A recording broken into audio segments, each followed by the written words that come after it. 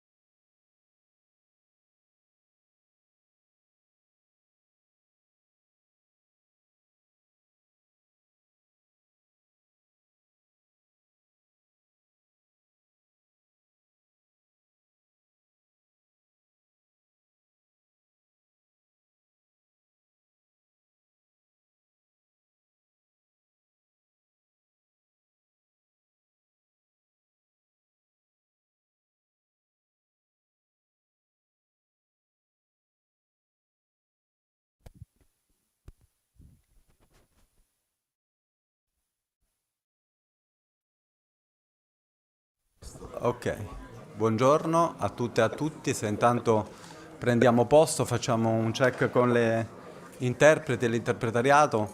Non so se i colleghi che ascoltano nelle cuffie l'interpretariato ci possono aiutare. Good morning, everyone. This is just a very short welcome message for people in the room. Maybe we're checking the interpretation. If it works, can you give me heads up? Yes? Ok, perfect. Allora, mi pare che siamo pronti ad iniziare questa giornata di lavoro che in realtà è cominciata già ieri con una riunione dello steering committee del progetto.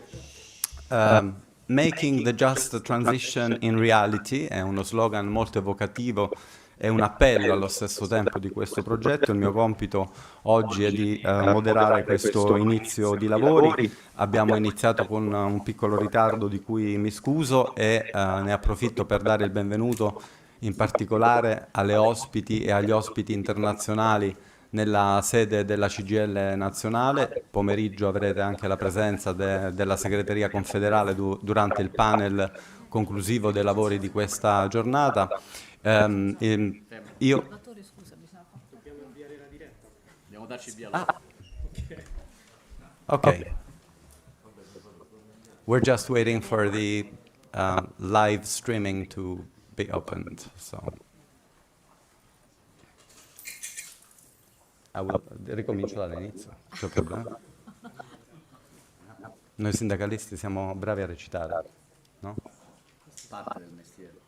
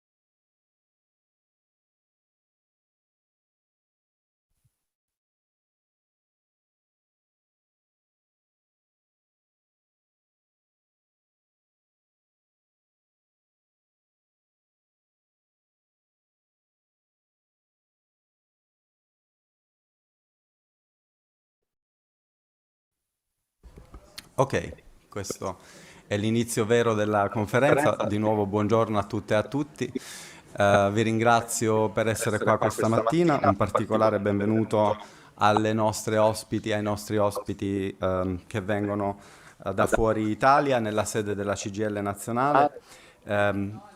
Oggi spetta a me dare il benvenuto e aprire i lavori a nome dell'organizzazione. Nel pomeriggio poi ci sarà la partecipazione della segreteria confederale insieme ai segretari generali di FIOM e FILCTEM che sono già seduti in sala e che saluto, e nel pomeriggio con il panel conclusivo avrete la voce poi appunto della Confederazione su questo tema molto importante, tema che avete in questo progetto evocativamente identificato con efficacia, Making the Just Transition in Reality, ovvero realizzare nella realtà appunto la transizione giusta.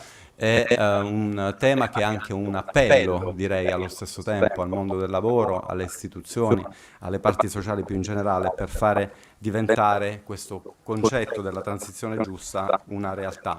Per quanto riguarda le cose tecniche, l'interpretariato avete sul canale numero 1 la lingua italiana, sul canale numero 2 la lingua inglese. Io darei subito la parola per delle parole di benvenuto e un'introduzione a Francesco Sinopoli, peraltro mi pare che sia la sua prima uscita come presidente della Fondazione di Vittorio, quindi dandoti la parola ti faccio gli auguri di buon lavoro. A te Francesco.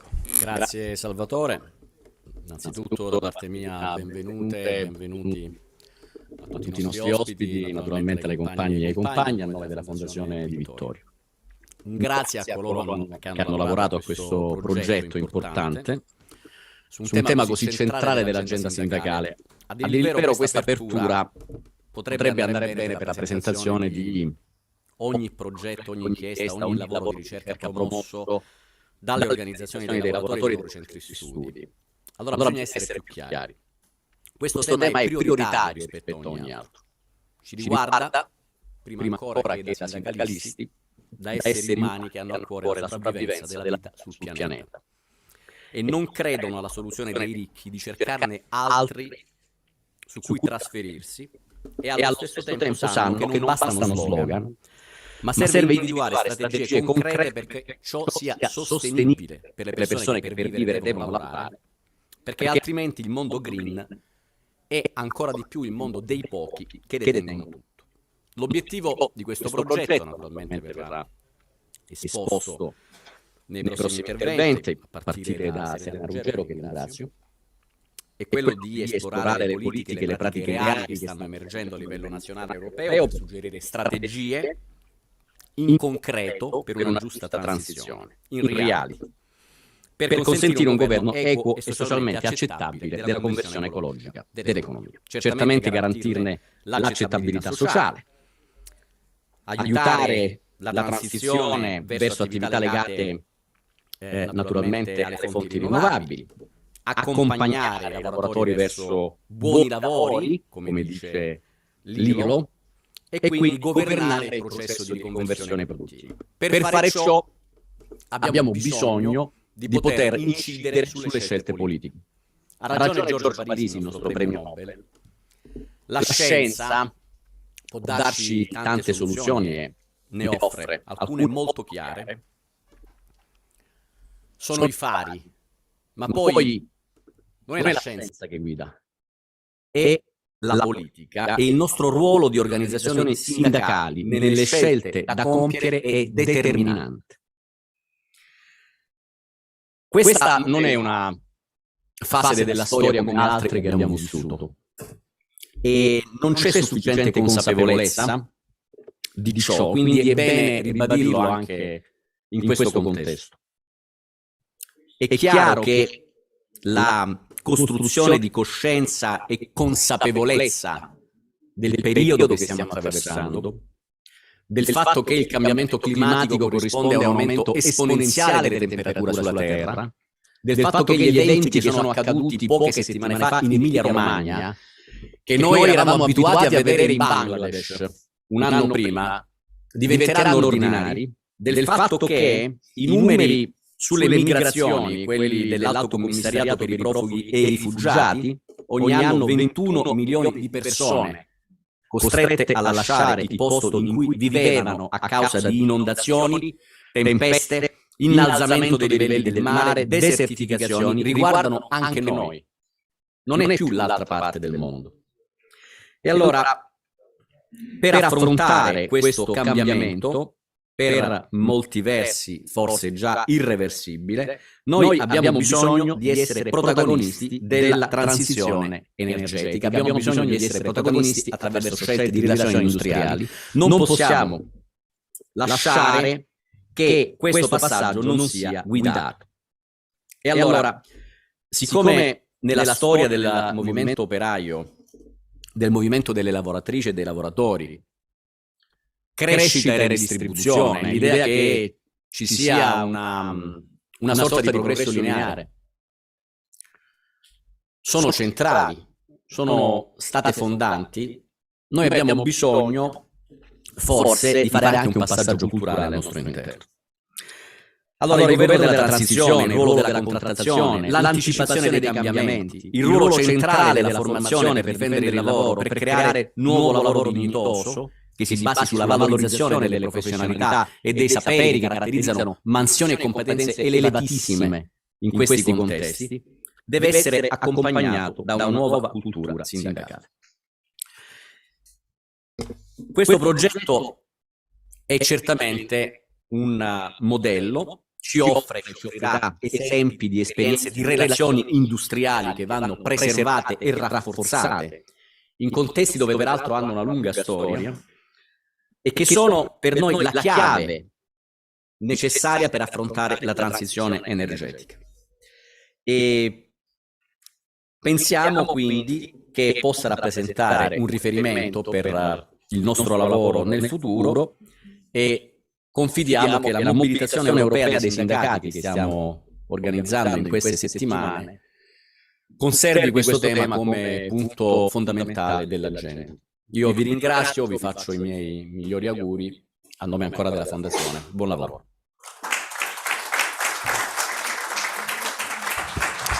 Grazie Francesco per la brevità e l'efficacia, messaggi che sicuramente condividiamo largamente a partire dal tuo messaggio chiave, credo, iniziale, ovvero il fatto che questo cambiamento, questa nuova fase non possa essere una redistribuzione al rovescio di nuovo, ovvero che ci siano in pochi che si arricchiscano ancora di più e in molti che si impoveriscano ancora di più.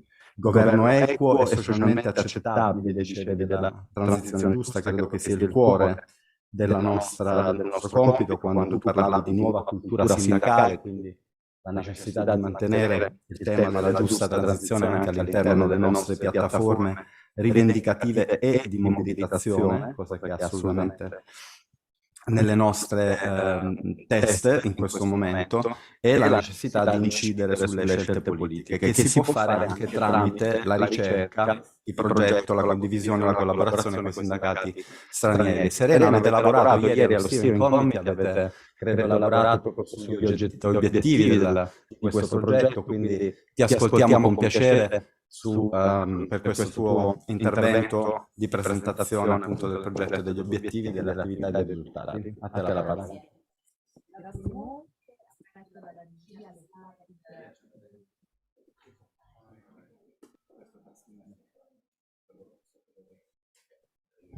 verde, perfetto. Intanto mentre cambiamo le slide, mettiamo quelle diciamo di progetto, colgo l'occasione innanzitutto per ringraziare Francesco per la sua presentazione. Appunto sono lieta che il progetto REJEnerAXion sia il primo a essere presentato diciamo all'interno di questa nuova avventura che condivideremo con Francesco come nuovo presidente della fondazione. E il mio scopo, intanto diciamo aspetto appunto che le slide giuste possano partire. Lo scopo comunque della mia presentazione è quello di illustrare quelli che sono gli obiettivi generali di questo progetto europeo, quali sono le attività previste e qual è anche proprio l'azione, possiamo dire, di ricerca del progetto REJEnerAXion. Ecco, vediamo, perché queste sono quella che viene dopo. C'è scritto 1, mi hanno detto. Aspetta, vediamo un attimo.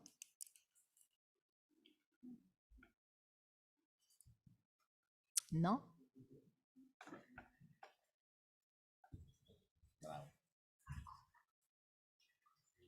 No, non so dove sono. Ecco, penso che sia questa. Perfetto, grazie mille. Eccoci.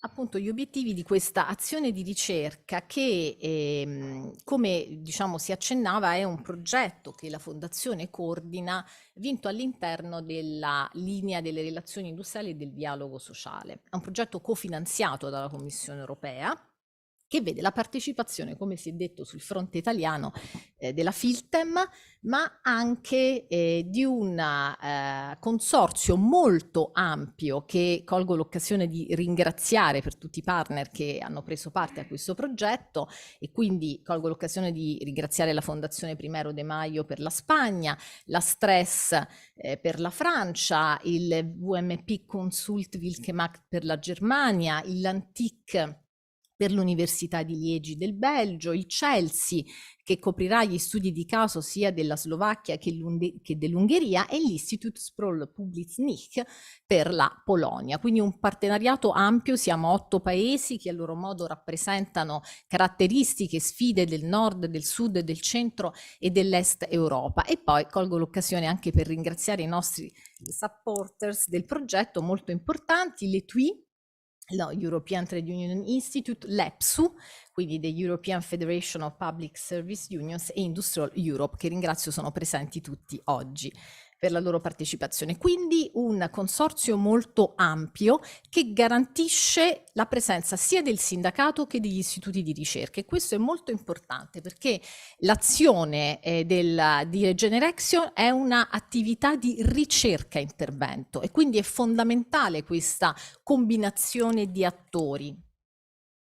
Ora, diciamo gli obiettivi del progetto. Sicuramente l'idea di questo progetto nasce dalla consapevolezza della complessità della sfida della transizione ecologica, determinata dal tentativo di raggiungere quel target sfidante che vuole l'Europa climaticamente neutrale entro il 2050. Sappiamo che il Green Deal è la tabella di marcia per raggiungere questi obiettivi. Sappiamo che ci sono degli obiettivi intermedi altrettanto sfidanti al 2030, che sono stati ben illustrati dal pacchetto EU Fit for 55. Vedete qui ci sono tutti i passaggi di questa accelerazione continua che il raggiungimento di questo target finale impone alla transizione ecologica ed energetica.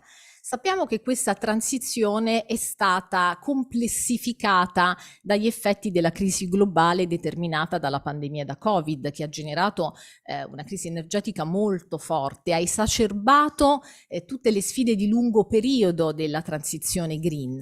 Certamente i piani nazionali di ripresa e resilienza sono anche un'opportunità per ancora una volta accelerare la transizione, perché richiedono una ripresa sostenibile nel solco della transizione green.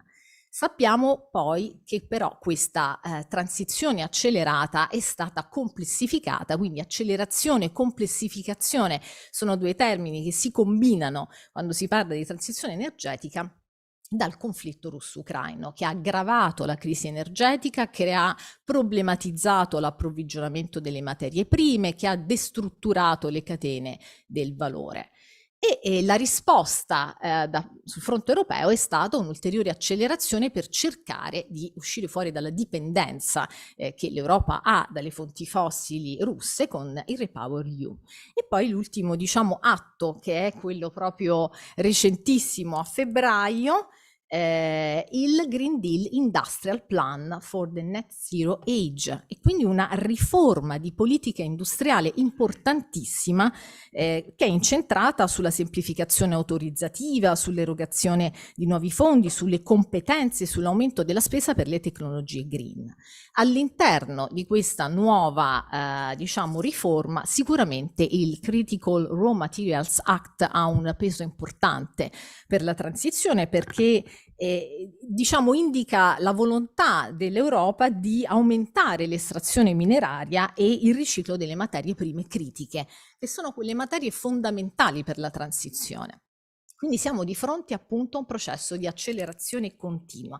Questo è il quadro che noi dobbiamo tenere presente quando ci confrontiamo con quello che sono gli effetti della transizione in termini di impatti economici e sociali. Perché la transizione con questa accelerazione crea degli inediti processi di trasformazione tecnologica, economica, politica e culturale che hanno delle ricadute molto importanti sulla competitività dei settori industriali, sull'occupazione, ma anche sull'organizzazione del lavoro, le condizioni dei lavoratori, sulle loro competenze e sulla tenuta delle economie regionali e locali.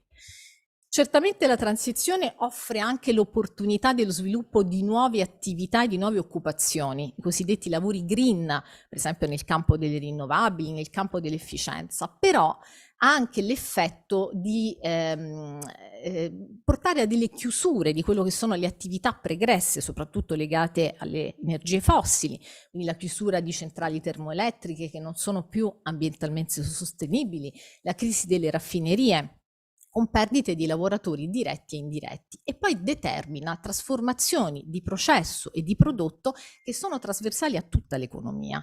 Noi non parliamo alla fine solo di settore energetico, ma parliamo delle industrie energy intensive, parliamo dell'automotive, perché c'è una connessione che lega la transizione energetica alla riconversione ecologica dell'industria. Il nostro scopo quindi è quello di porre l'attenzione in questo progetto su quei processi di declino e di riconversione sostenibile di quei siti che sono oggetto di dismissione. E questa è una sfida molto importante, soprattutto per quelle regioni che dipendono maggiormente nella loro economia dalle fonti fossili. Pensiamo ad esempio alle regioni carbonifere. E quindi il tema che noi vogliamo affrontare è quello della riconversione dei siti, della riqualificazione dei lavoratori, della gestione delle conseguenze che questi processi hanno sull'indotto, di tutte quelle misure che sono misure di giusta transizione, perché servono a garantire l'occupazione e l'occupabilità, servono a garantire la tenuta appunto economica dei redditi e dei territori. Questo è l'oggetto della nostra indagine e per noi queste misure di giusta transizione devono essere radicate nei processi di una contrattazione collettiva innovativa, di un dialogo sociale allargato che deve garantire la partecipazione attiva di coloro sui quali ricadono gli effetti della transizione, lavoratori e territori che vogliono essere gli agenti attivi di questa transizione. E guardate, questo è fondamentale per garantire l'accettabilità sociale della transizione, che è un punto fondamentale. Come lo faremo? E qui brevemente attraverso attività di studio e di ricerca che andrà ad analizzare queste trasformazioni a livello multiplo, per l'occupazione, per l'organizzazione e le condizioni del lavoro, a livello settoriale e intersettoriale, a livello territoriale, a livello socio-ambientale.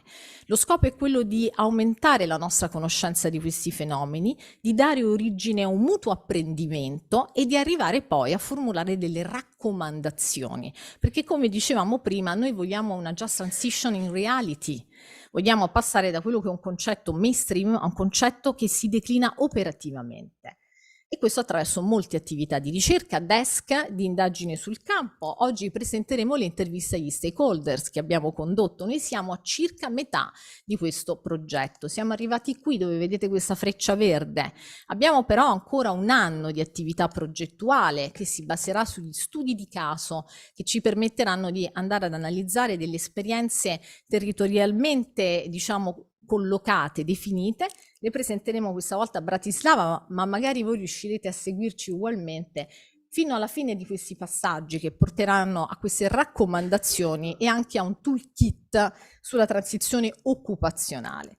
L'ultima cosa che vorrei sottolineare è dare qualche riferimento a alcuni elementi di carattere generale che sono emersi fino adesso da questa indagine a livello desk e anche a livello delle interviste in cui collocare poi gli interventi dei nostri partners che seguiranno.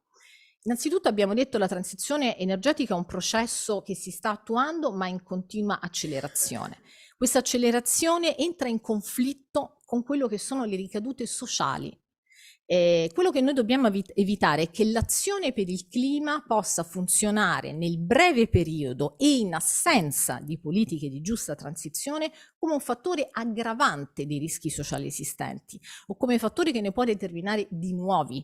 In questo senso il nostro inverno 2023 è stato, diciamo, molto significativo per l'effetto rebound che ha determinato e l'effetto di sviluppo di nuove ineguaglianze a livello multidimensionale. Pensate solo al fenomeno della povertà energetica, quanto si è sviluppato, e noi dobbiamo evitare che ci sia un'intersezione di questo tipo di rischi che possono cadere maggiormente su chi magari è anche vittima dei processi di transizione.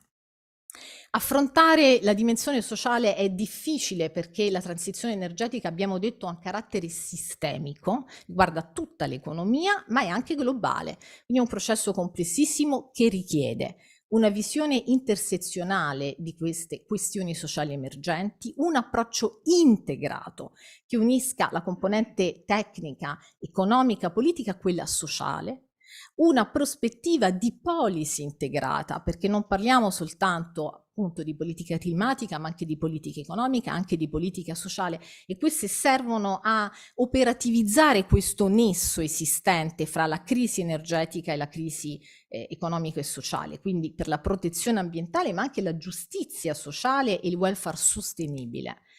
Quello che noi in sintesi, qui sto per concludere, vogliamo proporre è una narrativa della transizione che non sia soltanto market based, basata sul mercato, che non riposi solo nella fiducia che noi riponiamo nella tecnologia e nella scienza, ma sia anche una narrativa labor oriented, che dia voce appunto a coloro territori e lavoratori che vivono la transizione e possono essere agenti attivi. E qui vado davvero a terminare.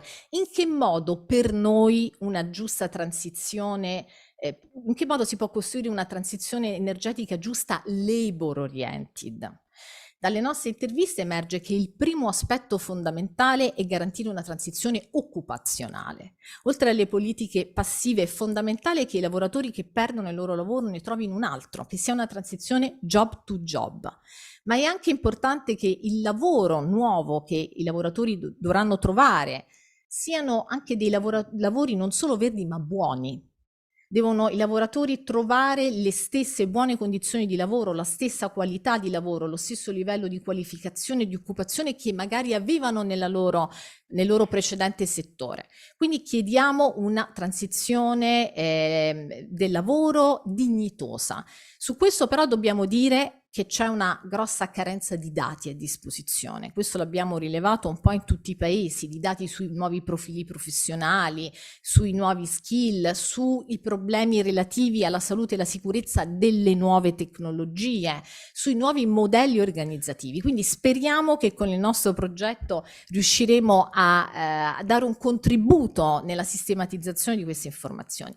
L'ultimo elemento fondamentale è che la transizione deve essere place-based, deve essere gestita a livello locale, perché la transizione energetica è fortemente legata al territorio. Le tecnologie energetico-ambientali sono strettamente interconnesse ai territori.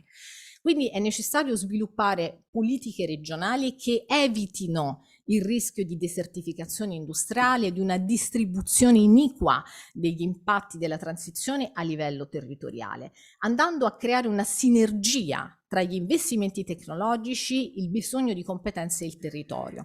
Insomma, tutelare la risposta sociale dal territorio alla transizione. Anche qui ci sono dei pericoli però. Il primo è quello di un disallineamento temporale e spaziale della transizione, anche perché ci sono dei cambiamenti nella geografia della produzione industriale, che è dovuta al fatto che le fonti fossili hanno modelli di business organizzativi diversi dalle rinnovabili, hanno un modello che è localizzato centralmente, mentre le fonti rinnovabili hanno un modello che è disperso geograficamente. Questo nella transizione occupazionale, nella geografia di produzione, ha delle sfide importanti che devono essere recepite anche dal sindacato, richiede pratiche diverse per il sindacato. È fondamentale poi per superare questo possibile trade-off tra ambiente e sostenibilità sociale, la condizionalità sociale degli investimenti, dei tanti investimenti che stanno arrivando. Devono essere ancorati a questa risposta sociale alla transizione. E poi serve ovviamente un approccio anticipatorio basato su una strategia di pianificazione che è sempre invocata e che forse richiede un nuovo ruolo anche dello Stato. Ma a noi oggi interessa il ruolo del sindacato, è la mia ultima slide, lo prometto. Tutti gli attori che abbiamo intervistato ritengono che il dialogo sociale è un elemento fondamentale per la governance della decarbonizzazione. Molti credono che questa transizione insieme a quella digitale sia uno spunto, un'opportunità per rivitalizzare il sindacato. Certo è che per fare questo serve che le parti sociali, il sindacato in particolare, possano andare oltre la possibilità di condividere raccomandazioni e statements. Serve un quadro, diciamo, che rafforzi in questo senso e binding legal framework per l'azione delle parti sociali e del sindacato per far sì che realmente il sindacato e le parti sociali possano tradurre i risultati del dialogo sociale nelle pratiche e nelle politiche e possano avere un ruolo nella definizione delle agende, delle politiche per una giusta transizione che sia anche labor oriented. Vi ringrazio, spero di non essere stata troppo lunga e passo subito la parola a Salvatore per il prosieguo di questo convegno. Grazie. Grazie Serena, mi pare che mi pare una ricca base di partenza per un percorso lungo che tu hai delineato. Aspettiamo con ansia di conoscere le raccomandazioni che produrrà il progetto alla fine del suo percorso. Io, senza perdere ulteriormente tempo, do la parola a Bela Galgoci dell'ITUI, che farà un intervento che abbiamo chiamato Keynote Speech. Nel dare la parola a Bela, io ne approfitto, se me lo consente, intanto per sottolineare l'importanza di questo istituto europeo di formazione. Peraltro il congresso della CES a Berlino ha deciso unanimemente di rafforzare ancora il ruolo dell'istituto e ne approfitto anche per ringraziare, siccome si parla di ricerca, abbiamo un cambio all'ITUI, il direttore della ricerca Nicola Kunturis, che è un grande amico anche della CGIL, ha lasciato il suo ruolo e abbiamo un nuovo direttore di ricerca da qualche giorno che si chiama Bart Van Ecker, che alcuni di voi conoscono, al quale da qui auguriamo buon lavoro. Bela, floor is yours. Thank you. Is it on? Okay. Hello. Good morning, everybody, and thank you for the invitation, and thank you also for the nice words. You know more about our institute than ourselves, but it's good to know that we have the new director, and certainly not yet a general director, which will be coming later. So what I try to do here is give a broader framework on the energy transition and just transition down to the earth. So as it really appears in the practice, and I think this is what is important for all of us. To start, I have to start with pointing out that inequality has appeared in a new form, in a new constellation, in the context of the climate, environmental, and social transition. So the climate and environmental crisis has put inequality into a different perspective, and these are complex, a new complexity of inequalities, where already entrenched inequalities in the society by income, gender, ethnicity, region, housing, transport, all come together and amplify each other. So it's very important to address. And this is actually a very difficult process, because the idea of just transition and the way the ILO was framing it in its guidelines was in a way, well, an idealistic view to say that to manage a transition from the old resource depleting fossil fuel based economy into a circular net zero economy, we go from an unequal fossil fuel based economy towards a net zero inclusive society that is more equal. That is kind of the vision. But during the transition process, that is a very difficult transition process, we try to avoid to create new inequalities. So not creating new inequalities, but and plus repair the old inequalities. That's a formidable task, yeah. If you really want to do that, and what we see that there are some initiatives, but we are far from that, yeah. So for the moment, we are in a new phase of inequalities.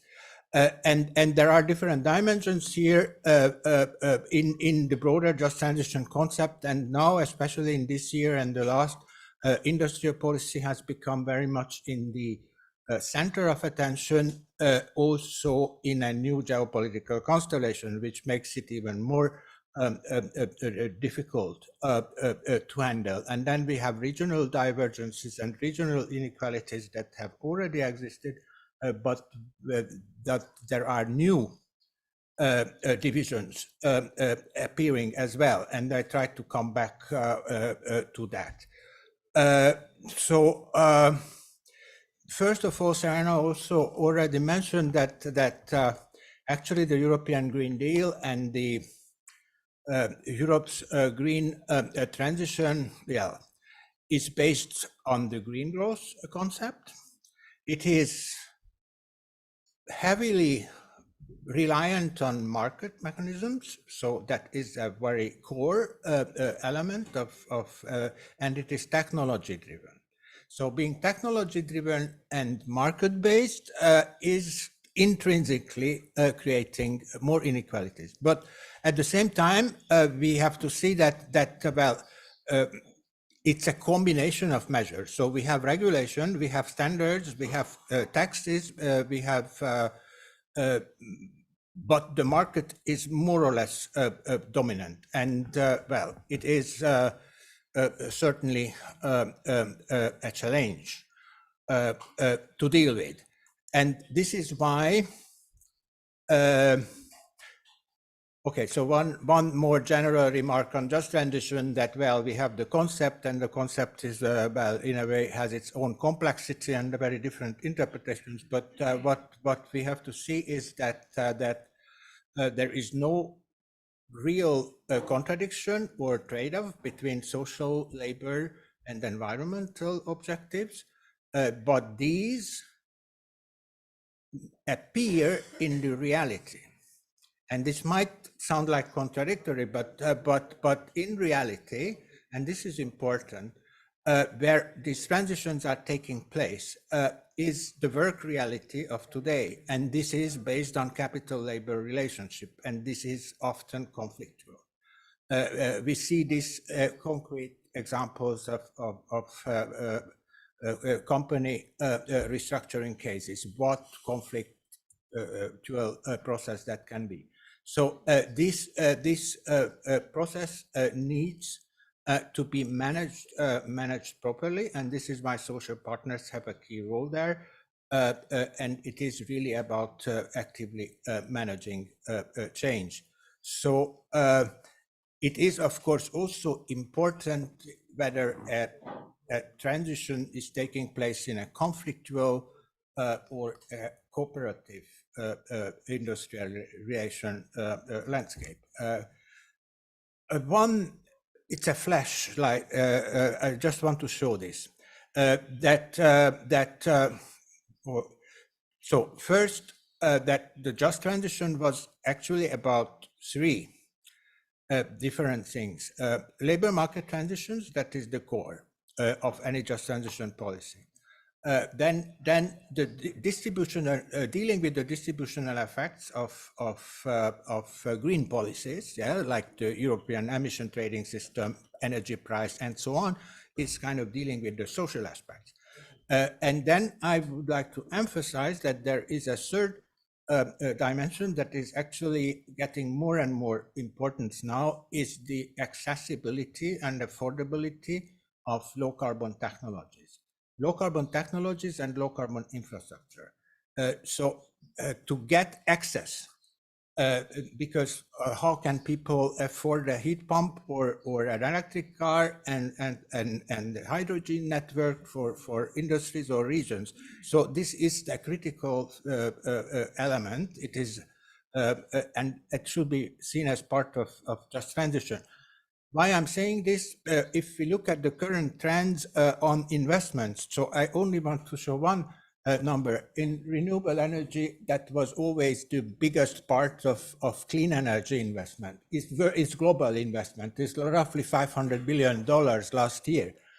But the electrified transport is almost as much now, and it is growing much more. So now we have much more investment in electrified transport than into renewable energy. So this is a new phenomenon. It was not like that a couple of years ago, and this is just supposed to grow further. So the significance of this is also that everything to do with the electrified transport system, so electric vehicles, charging stations, and so on, it is a very unequal process because it is affecting only a small portion of people. Only in the global sense, it is only China, Europe, and the US. The rest of the world is out of it. And in Europe, it is 95% Western Europe. Central Eastern Europe has a very small share, and within the countries, you can also see that who is benefiting from this. So it is a new way that at least needs to be addressed.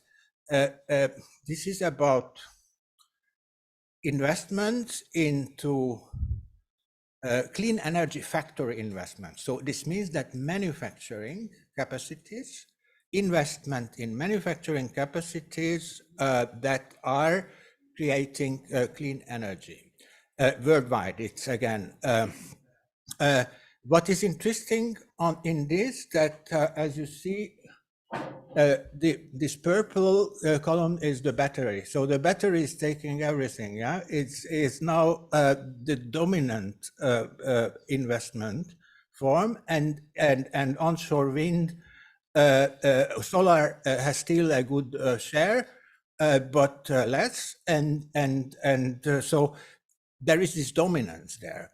And of course, if we look at by geography, that everything is red, which is China. So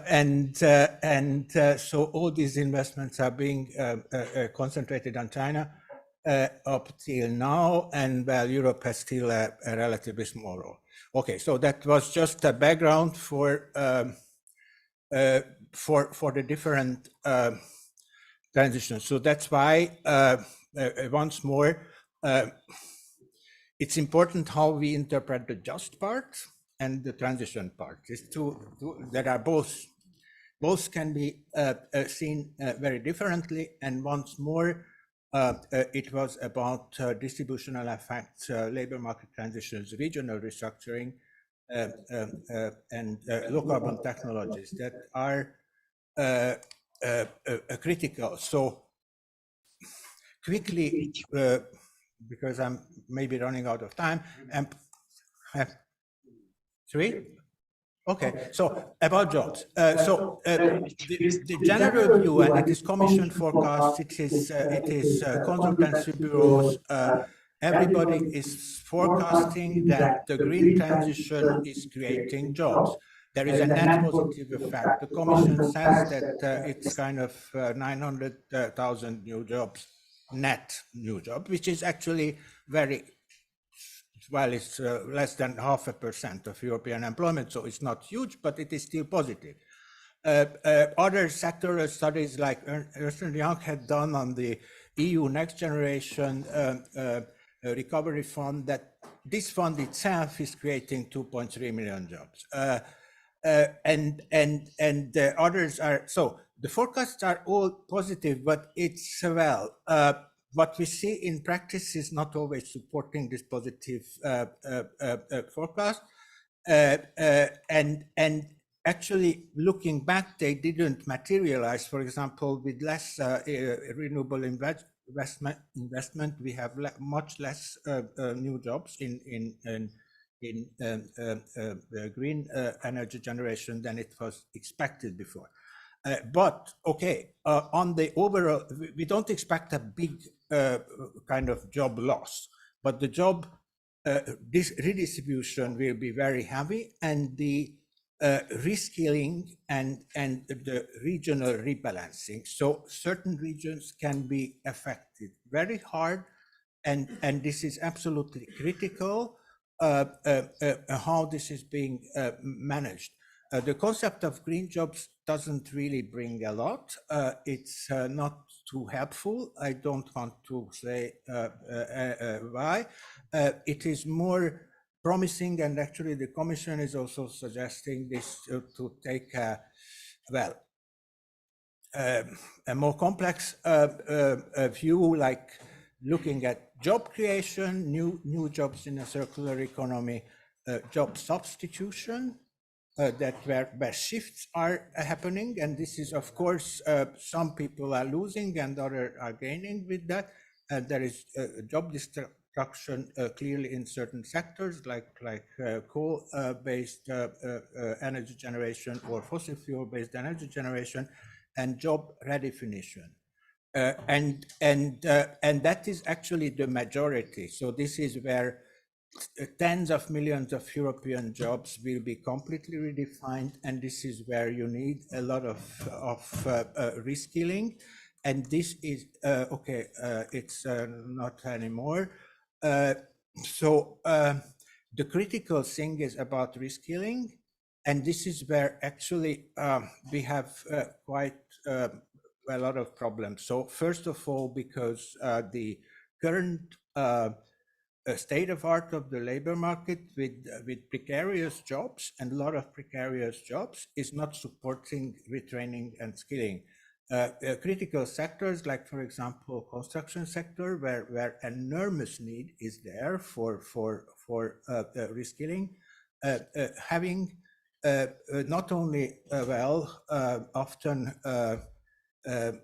gray economy part, but they have non-standard contracts, temporary contracts, migrant workers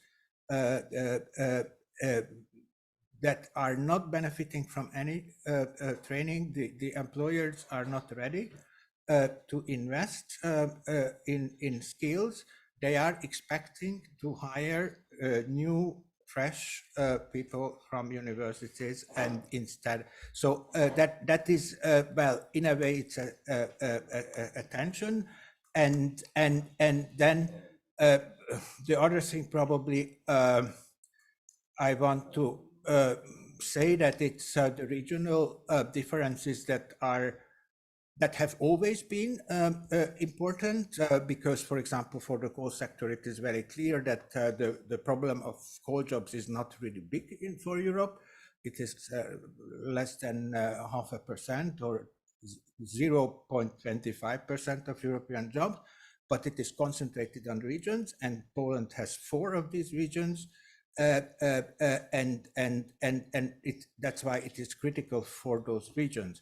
That is the one thing, but the other is that industrial infrastructure. So if you are trying to decarbonize industries, and you need infrastructure like hydrogen or carbon capture and storage, you need to establish this infrastructure, and the regions do not have access or have very differential access, and that is also a source of, well, inequality. Yeah? And then the last thing, and now I finish with that the new inequalities, regional ones, also appear in this new industrial policy era, which is a good thing that we have this industrial policy focus, with less, this flexibilization of state aid rules and so on, that countries and regions can support a lot more. But very few countries and very few regions have the resources to do that. And that is also a problem, that we don't have a European kind of funding. So I think I would just stop here, and sorry for if it was longer. Thank you very much. Grazie Bela, sorry for the time pressure, penso che comunque abbiamo ascoltato dei messaggi che il rischio che si producano più disuguaglianze non è un rischio in realtà, ma è una realtà della Francesco per queste prime introduzioni. Io chiamo subito i nostri ospiti della tavola rotonda qui al tavolo: Christophe Tessier, Katrin Witols, Indira Kuburas, Frédéric Nadenun, Margolzata Kojerek. Se mi raggiungete qui al tavolo iniziamo subito con questa tavola rotonda che proviamo a concludere verso le 11:15. I will ask the speakers to please keep your interventions to 10-12 minutes maximum. I will have to be a bit tough in my role, so I will beg your pardon for that. Mentre vi accomodate qui al tavolo, io proverò a darvi qualche informazione rispetto a quello che è successo in realtà questa notte. Siamo reduci dalla Conferenza internazionale del lavoro di Ginevra, sapete, questo importante appuntamento annuale che riunisce governi, sindacati e imprenditori di tutto il mondo a Ginevra in seno all'Organizzazione internazionale del lavoro. Abbiamo con estrema fatica, chiudendo la notte fonda, negoziato una dichiarazione della conferenza sulla transizione giusta, che ha vissuto in pieno la crisi geopolitica nella quale stiamo navigando in questo momento, perché parlare di energia oggi è anche parlare dei profondi cambiamenti, delle trasformazioni rispetto alle relazioni di potere fra le diverse grandi potenze. I dati che ci dava Bela rispetto per esempio all'investimento della Cina nelle nuove tecnologie, nella energia verde, eccetera, penso ci interroghino tutte e tutti. Non ho il tempo di andare nei dettagli della dichiarazione dell'OIL, che però è un buon primo risultato per quanto ci riguarda, anche se alcuni elementi mancano. Ci pare però molto importante, per esempio, che ci sia riconoscimento del ruolo del dialogo sociale, della contrattazione collettiva, della cooperazione tripartita nei punti che richiama l'OIL relativamente alla giusta transizione, che sempre, come ci diceva Bela, non è un concetto astratto, ma è qualcosa che in questo momento sta accadendo all'interno del nostro mercato del lavoro. E chi, se non il sindacato, deve occuparsi appunto di gestire queste transizioni. Io comincerei subito con Christophe, al quale darei la parola. Non so se Christophe hai una presentazione PowerPoint? No? C'è un problema?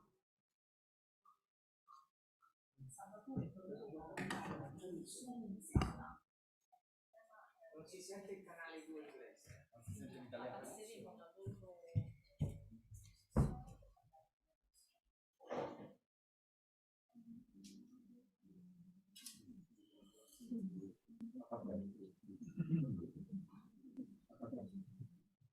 Ok, sono stato informato, c'è un problema tecnico, come in tutti i migliori programmi accade anche qua. Allora, strategia che utilizziamo è l'oversound, se capisco bene, ma andiamo, quindi l'audio di chi è qui in sala è molto basso, degli oratori, e in oversound avrete, per chi parla e ascolta l'italiano, nella sala d'italiano. So for our English speakers, your voice will be reduced to a minimum, and we will do the oversound translation for the Italians speaking in the room. So you'll listen to yourself very low in the room, and Italian translation will go over your voices. And io prendo anche Ci siamo? Siamo pronti con la presentazione di Christophe? C'est prêt? C'est bon? Allora, bene. Allora io do la parola a Christophe e ne approfitto anche per scusarmi, ma alla fine del dibattito dovrò correre via a prendere un treno per un altro impegno fuori Roma. Christophe, forza. Okay, yeah, thank you. Hello, everybody. Nice to be with you. And thank you. Yes, it will work, yeah. I'm happy to be here to present very quickly some results of the second phase of the project. So, just for you to understand where we are standing in the project and it what I will be presenting. So as Serena reminds it at the beginning, we entered the second phase of the project, which was mainly based on a so-called qualitative survey, searching for interviews with a limited set of key actors, especially in the former fossil fuel industries. So this phase of interviews, which has been carried out in all the countries, and also in France, was to complement and to try to deepen the first, I would say, literature review, desk research we did in the beginning. So, so this interview phase was made of general guidelines established by the coordination of the project. And in the case of France, from April to May, I managed to carry out 8 interviews. So it is not so much. The focus was on, as I said, fossil fuel energy. And you have the list of organizations interviewed up to now. So unions on one side, some explanation. So different union federation in different sectors, roughly speaking in the energy sectors, especially in the case of France, covering this important and traditional electricity and gas industries sector, which is an old one, dedicated, covered by specific social status. On the other side, some unions covering the oil industry, which is often covered in the French context by chemical federation at sectoral level on union side. So 3 different unions overall. You have the leads, 2 employer organizations, one for the oil industry, which is the main one, the only one, in fact, in the French industry, in the French oil industry, and another which is professional organization representing the gas industry. One expert interview about the links between green transition and job transitions from the ADEME. ADEME is the main public agency dedicated to green transition in France. They have, I will get back to this later on, they have a small department about forecast of employment issues in link with the green transition. And I also had an interview, it's the last on the list, with an NGO, which is in fact the coordinator of the what is called Action Climate Network, you probably know, which brings together a lot of different environmental organizations dedicated to every dimension of the Christophe. Sorry, just I think there is now interpretation. So can you check? Potete controllare se in cuffia arriva l'italiano e ci date un ok? And also reverse. Can you listen to English and tell me if it's fine? Do you listen to my voice in the English channel? Yes? Okay. Allora, so we can... No, you're welcome. So have an extra minute. So a limited set of interviews, and in the interviews, 3 main areas I tried to address. Employment evolution of employment and skills, on the one hand. Professional retraining, professional redeployment, in link with regional or territorial issues. And the third area was, of course, social dialogue support.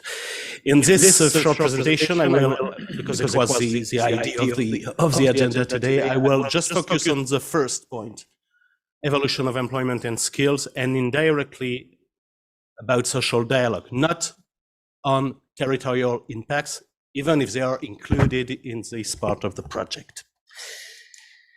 Okay, employment and skills. The first important thing is that, in my view, is that, and in the view of the actors I met, despite the objectives set by law from 2015, there is still not a national employment and skills programming plan concerning the energy sector.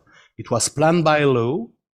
It has not been implemented beyond a simple, I would say, feasibility study about the establishment of such a general and precise programming of employment and skill changes. A report published in 2019. Why is it important? So the interviews confirm there is no follow-up of this. There was one official report, and that's it at the moment. This means it's interesting because this is not the first time that in France, there is a failure in addressing at global level a kind of forecasting of employment and skill change in relation to what we call the green transition as a whole, not only energy transition. It's not the first failure, and there are some explanation about this. This illustrates at least something which is obvious in the interview, the difficulty to jointly and really address the green transition and the energy transition issues and the employment and job transition issues. This is not a reality beyond the discourses and the narratives on the topic. It's difficult. So as a result, it's difficult to get a global approach of it. And practically speaking, it's probably not an incentive for specific sectors, specific industries, specific branches to enter into anticipation process. If you do not have the global signal, the orientation of actors at decentralized level is probably weaker. How do actors from the fossil fuel sectors consider the energy transition? As I mentioned, I focused the interviews on fossil fuel industries, both union side and employer side. It's clear that the necessity of the green transition is accepted by all. But in the same time, for the oil and gas industry, and you won't be surprised by this, all the actors defend a broad energy mix, at least in a long transition phase. You know that in the French context, the national strategies is to focus on an electricity mix only or mainly in the medium or even a bit long term. So obviously, actors from the oil industry and the gas industry, both unions and employer organizations, defend the idea that the industry is to change, probably has begun to change, but is not to disappear, of course. So it's not surprising, but it shows that, and it's legitimate, including considering union. It's difficult for a union defending and representing workers in a fossil fuel sector, I would say, to forget the interest of people it is to represent, even if they are aware of the green transition and of the need, etc. So the first thing. The other things about it is that as all fossil fuel sectors and companies are aware of the need of the green transition, we have for several years now a clear diversification of activities of the major groups in the oil and gas sectors towards green gas, towards hydrogen, electricity production, distribution, and storage. What is interesting is the result of this.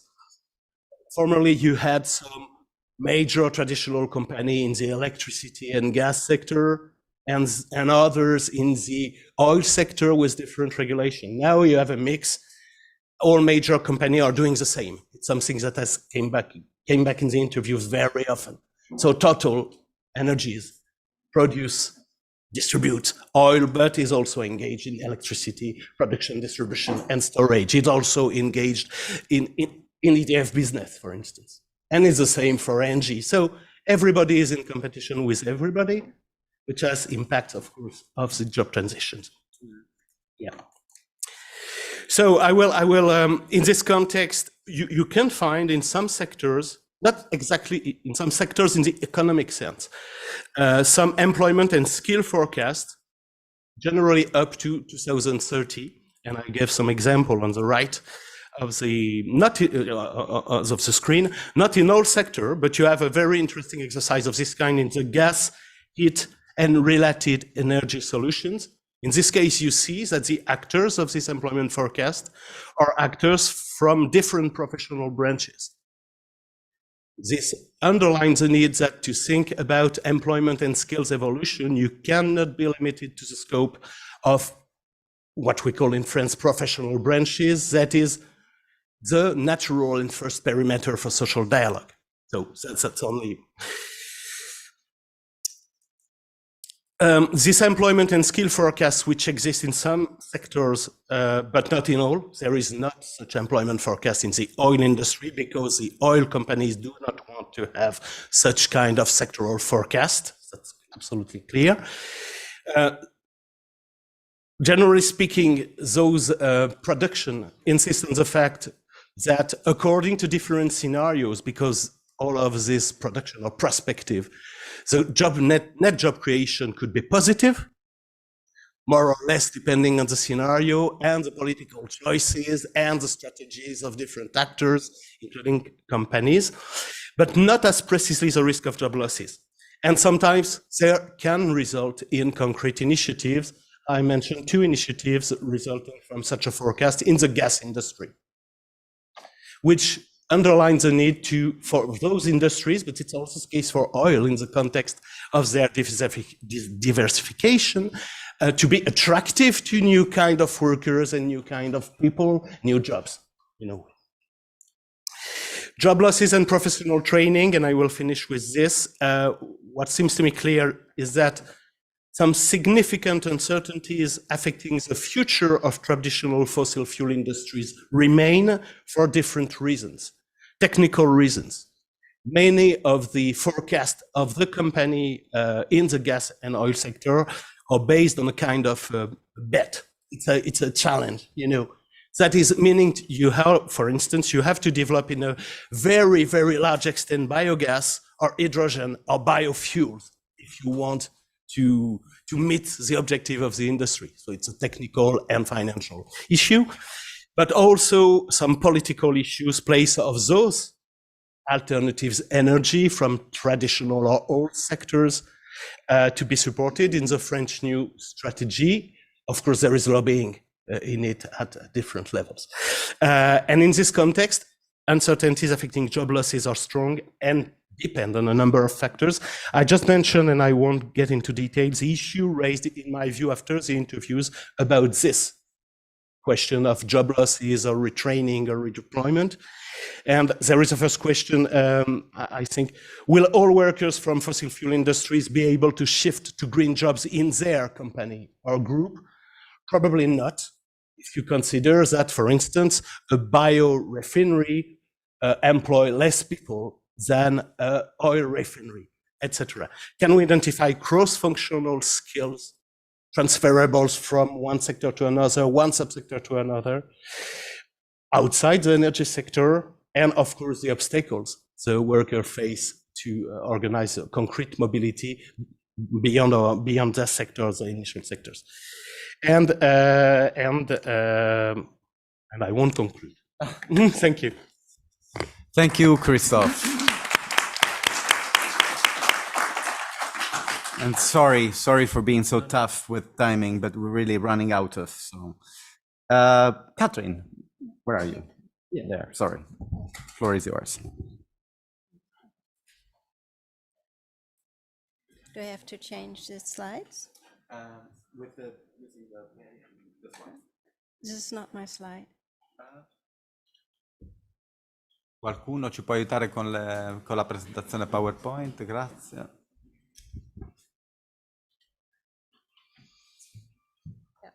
Thank you. So hello everyone, I'm really glad to be here today. My name is Katrin Wietholz. I work for WMP in Germany. WMP is a research and consulting firm, and we do consultancy work and research in the area of industrial relations. Thank you. And Forse occorre rialzare il volume dell'inglese nella sala, quando potete, grazie. So we do work in industrial relations, structural policy, sustainability, and employment and work, and restructuring. So what are the main characteristics of the German energy system? So as you can see in the graphs, the most important energy sources in Germany are mineral oil, followed by natural gas and renewables. And since the 1990s, the energy mix has changed considerably in Germany. Hard coal, like lignite, is going down. Mineral oil is declining, while gas and renewable energy are increasing. The primary energy consumption has been decreasing between 1990 and 2022. It fell by 21%. Regarding the energy dependency of the country, so the import dependency, according to Eurostat, was 64% in 2020, and it hasn't changed much over the years. It's been pretty constant. Import dependency exists for hard coal, oil, and gas. Hard coal because there was a phase out in Germany. We do have hard coal mines, but we are not using them. While nuclear power, lignite, and renewable energies were completely produced from domestic sources, at least in 2021. Until the end of 2021, Russia was the main supplier of oil and natural gas to Germany. So the political framework, or the policy framework and strategy for the energy transition is called the Energiewende in Germany, or if you want to translate it, the energy turnaround. It primarily is based similar to all European countries on reducing primary energy consumption and increasing energy efficiency, greenhouse gas reduction, and expanding renewable energy. But to achieve the current goals, a fundamental transformation of Germany's energy sector would be necessary, and therefore there is a phase out of lignite mines and lignite fire plants until 2038, and hard coal fire plants until 2027. Nuclear power is already phased out in Germany as of April this year. So what are the impacts of this transition to employment and quality and work and skill needs in Germany? So first of all, as you see in the graph, this is the number of employees in the traditional energy sector without renewable energy. It's going down, and employment in renewable energy is really difficult to estimate because it's not a concrete branch, a concrete defined sector in Germany. So you have the estimates, but they are rather high, as they're higher than the numbers of employees in traditional energy and the traditional energy sector, because all employees having anything to do with renewable energy are counted. So just as Christoph, I also conducted interviews, and what I'm showing now are the results of 10 interviews we conducted in Germany with the main stakeholders. So the results of the interview suggest that the total impact of the energy transition on the workforce is difficult to determine. All interview partners agree that the transition will result in job losses in companies in fossil fuel industry and energy intensive sector, while new jobs are being created in renewable energy. However, some interview partners also mentioned that the transition to renewable energy is much slower in Germany than planned, and so the fossil fuel power plants must continue to operate for a while longer than now originally planned. And it was criticized that the effects of the energy transition on energy intensive sectors and companies in the value chain of these mines or coal-fired power plants are often not considered, and they are not part of structural measures in Germany. The same goes for gas-fired power plants, which are also now affected by the sanctions and the switch to hydrogen. There's also lack of adaptation measures for this, for those. There were different views among the interviews to whether the energy transition will actually lead to job creation. For example, it was pointed out that just 10 years ago, the amount of employees in renewable energies were actually higher than they are now in Germany, because back then they still had manufacturing capacities for solar panels, and they're not there anymore. So next we look at the working conditions. So the interviews came to the conclusion that the working condition or the expansion of renewable energy does not per se lead to a deterioration in working conditions. However, working conditions in company in the coal industry and in the energy industry are well above average in Germany. So trade union density is very high. There's a high collective bargaining coverage. Employees in the coal industry enjoy the highest form of co-determination in Germany. They are allowed to have a say in issues such as wages, working hour, layoffs, safety standards. You don't have that in other sectors of the economy. So a high degree of unionization and high collective bargaining coverage does not yet exist in renewable energy. And also the companies are smaller sized than those in traditional fossil energies sector. Next, we have a look at new professions. So the interviews assumed that only a few completely new professions will be created in the course of the energy transition. Rather, the demand for certain professions will change, or certain professions will be extended to meet new requirements. And according to the interviews, the German system of vocational education and training provides good preconditions to adapt to these changes. Frequently, the energy transition merely requires an upgrading of existing qualification. For example, Chamber of Crafts and Trades offer further training to become solar technology specialist for roofing. So if you remember Bela's category, maybe he mentioned earlier, there could be a fifth category, something about job enrichment or job enlargement, instead maybe of job redefinition or complete redefinition of jobs, at least in the German case.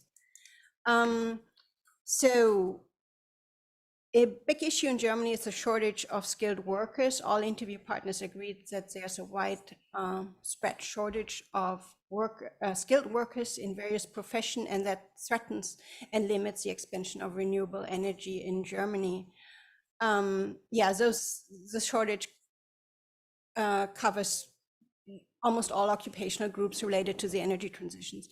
And the problem is that there's also many professions, or the expansion of renewable energy requires professions that are also needed in other sectors of the economy and are already in short supply. And also there's demographic change going on in Germany. You just don't have as many people in the labor market, or you will not have as many people in the labor market as you have now. So the last section of the presentation is about the role of industry relation and social dialogue in these processes of just transition. So the coal industry in particular is characterized by the involvement of social partners and consensus building. There was a coal consensus involving various interest group. It's a multi-stakeholder group, including the social partner, and they decided on a plan for a coal phase out, and that was reached in 2019. So for the social partners, it was particularly important to process of structural change in coal region, and that the process is politically and financially supported, and that the employees are protected. So regarding a just transition for workers, the coal consensus included labor market measures such as funding for jobs or job guarantees, and most important, early retirement, a compensation for employees in mines and in coal-fired plants from the age of 58. So in interviews it was said that hardly any worker of the mines or of the coal-fired power plants will be affected by unemployment, because the average age in these of the workforce is so high that by 2038, when the last plant is supposed to be closed down, there will be hardly anybody left, basically. Yeah, that's good. I only have two slides left. So also the coal consensus also gave the social partner a co-responsibility for shaping the energy transition through collective bargaining agreement. And a typical collective bargaining agreement might look like you offer remuneration components of employees. Those are cut in exchange for a job guarantee. That would be typical place. So in my interview, I noticed that on a lot of issues, actually trade union representatives and representatives of the employer association agreed. So there seems to be a common interest to promote regions that are negatively affected by structural change. They're also in agreement that the appropriate strategy is to establish new industrial companies and support existing ones in affected regions to generate value added and workplaces. Yeah, so there was an overlap of opinions there. So the trade union focused on the social aspect of just transition, on ensuring that new jobs with good working conditions are created, where the jobs are lost, and the employer associations were also committed to the establishment and development of the industry. So the demands led to partial overlap of interest and a common ground between the social partner at the regional level to join efforts and influence and shape structural change. So that's the main result from the German case study so far. Thank you.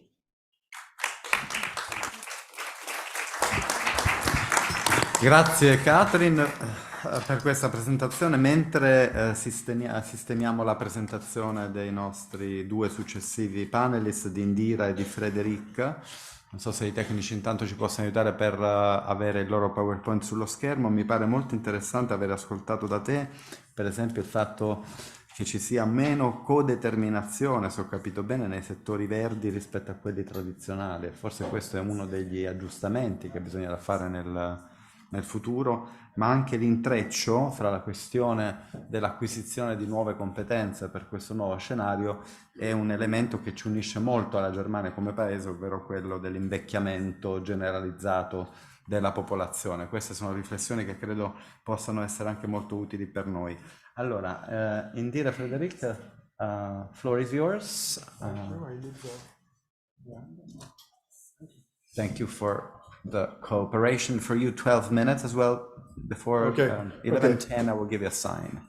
Okay, thank you. Thank you very much. We will try to be short. My name is Frédéric Nademun from the University of Liège in Belgium, and with Indira, my colleague, we will share the presentation into two main sections. Okay, I think that if it works. It doesn't work, in fact. It is only in the computer there, not there.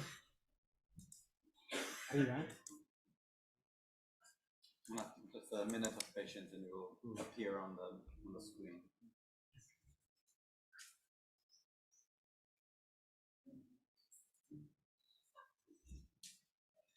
I'm sorry about that.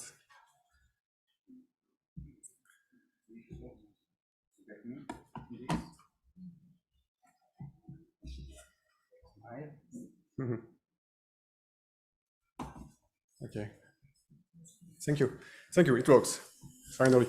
So the case of Belgium over the topic of this session. So the impacts of energy transition on employment, quality of work, and skills needs.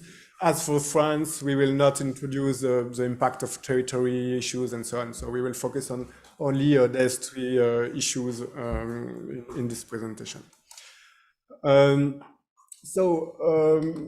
Shortly, the methodology we based our work and this presentation. I am very sorry. We have another issue with interpretation, I'm told. Non abbiamo l'italiano nella cuffia. Adesso c'è? Niente? Sentite l'italiano adesso? Ok, sorry, Frédéric. Try again. It's okay. Technical. I'm flexible.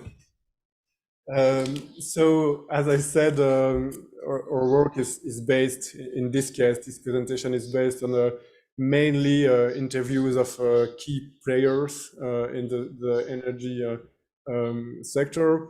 as for previous countries and my colleagues, a difficult thing is the fact that transition is not focused on just one sector, so it's often broader. And so among the person we interviewed, we have 2 representatives of ministerial cabinet. And I have to say that in Belgium, because we are in a federal state, in fact, we have, I think it's 8 minister of environment. So we could have spent our entire life interviewing people responsible for energy transition. So we try to stick on only 10 or 11 interviews. But what is important to say is that due to this spread and all these people responsible for energy transition, it was a little bit difficult to grasp the topic. We also based our work on a documentary work. It's important because we just had in Belgium last weeks a big event in national wide scale over the topic of a project. So it's a Climact project, another project in which we are involved in the Atlantic. And so some of the information I will give to you is from that project. So as I said, the main difficulty we had when we start to think about this project and to study this project is the fact that it's very difficult to grasp it. For different kind of reasons. So in Belgium, in a national perspective, the main problem is the fact that we have few studies covering all the whole country over the impact of transition. The competencies are shared between several levels of government, as I said, 8 or certainly minister. And so they all have their own bodies or group project aimed at considering the way Belgium will respect the European objective in energy transition. So another striking point is the fact that in Belgium, we are a state where social dialogue is very important and it's very structured. And normally on top of this structure, we have the cross-sectoral social dialogue committees. And what is very important to know is the fact that they try to give their voice to the government, but they don't succeed. They have difficulties to be part of their reflection because there's government, there's politicians want to open the discussion to other kind of new bodies. So NGO, people representing the communities in Belgium and so on. And so the unions, for instance, are just one among a lot of other people having voice to discuss on this topic. At the sectoral level, it's also very difficult to focus our work because the energy transition is cross-sectoral, for sure. We said that before. And what is very difficult is the fact that if we just focus on energy sectors, it's not one in Belgium. We have electricity sector, we have oil sector, and so on. And in their sector, you have new players, new companies entering the sector and coming to the social dialogue bodies, but with a new way of considering social dialogue. So they don't have that tradition that existed in this old sector, I would say. And in another movement, you have a lot of old companies who decide to switch to new and green market, new green energy, but they will not do it by keeping their own structure. They will create new companies. So these companies will close or reduce the activity in that sector, and they will create a new subsidiary in a new sector, which is not the energy sector. And at the sectoral level, which is also interesting, is the fact that until now, this transition has no impact on job. So companies and trade unions, they are not talking about that because until now, no damage to the employment. And at company level, it's the same situation, and it would lead to a bad anticipation of future challenges. Until now, it's okay. So we don't want to have a look at wrong or difficult future. So don't discuss this problem. And so the transition to green energy remains an employer prerogative, and it means that when a company needs new skills, they will not try to retrain people. They will rather engage new people, and it will very often be not salaried workers, but new kind of workers, so external workers, subcontractor, self-employed workers, which are not included in social layer. So to focus a little bit on a general overview and the impact of this green movement to employment, we see on that climate project I mentioned earlier that overall the climate transition is likely to result of a small net job gains. It's certainly the same in Belgium. I know that for E3, it's maybe optimistic to consider that it will be a net gain, but the provision are in this way. For Belgium, and globally speaking, the energy transition will account for around 50% of all Belgian jobs. So it will impact half of the workers in Belgium. And the impact on employment is unevenly distributed again across Belgian sectors. Energy sectors will reduce and is already reducing. Agriculture will increase, transport, manufacturing, and so on. Construction, of course, will gain a lot of jobs due to the fixing of houses in order for them to be more green than till now. The impact of working conditions, so the job transition is really a subject of anticipation. So as I said, they will not try to have a forward-looking management of job skills, and not either a proactive policy of continuing training for workers to ensure that they will remain in employment.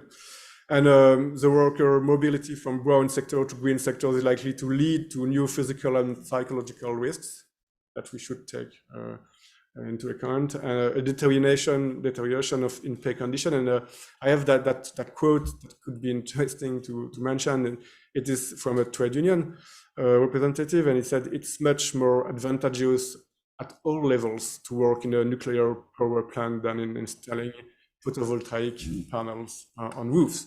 So it will definitely be a difficulty for tomorrow, considering that transition, because we will have to find a solution for these people. We will see a reduction of their wages, for instance, due to this job-to-job movement.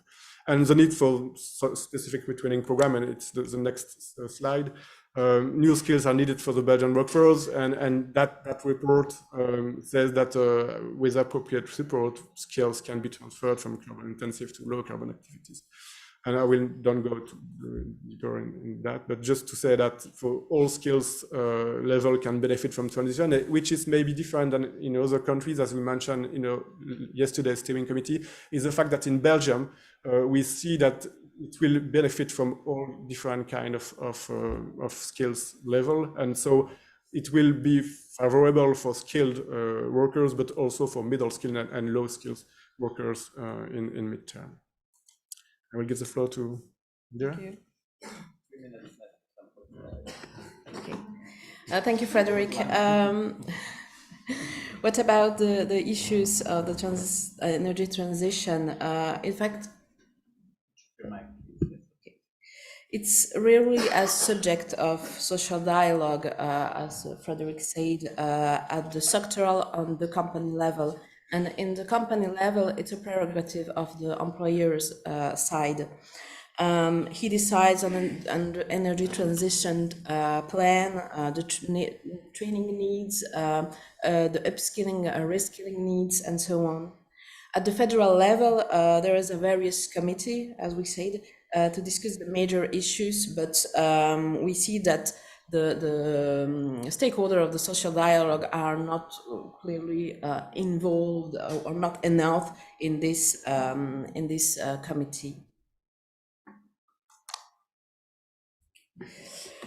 For the oil sector, despite the closure of a small refinery, the energy sector is had quite a little impact on job, on work condition.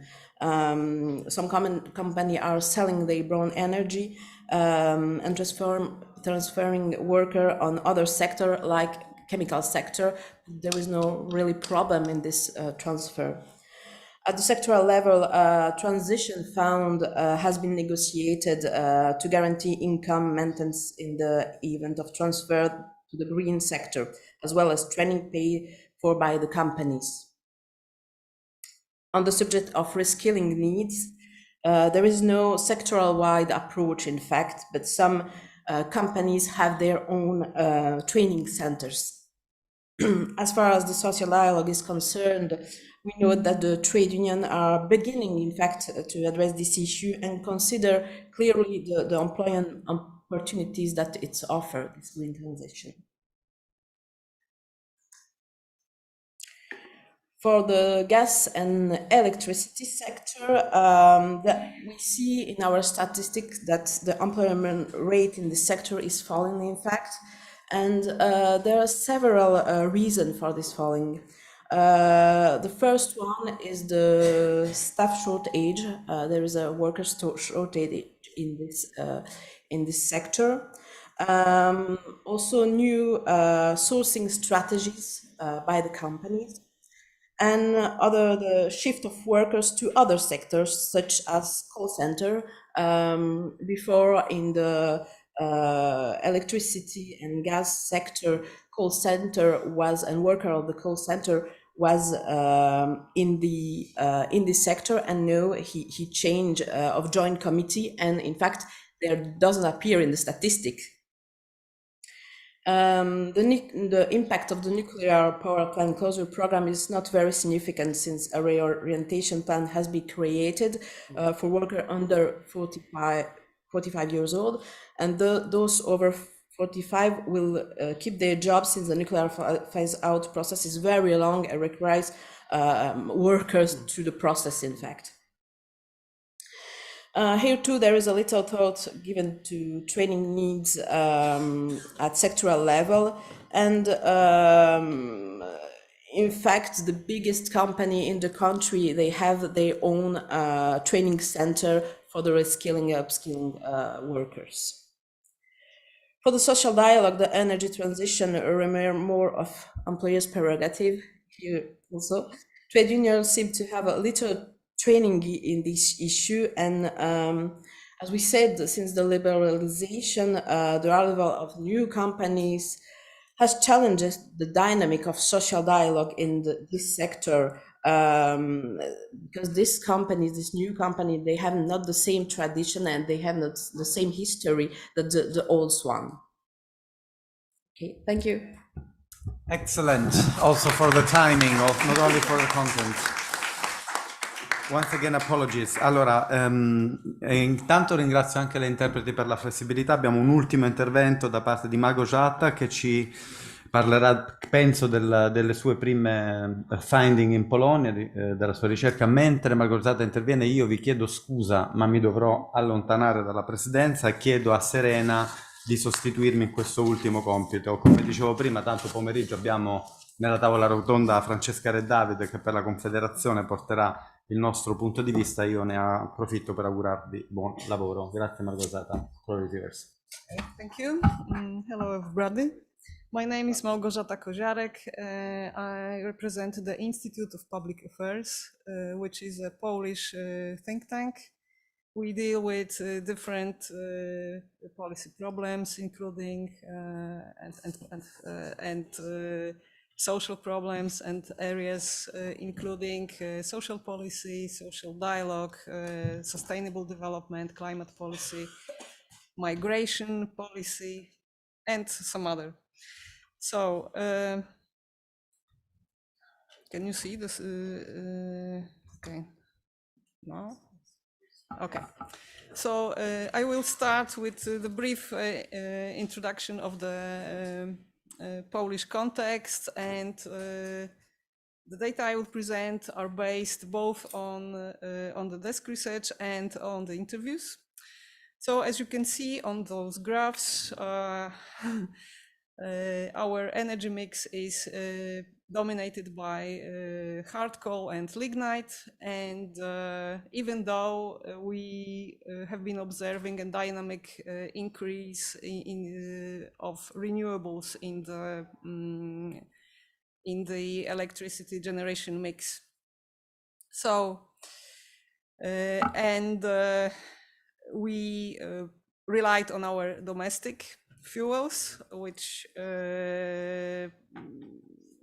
is going to change as we decarbonize, because as far as other fuels are concerned, including natural gas, which is going to be a transition fuel, we have to rely on imports, although we have a small domestic extraction too. So the country strategy is to, in order to reach GHG reduction target, we need to develop the share of renewables, and we plan to build our first nuclear power plant as a kind of future stabilizer of the energy system, which is going to be followed by a series of smaller nuclear reactors. And we don't have a date set for achieving climate neutrality, but the timeline for coal phase out is 2049. So it's quite long. Now, concerning the employment trends, on the first graph, this upper black line indicates the average employment in all industrial activities, not only energy, but those B, C, D, E sectors, as a reference to the information given on the trends in electricity, gas, steam, and air conditioning supply, which is green, including electric power generation, which is light green, and the blue line is mining of coal and lignite. So you can see that in enterprises which are over 50 people, the trend in the mining of coal and lignite is downward, and it's mainly because of the retirement combined with higher freeze. But when you look at the employed in energy sectors, which is a different data, because on the first graph, the data comes from enterprises, and the first graph represents the full-time full-time job equivalents, while on the second graph, you can see the declarations of individuals who work for the two sectors, and those can include part-timers and also self-employed, and also those who are employed by small and micro, small and small enterprises. So this may indicate that while the employment in this electricity, gas, steam, and air conditioning supply is growing, this may illustrate the growth of employment in those micro or smaller enterprises, or there are more jobs for self-employed, which of course is relevant if you want to assess the change in the working conditions. Okay. In general, because the fossil fuel-based industries are concentrated in a few regions. This factor is relevant for the management of the transition and the employment impact. And there are differences between different regions. So even though so far the impact is quite moderate, because we have a relatively low unemployment rate. So actually the market has been able to absorb whoever left the sector. There are differences between different locations, and so the impacts will be different. What is important is having those low unemployment rate, we have deficit of workers. And this, according to our interviewees, makes employers more likely to retrain the staff instead of looking for new staff on the market, like in Belgium.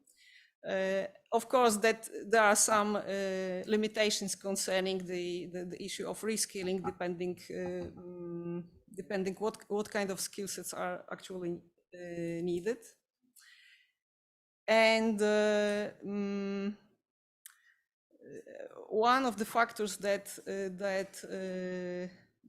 contributed to this moderate impact has been the war in the Ukraine and the pressure to increase the production of coal, the domestic production, because we have imported some coal from Russia, and so on the right side you can see the jobs which are to be affected by energy transition. So this is not the total number that have already been affected, but those jobs will sort of disappear in the future. And so you can see the scale, but 90% of those jobs are located in Silesia, which at the same time is probably has the most developed labor market, so has at the same time has the best potential to absorb those who leave the sector. Concerning the quality of work, the issue that has been raised in the context of energy transition was the challenges to health and safety in the mines which are still in operation, because having a perspective of being shut down, the companies stopped to invest in the assets, maintenance and equipment upgrade, whatever, which has raised some concerns about the safety for workers, and also as a result of reduced staffing. I mean, the same team is responsible for bigger tasks. This also may affect safety. And the third point was that because mining jobs are no longer considered as something which you would like for yourself or for your child, and so the educational opportunities have shrunk as a result. There are so if the coal mine has to replace some workers, the candidates that are available may not have the proper education, which will also affect may affect the safety if they are not, if you have a, I don't know, former cook who would like to work for the mine because the salary is nice, then not knowing much about the mining as such and the risks involved, then it creates a problem. And in general, whatever sector you would go from the mining sector, your safety and health prospects will be better, because mining is just the top branch in terms of the occupational risks involved. Now I would like to focus more on skill needs. Okay. There has been the study of the World Bank in the coal regions, and the transversal skills were compared among the coal related workers with the general population, and it turns out that they are like close to the national average. But whether they will be able to move to other jobs, it's going to depend, and the potential gap in the skills depends on the demand for workers in a given area, and that will depend on whether the local economies will be able to diversify it, and what kind of new economic activities are going to be developed. And this is a big unknown, actually. Another important factor is digital revolution, which will also affect the labor market landscape, and it may offer some opportunities for younger workers. Yes, and everything is not very much predictable. So in this context, what becomes important is skills which support lifelong learning in general. Looking at in more detail among the possible transfers, I have quoted here a few examples which show that, for instance, the transfer to jobs in renewable energy is not necessarily the one which involves a narrow gap, as Catherine said, that, for instance, for the fitters of photovoltaic cells need to have qualifications which are very similar to roofers, yes, and not to miners. And on the other hand, there are a lot of jobs which are whose skill set match the skill sets of jobs outside mining, like for instance in driver of mining hosting machines is similar to driver of specialized railway cranes. Yes, and also in this particular case, the salary level is comparable. The best opportunities are for those who have, let's say, more universal occupations, like electricians, for instance. As you can see on the right graph, the dominating type of occupation in mining is plant and machine operator and assembler. This graph doesn't include information on elementary occupations because just the data was missing from this data set. This is based on Eurostat data. So the target sectors for those who leave the mining sector are mainly construction and transport and logistics. But younger workers definitely are more interested to move to renewable energy sector. This is on part of the preferences. But the moderating factors are the pay levels, because mining has quite high pay levels. Job sustainability, for instance, for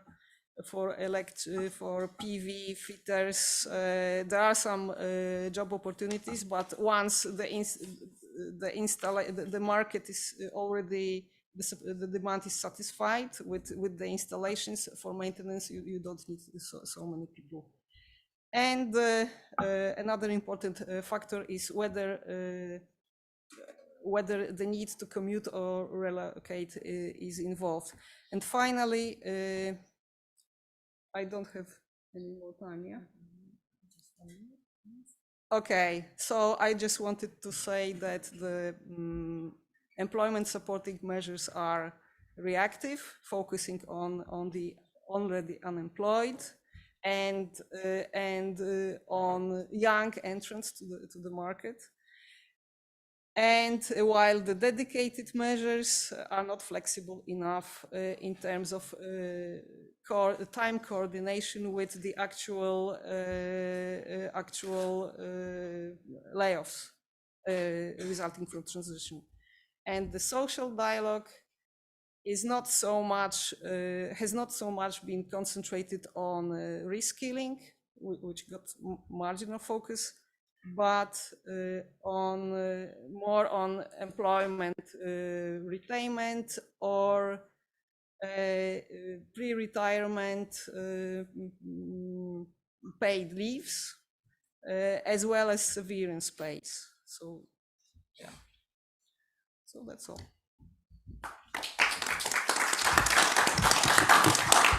Grazie a Margozzata che ha descritto in maniera così dettagliata appunto gli impatti occupazionali sulla qualità del lavoro, per la salute e sicurezza in una regione carbonifera come la Polonia. E a questo punto direi che noi possiamo fermarci un attimo per avere un coffee break che si terrà nella sala Simone Veil uscendo qui a sinistra.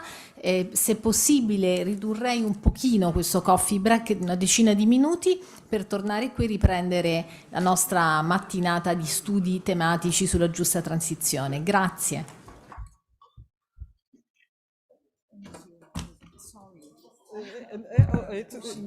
Okay, I just, when I speak, I don't have an idea how much For everyone it takes. So I just wanted to make sure. Very indeed.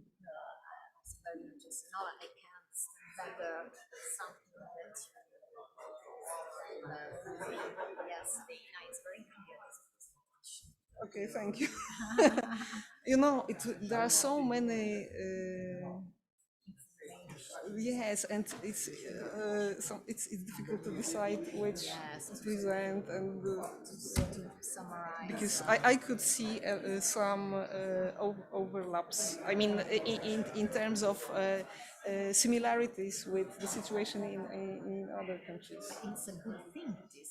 Like the lack of programming concerning skill development for energy transition. But I think that this point of convergence be the base for our recommendations. Yeah, definitely. Very important thing. Mm-hmm. Okay. So we can move on the yes. coffee break. We need Yeah.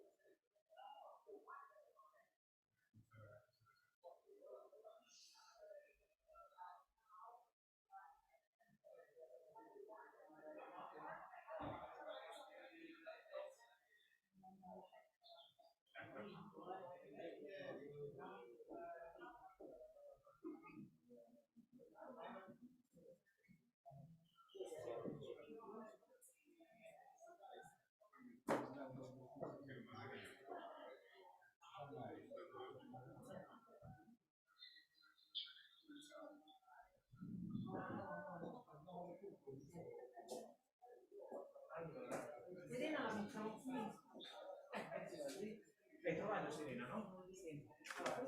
Questi possono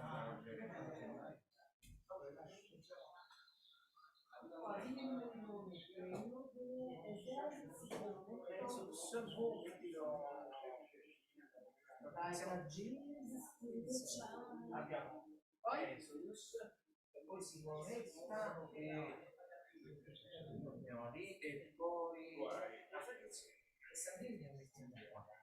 E Jesus, così stiamo riuscendo. E poi abbiamo Jesus, qui 1, 2, 3, 4, e poi ci sono altri due. Ci trovi? Pavol e Pavlik. Io non mi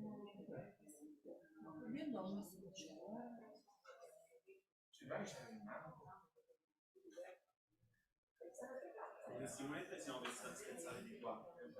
Ci spostiamo.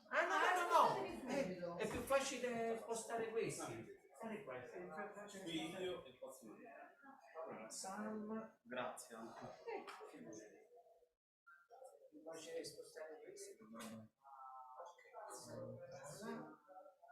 Serena.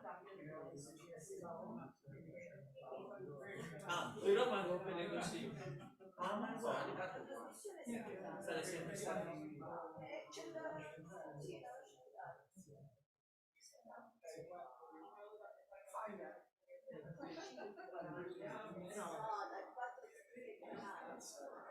Canale che c'è 6 o 7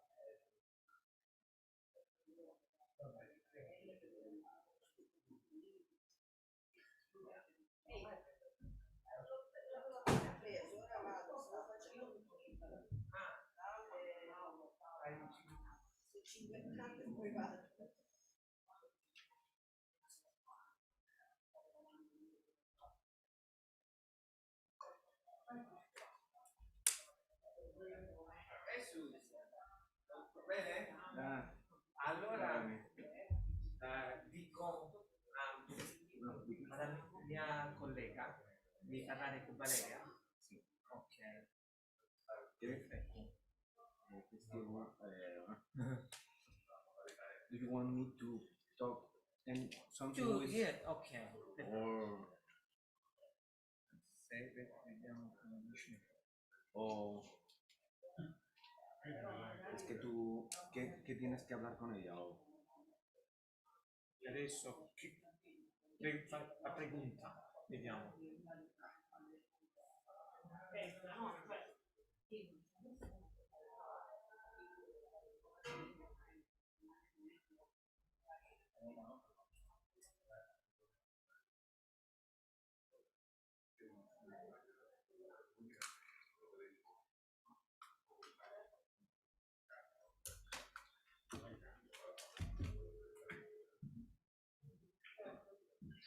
Ciao, senti, noi siamo in coffee break, no?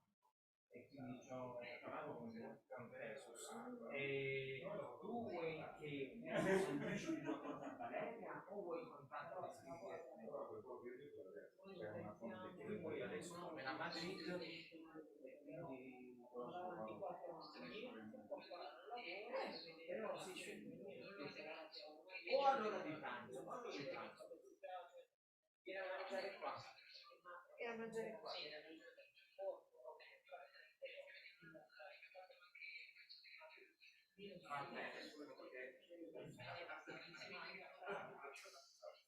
Allora viene per lunch, porta il papere,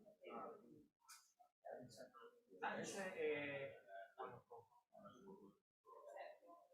no, non è orario.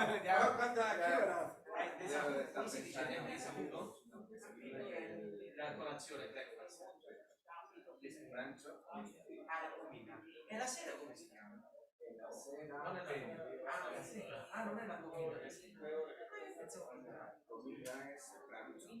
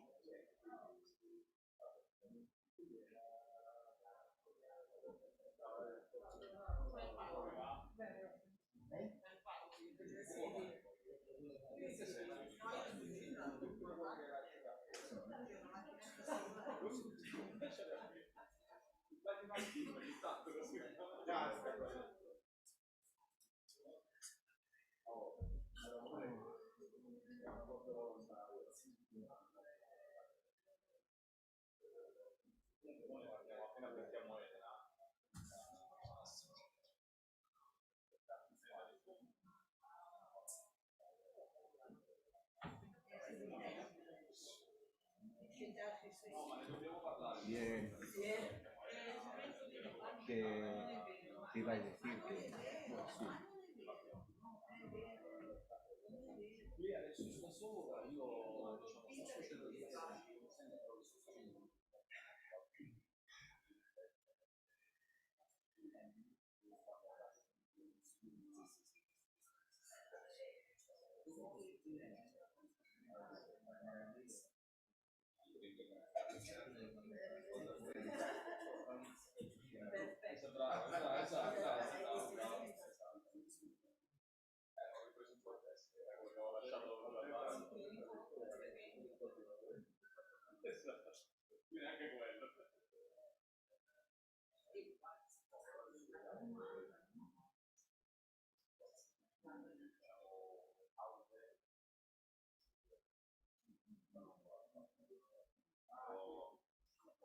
Ma lei che ha detto, perché lei Ivano, ha parlato di 9 mesi.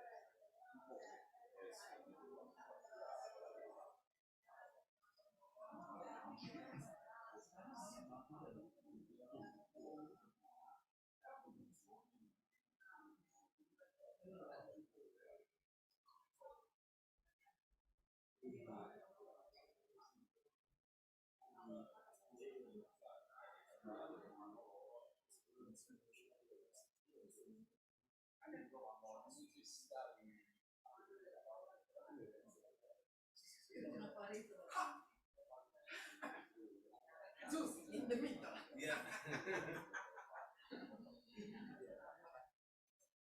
Come va?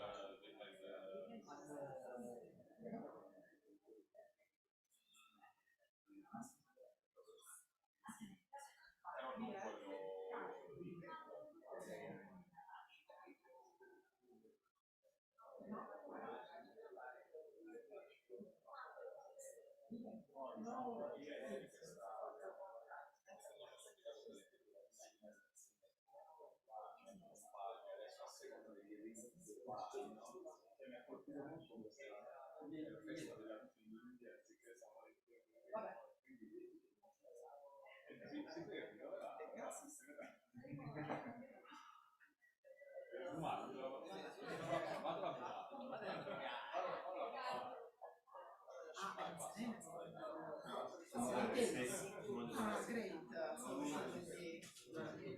Supportive to us.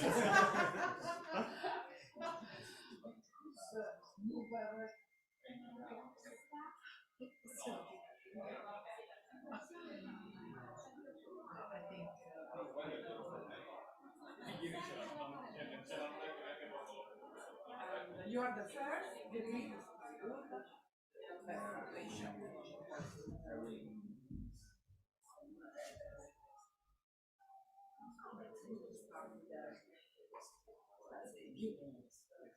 No, please, it's much better than here. Yeah, I know. From the institution.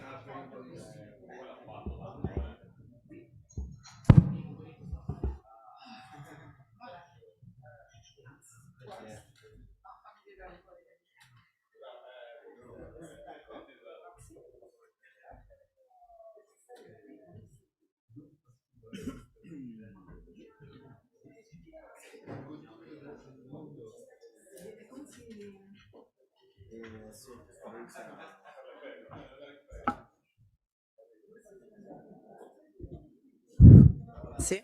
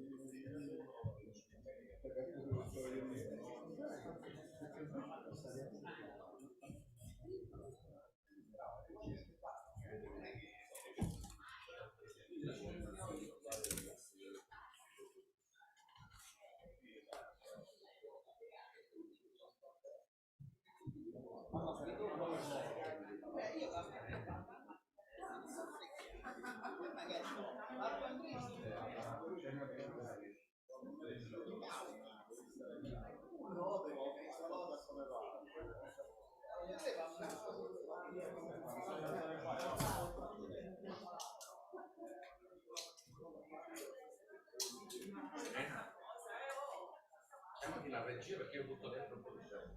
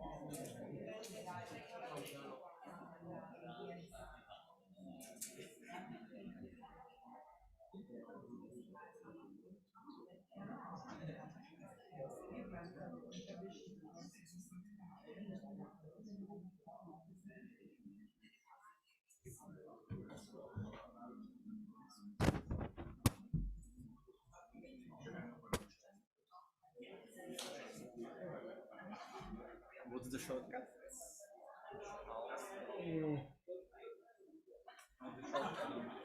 Ah. Do it full screen. Control L.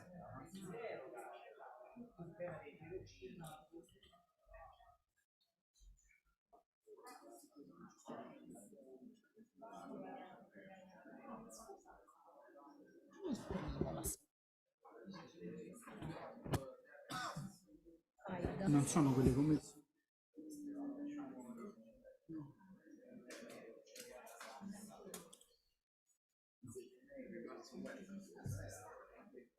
No, c'hai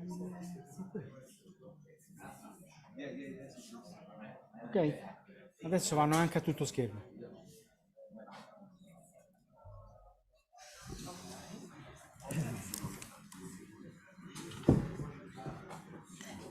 Eccoci.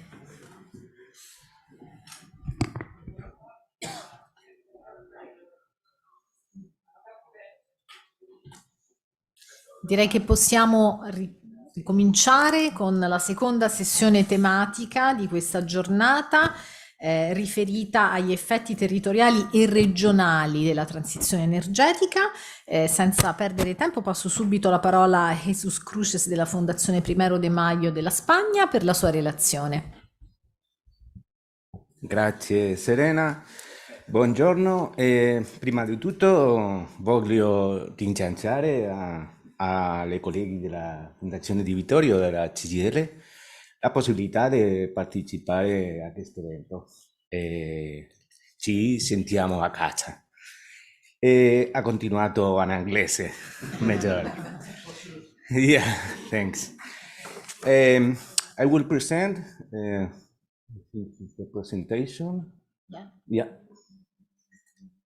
Yeah, but can I watch it here?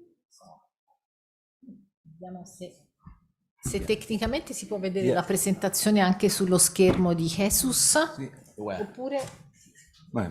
Eccolo, perfetto, grazie per la regia, è un ringraziamento particolare alla regia che oggi ci sta assistendo su tutti i fronti, grazie. Grazie. I will present the just transition in Spain, just a broad overview of the regional perspective.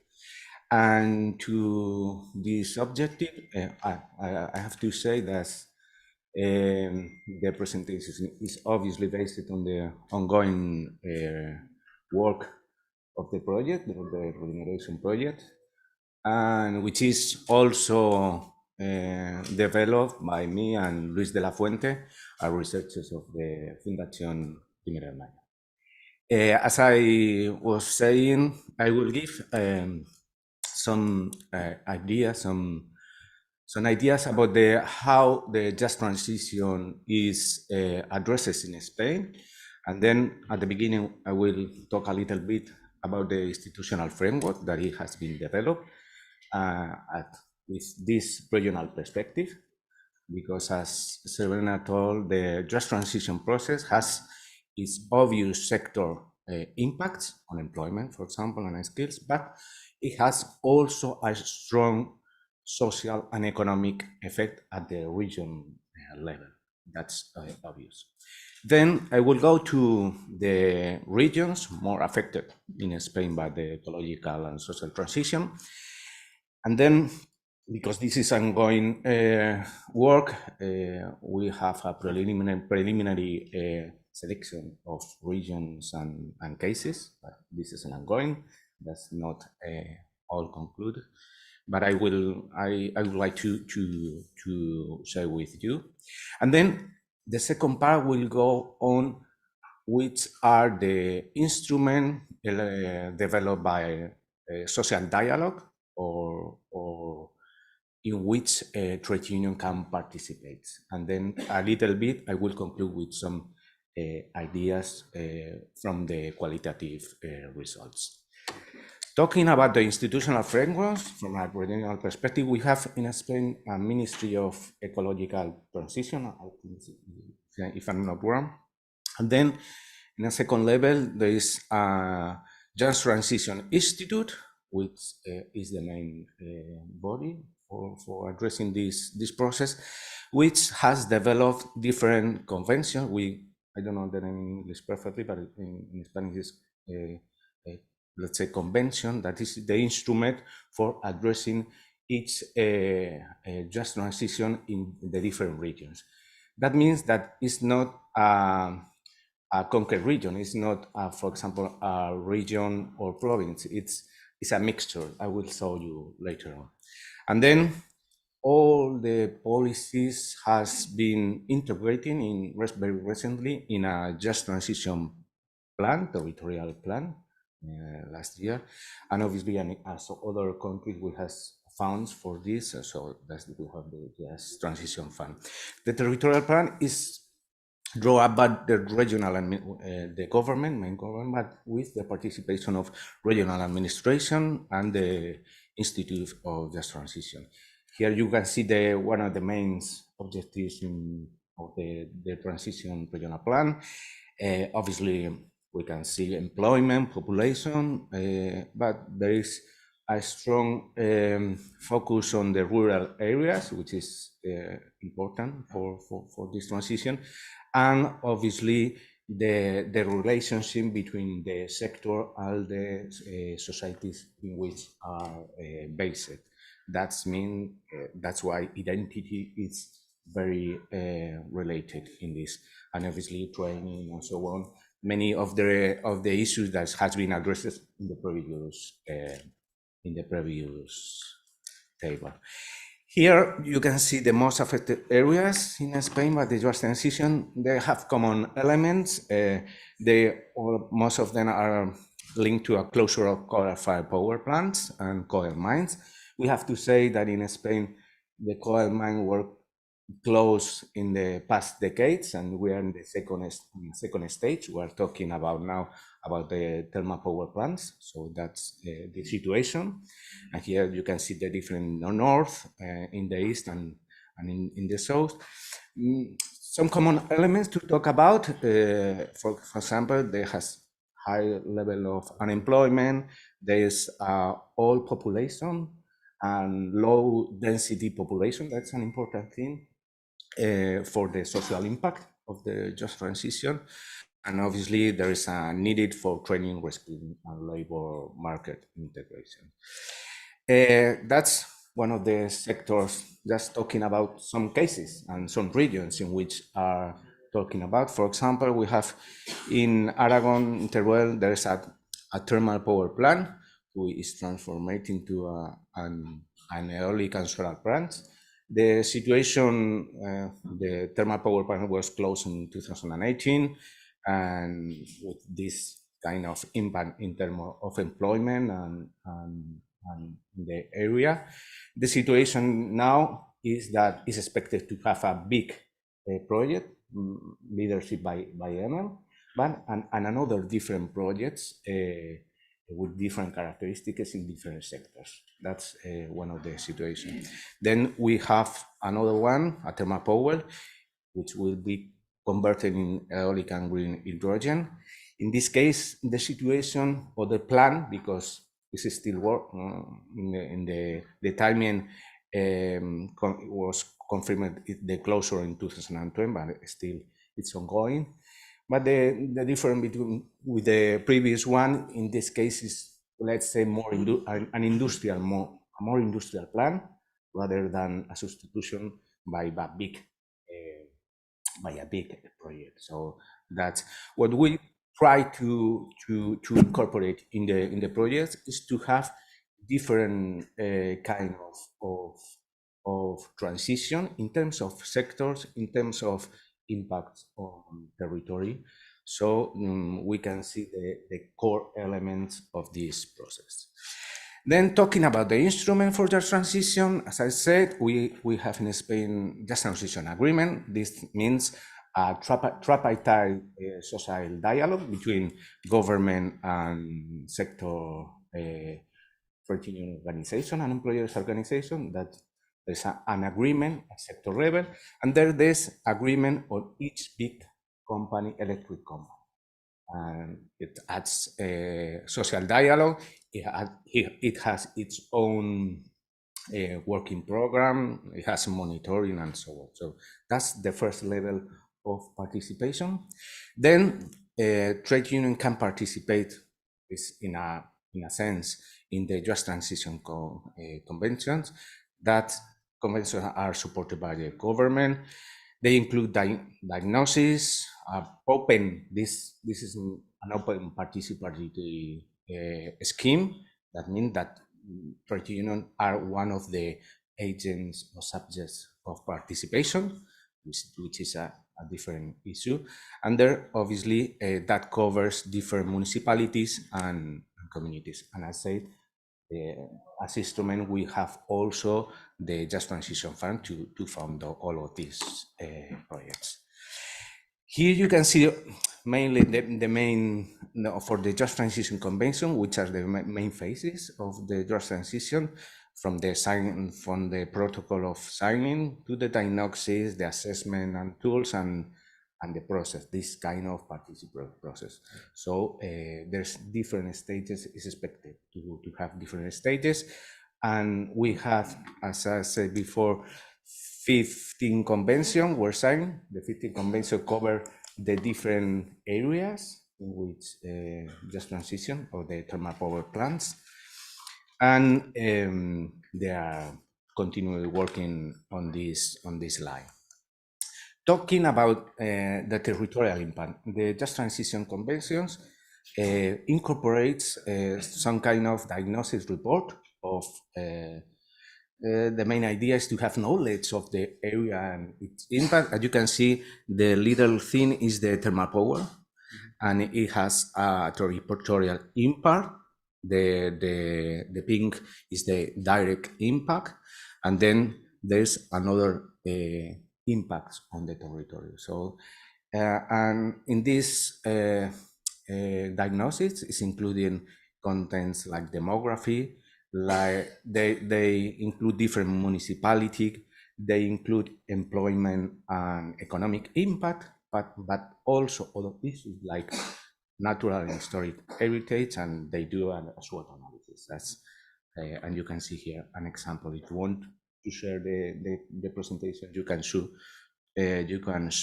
and see the report. It's very extensive.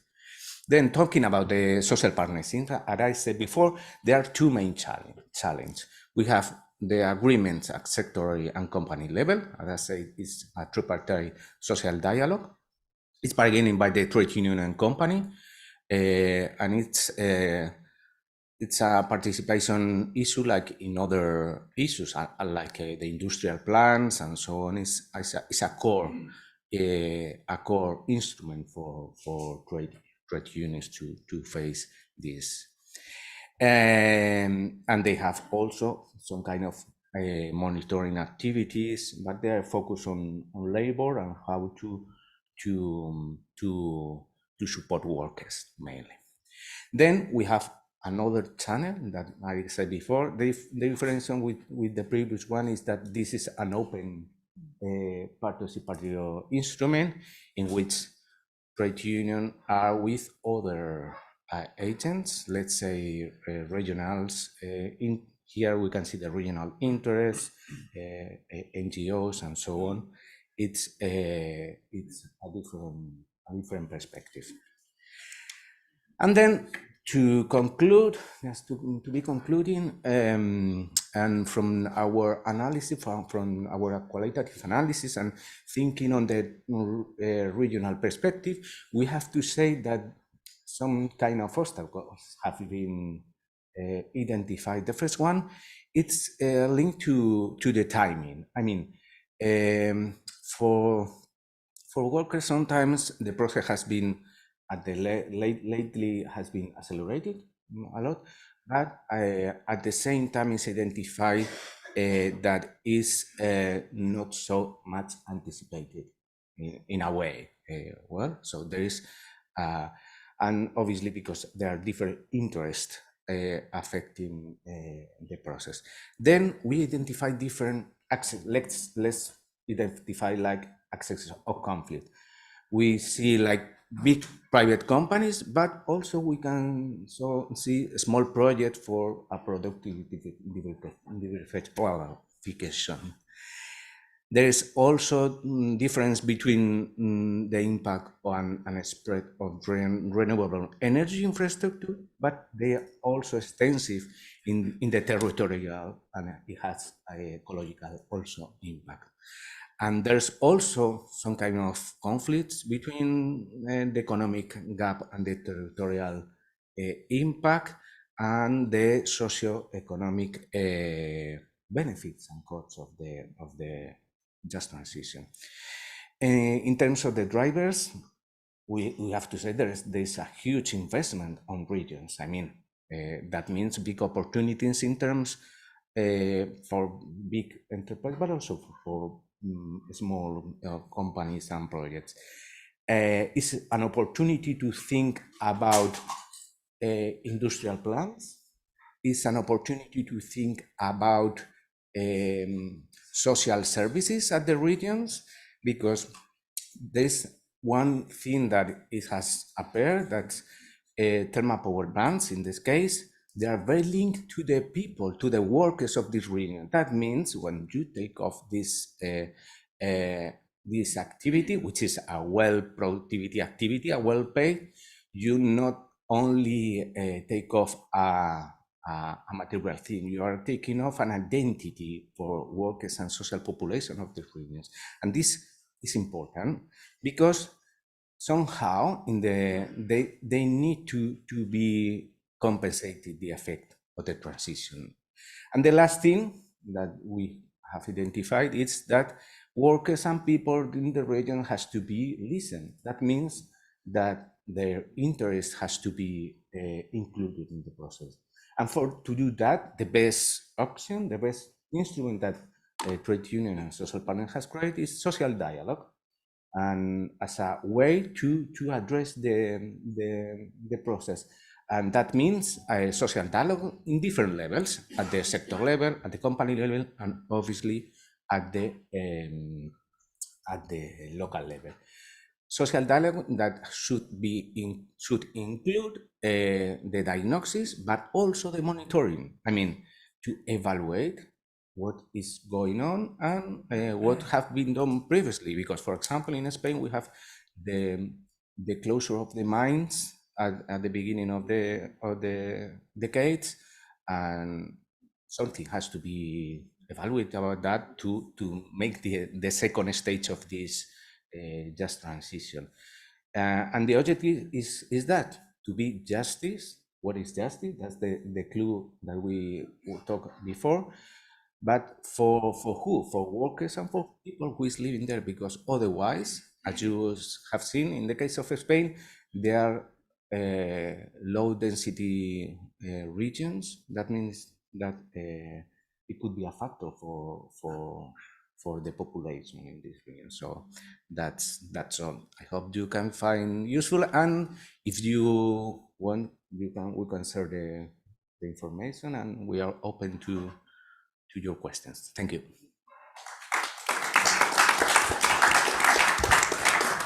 Grazie mille a Jesus per questa preziosa descrizione degli strumenti a livello nazionale e territoriale sulla giusta transizione che la Spagna ha messo in atto, ma anche delle sfide e diciamo delle difficoltà nell'operativizzare poi questi strumenti a livello territoriale. E questa domanda, la giustizia e la giusta transizione per chi?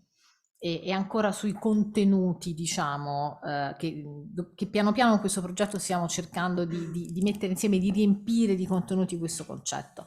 Passo adesso rapidamente la parola, chiedendo sempre di stare nei tempi, al contesto italiano, e quindi a Simonetta Bormioli e poi Samuele Alessandrini. Grazie Serena e buongiorno a tutte e a tutti, nel frattempo che aspettiamo le slide, che non ci sono. Sì, ci sono. Bene. Sì, allora la nostra presentazione appunto ha l'obiettivo di ripercorrere la situazione della giusta transizione energetica in Italia e lo faremo attraverso 3 fasi. Ci sarà una prima fase in cui andremo a delineare quelle che sono le caratteristiche del sistema energetico e del sistema anche legislativo e politico in Italia, per poi andare a vedere e andare a concentrarsi su quelli che sono gli effetti territoriali e diciamo il ruolo del dialogo sociale e delle relazioni industriali nel nostro paese. Quindi iniziamo subito con la prima parte introduttiva, che è quello appunto relativo alle politiche.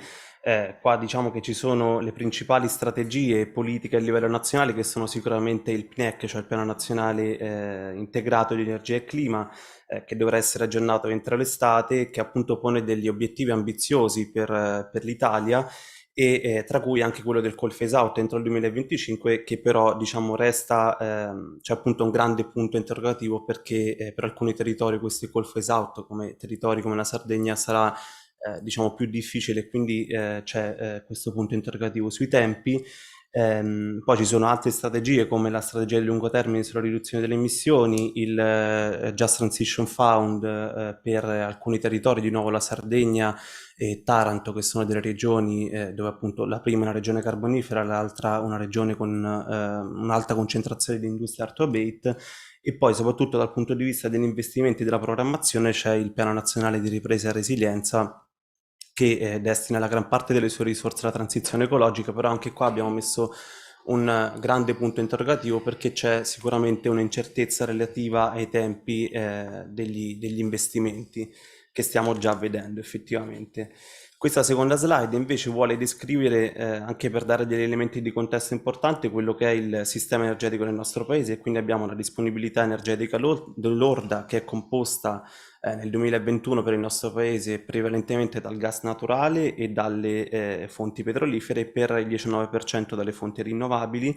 C'è chiaramente anche diciamo un elemento rispetto all'indipendenza energetica, che chiaramente rispetto alle importazioni, rispetto alla disponibilità lorda, sono il 74%, e l'indice di importazione è aumentato soprattutto per il gas, mentre è diminuito chiaramente per i prodotti petroliferi. Rispetto invece soltanto alla produzione di elettricità, possiamo vedere come anche in questo caso per la maggior parte questa deriva da fonti non rinnovabili, mentre per il 40% deriva da fonti rinnovabili, in particolare la fonte più diciamo cospicua è quella dell'idroelettrico.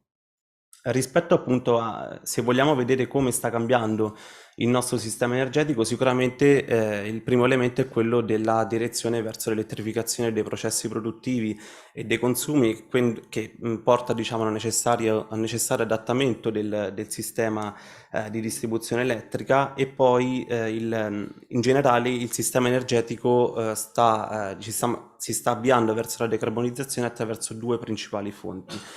La prima è quella delle rinnovabili, e in questo caso appunto c'è tutto un problema rispetto allo sviluppo delle catene del valore nel nostro paese, e poi il gas naturale, che è considerato una fonte di transizione anche attraverso appunto i rigassificatori.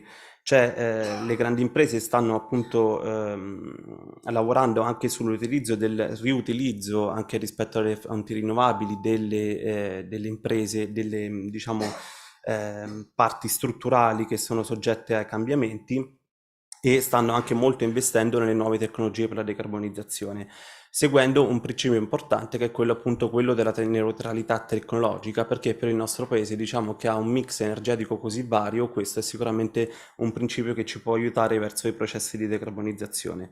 Questo ci fa capire che appunto il settore energetico è sicuramente, la transizione è un processo multidimensionale, e anche che prende in considerazione tantissime voci nel nostro paese.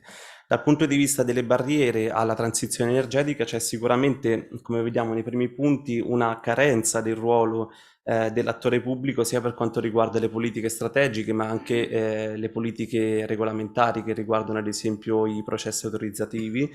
E c'è appunto anche una questione molto importante nel nostro paese, che è legata al rapporto tra Stato e Regioni, che molto spesso questo rapporto complicato diciamo ha degli effetti molto ben visibili sullo sviluppo territoriale, e in particolare anche appunto sul sistema delle fonti rinnovabili, dell'utilizzo delle fonti rinnovabili.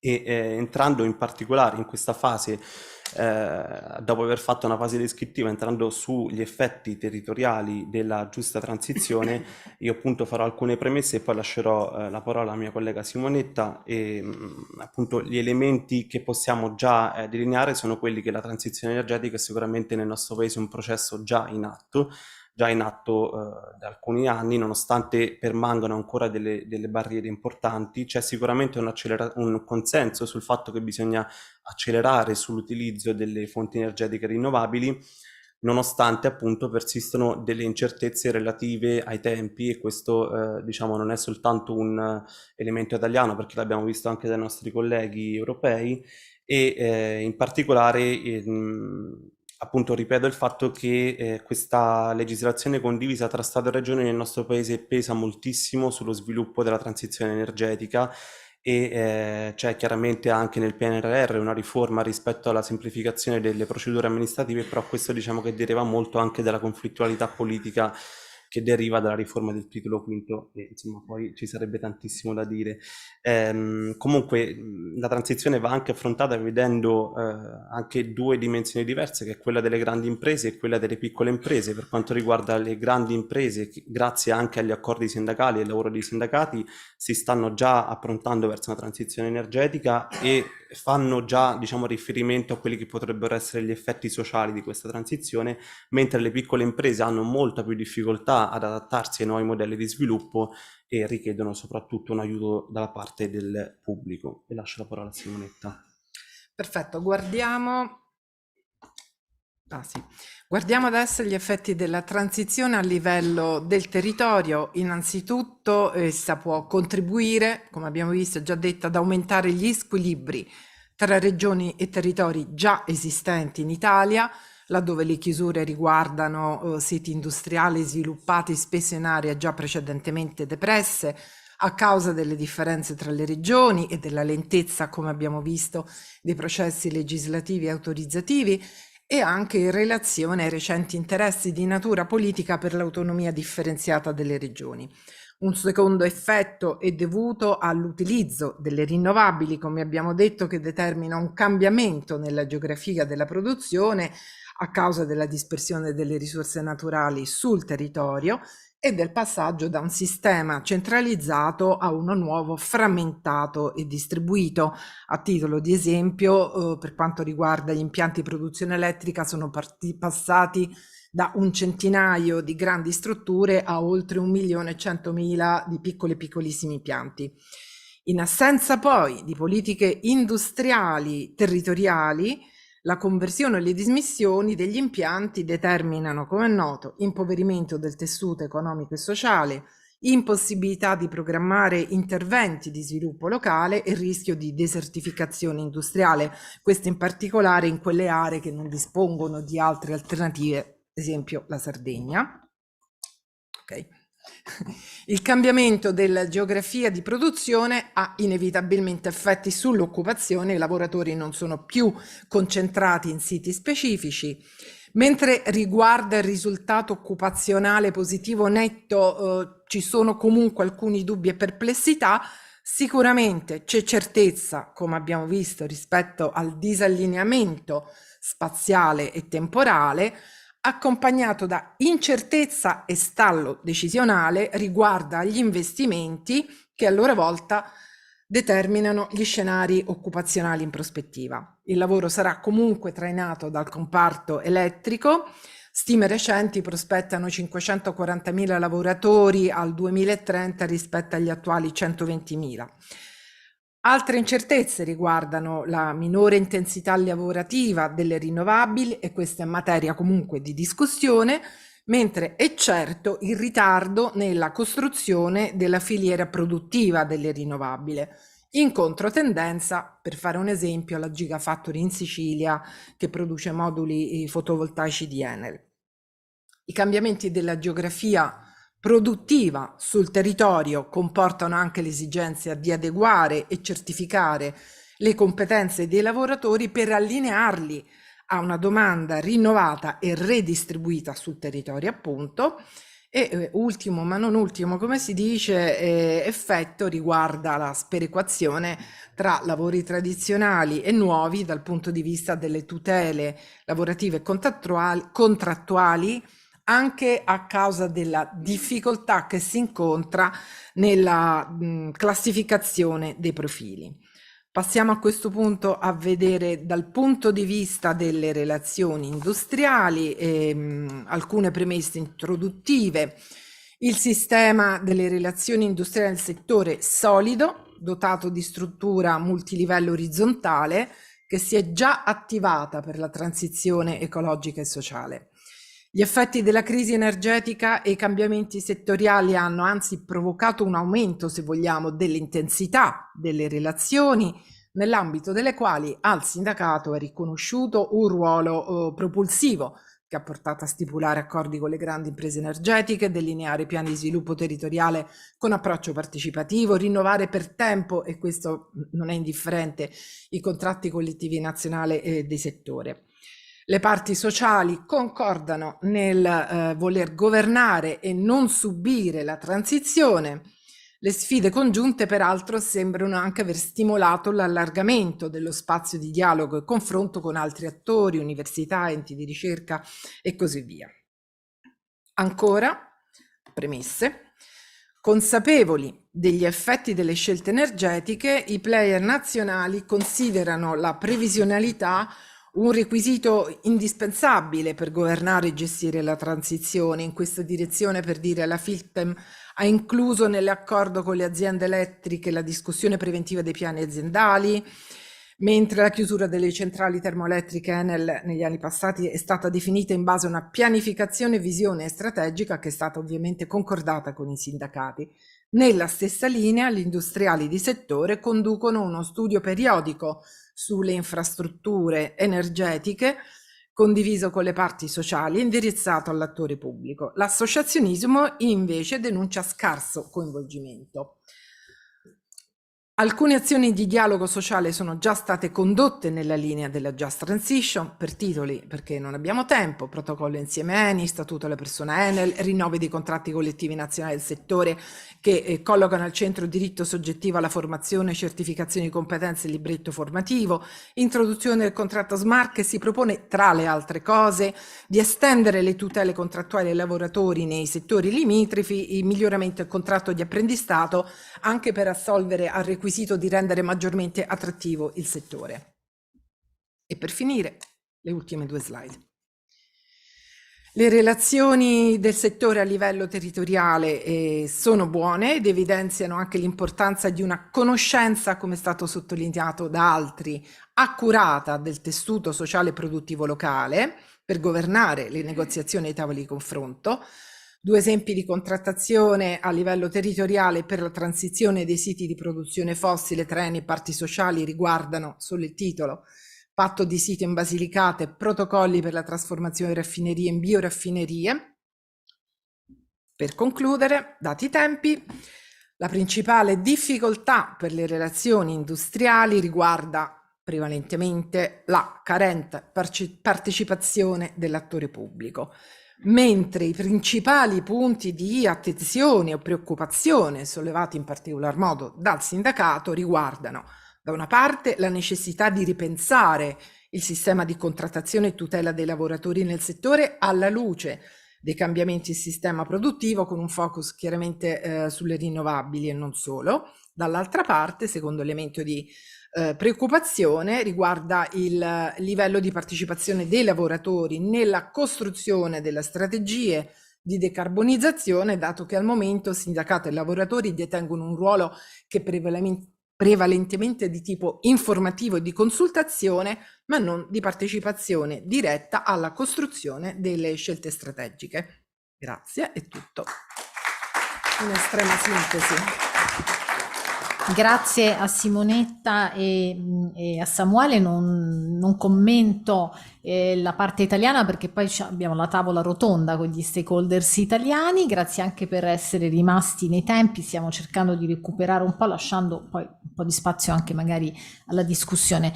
Lascio la parola quindi adesso a Pavel Bors del Chelsea, che ci parlerà degli impatti della transizione in Ungheria. Thank you so much. Hello, everybody. My name is Pavel Bosch, and I am a researcher of the Slovak Central European Labour Studies Institute, located in Bratislava.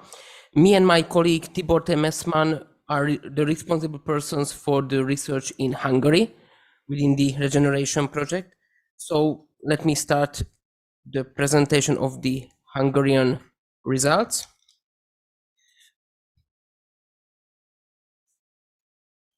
So firstly, I would like you to know that this presentation was prepared based on a shorter research, shorter interview survey-based research, within which we conducted interviews with 12 main actors within the Hungarian energy sector, within the Hungarian energy transition. These were governmental representative, sector trade union representatives, professional leaders of the professional associations, experts, and the members of the civil society. The interviews were conducted between March and the beginning of June, and based on these, based on the findings of these interviews, we created a short 10 to 11 pages long document, which is an additional document to the National Baseline Report, in which we detailedly analyze the actual situation in Hungary, in the Hungarian energy sector, and each aspects of this transition in it. And according to the structure of the document, we did the structure of this today presentation, in which we divided into 4 main groups. In the first part, we will discuss the actual employment situation and future scenarios related to the just transition and energy transition in the energy sector. Then the main drivers, barriers, and key players in the energy transition. Then we will focus on the regions, how the just transition and the energy transition is happening on the regional level. And finally, on the role and on the actual situation within the social dialogue and the role of the social partners and social dialogue in the Hungarian energy transition. So quickly starting with the employment situation in Hungary. Here, the main our findings are related to the projection of the employment trends. Here was visible from the side of our interviewees that there are quite visible differences in the way how they are projecting the future scenarios, the future development of the workforce in the energy sector. Here, the experts, the energy experts or the economy experts are more optimistic than the representatives of the trade unions. The former are calculating with a significant increase of up to 20% of the workforce until 2050, while the trade unions are talking about a possible stagnation of the total number of employees. The reason for this opinion or statement about the stagnation is that, according to the statement of the trade union representatives, within the just transition or within the energy transition of the Hungarian energy sector will be winners and losers. The winners will be mostly those employed in the renewable energy sectors, while those who are employed in the fossil fuel, so in the oil, gas, or coal mining or coal production industries, they will lose their jobs. And according to the trade unions, the amount of workforce which we will lose with the phasing out or with the closure of the work positions or companies within the fossil fuel sectors, we could get back this amount of people or this amount of workforce with the investments into the renewable energies or with the new activities, for example, in the construction sector. So for this reason, they are talking rather about the stagnation than about the possible increase of the workforce. Then we focus on the, as I already mentioned, winners and losers of this transition. The major loss of the employees is visible, especially in case of the coal mines and coal-powered power plants, In case of the power plants, it's quite interesting because the Hungarian government or the Hungarian experts are talking about the restructure of these power plants to gas powered or hydrogen powered, which is less workforce intensive as the actually working coal powered power plants. Minimal or some loss is visible in case of the oil and gas mining industries, as well as in case of the production and the distribution of the energy sources. A possible growth is projected in case of the nuclear and renewables, especially in case of the solar or photovoltaic energy sectors and of the heat pumps production and distribution. Continuing with the employment situation, here the experts and trade unions basically talked about the fact that the decarbonization has a smaller or less dramatic impact on the employment loss in Hungary as in other countries of the region, basically for the reason that in Hungary was started massive closure of coal mine, but also of heavy industry 30 years ago after the fall of communism. So basically here this decarbonization has only a limited or a small impact on the employment loss in this way. However, in areas where the workers will be affected, for example, by higher automatization or digitalization, decarbonization of the workplace itself, there will be necessary to make some reorganization of work. What means that the workers, the people will need to get new skills, and according to which they could operate continually in these sectors. Negative impact this decarbonization process might have on could have a negative impact on the blue collar workers with the secondary education, for example, in mining, oil or gas or electricity industry, but it could have a positive impact on the highly skilled workers, on the professionals, engineers, or people with IT knowledge within the sector. Here, the trade unions had a quite interesting statement because, according to them, the border or the division of the blue collar and white collar workers starting to be blurred in area of even of the energy transition, because in case of the blue collar workers, we could stop to talk about people who are manually working. So they are also working. They are also operating some IT systems or some automatized, robotized system. So in this case, we cannot talking absolutely about traditional blue collar workers in the energy sector. However, there were also big criticisms of the employment situation and of the labor policies in Hungary. According to the trade unions and experts, the labor market policies related to the energy transition in Hungary are quite rigid and short-termist, so the scenarios are not looking forward, but they are limited on a short period of time. And rigid means that, for example, there is impossible in case of the energy sector is impossible to apply the early retirement of the workers. So basically, they are working while they are not reaching the age of that they could get a pension. So for this reason, there are limited opportunities for those who are before the retirement age. Related to the requalification, there are problems and delays in it. There are some cooperations, mostly local cooperations between vocational schools, the employers itself, and universities, but these have an irregular characteristic. Then the big problem of the energy transition and its impact on the employment situation is that it's non-transparent, and there are some complications related, for example, that we are talking about the phasing out, for example, of coal production, but there the employment of the workforce is increasing in the sector. Now we are going to the drivers, barriers, and key players.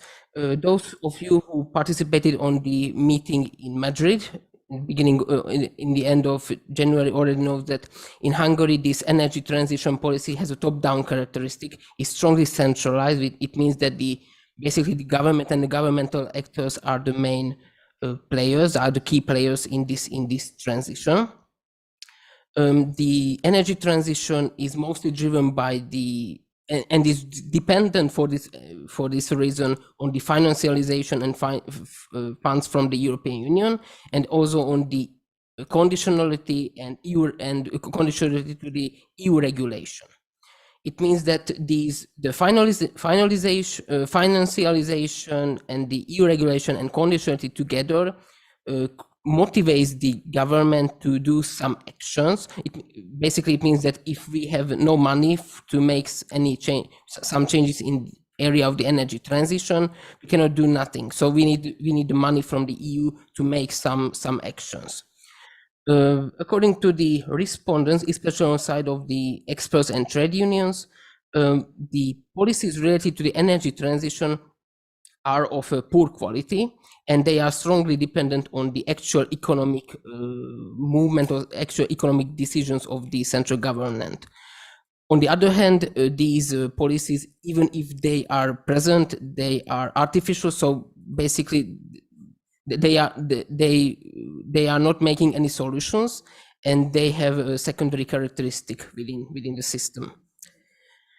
Then, when we are looked at the green transition and on the initiatives related to this green transition, these initiatives has a smaller role, and they are mostly present at the local level. Now we are talking about the regions. Here, basically, the main just transition discourse of the Hungarian government is that the aim of the just transition is to close the coal mines and to limit the socio-economic effects of the phasing out of the lignite-based power plants or lignite-based energy production in the country. The problem with this phasing out of this energy production is that in the areas where these are located, they are the main employers. So if we cannot solve the problem that to keep the workers in these regions, there is a possibility of out-migration, and for the reason that these energy production companies are the main employers in the regions, there is also a possibility that the local economics or the public services will have a limited. There will be a limited number, or there will narrowing in these areas. On the other hand, there is a problem with the smaller regional actors, which those actors have a limited position within the energy transition, but and also the interviewees stated that the Just Transition Fund has a very important position. Within Hungary, but there is a limited. It has a limited impact on the local regional economy. So basically, the Just Transition Fund or the allocated money from these are stopping on the governmental level, and it's quite complicated to tracing it until the final. Those who are getting these reports. Here you can see the main regions affected by the energy transition. In the northeastern part are the Heves and Borsod-Abaúj Zemplén country. These countries are operating the lignite fired power plant called Matra and two mines. In case of the Baranya country, we are talking rather about the cement mining, but you need to know that both the north and the southern part of Hungary is the most economically depressed regions of the country. So in these regions, it's complicated it might be have a even complicated output the energy transition. Basically, the non-energy sectors, for example, the automotive, chemical industry. In this case, the decarbonization will have an effect on 13,000 people. In case of the declining, so in case of the fossil fuel sectors, it will have impact on 4,000 employees. Then the respondents also talked about the directly or indirectly affected job positions. Here we are talking about 9,000 and 6,500 people. And in case of the induced job positions, so those who are in some way connected to the, for example, in the form of providing services or companies which are located in these regions, there we are talking about at least 20,000 impacted people. Finally, about the social dialogue, here the trade unions stated that the just transition in the social dialogue has a really limited position. The trade unions' main criticism is that the collective bargaining and the decision about this just transition is at the governmental level, and they have very limited possibility to participate or in some way lobbying or some way forming the actual decisions. In the case of the collective bargaining, the topic of the just transition is not present in the collective bargaining at all. And on these, in case of these questions, the bargaining position of the trade unions is really limited and weakened in the country. But it's not only the problem of the just transition or of the energy transition, because basically the whole topic or the whole area of decarbonization or environmental issues is strongly centralized, and there is a lack of discussion about these topics with the key players, for example, with the environmental organizations or other even members of the civil society, or even with the experts. And even if there are some cooperations, these have rather a formal characteristic, then they could make some changes. So that's all from my side, and thank you for your attention. Grazie mille a Pavel, che ha messo in evidenza le caratteristiche di una transizione molto top-down, molto dipendente appunto diciamo dal quadro europeo, e l'importanza del rafforzamento del dialogo sociale per renderla diciamo una transizione appunto realmente place-based. Passo adesso la parola a Patrick Gaso, sempre del Chelsea, che ci illustra invece la situazione della Slovacchia. Grazie. Okay, thank you. So I'm Patrick Gajo, and I'm also representing Central European Labor Studies Institute.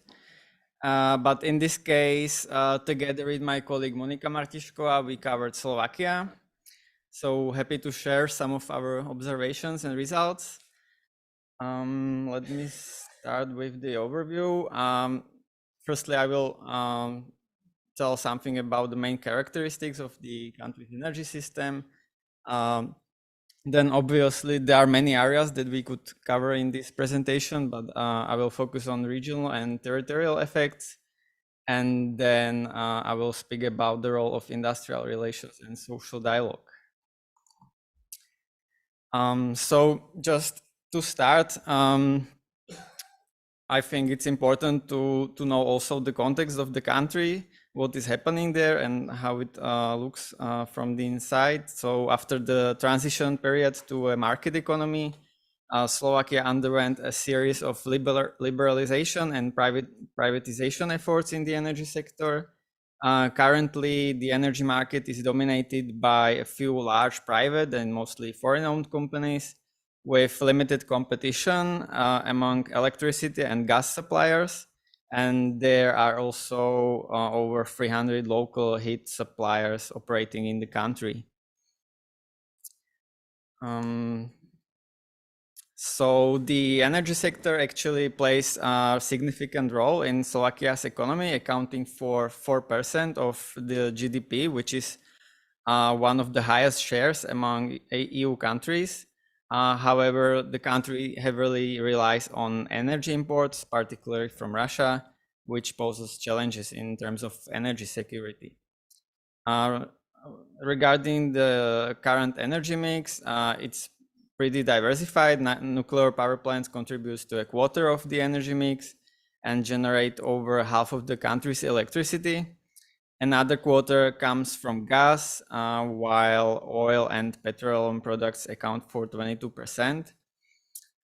Regarding renewable energy sources, they only make up 30% of the energy mix and 25% of the electricity mix. So there are for sure significant potential for future development in this area. So despite initial plans to transition coal burning heating generation stations to gas, by the end of 2023, actually the recent war has caused reconsiderations and coal imports continue into country. However, long-term state support for coal power plants and coal mining is set to end in 2023. Nonetheless, there are still challenges regarding decarbonization that need to be addressed.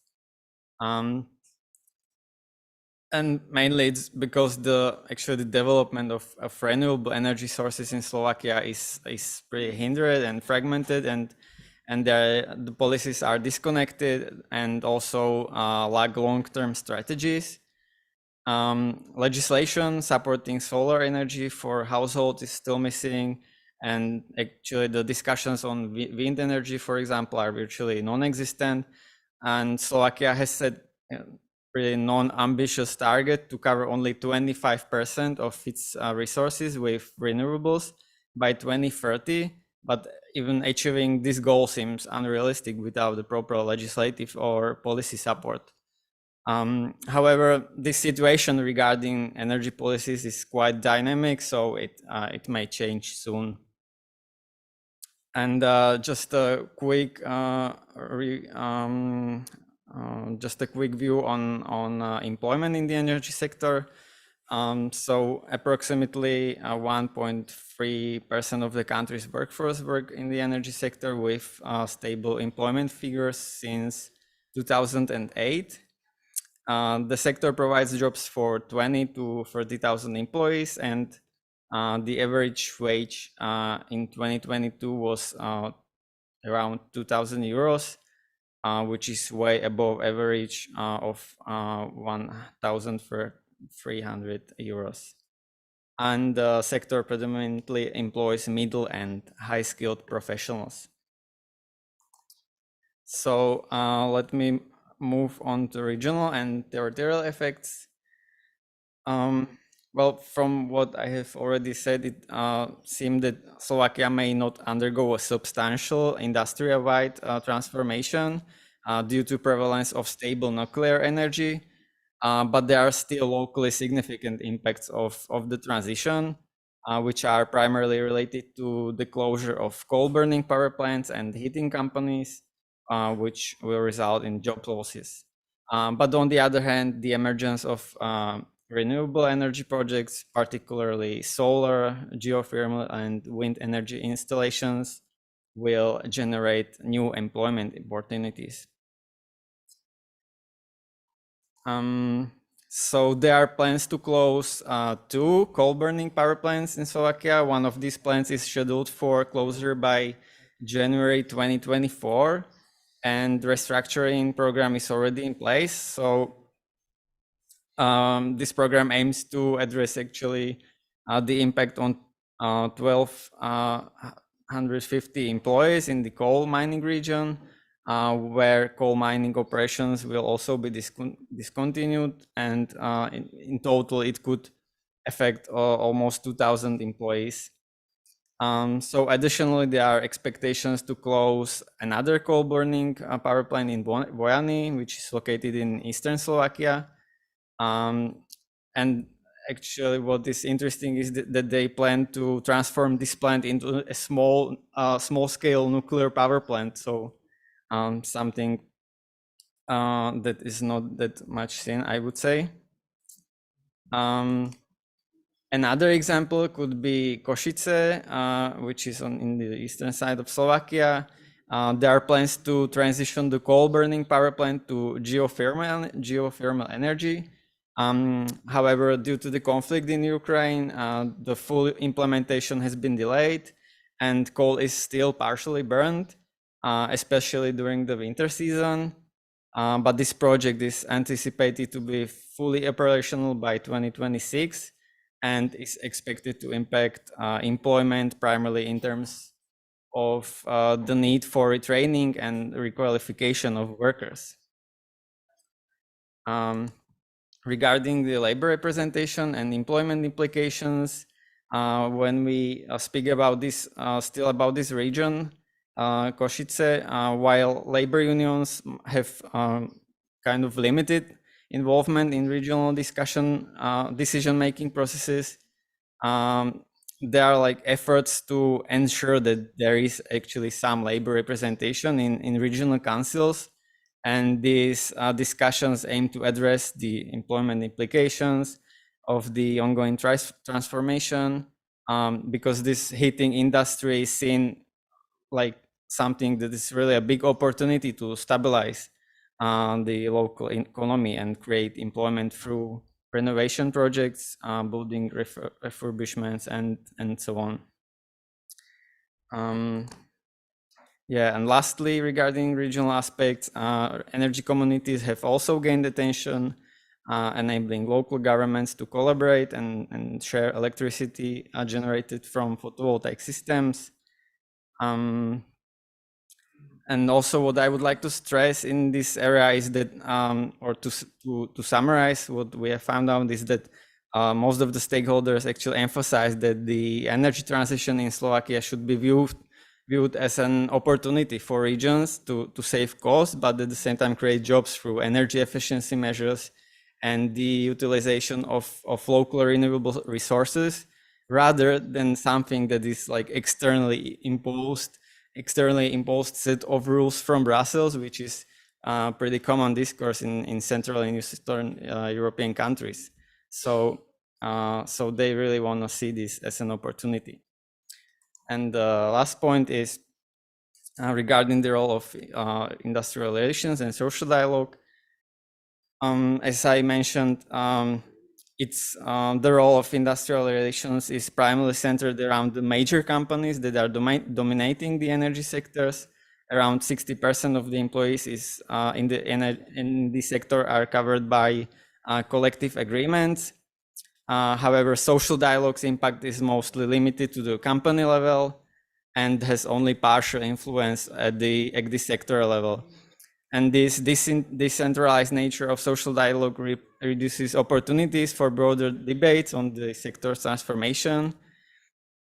And yeah, therefore this tripartite setting is used to comment like on legislative proposals, but doesn't act as a platform for introducing and tackling these pressing emerging issues in this sector.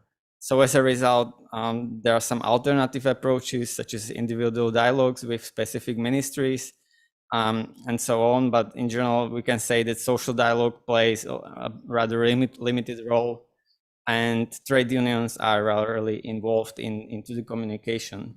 And so to conclude, I would say that to ensure a just transition, it's crucial for Slovakia to prioritize a comprehensive approach that consider the impact on employment, worker safety, local economies, and also vulnerable groups, such as migrants and Roma people who also work in the energy sectors, especially in the coal mining areas.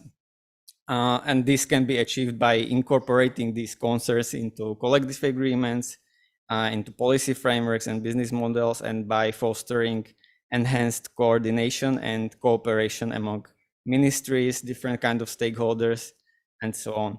So efforts should mainly be made to involve trade unions in decision-making processes and promote this dialogue on just transition initiatives also outside of the tripartite consultations.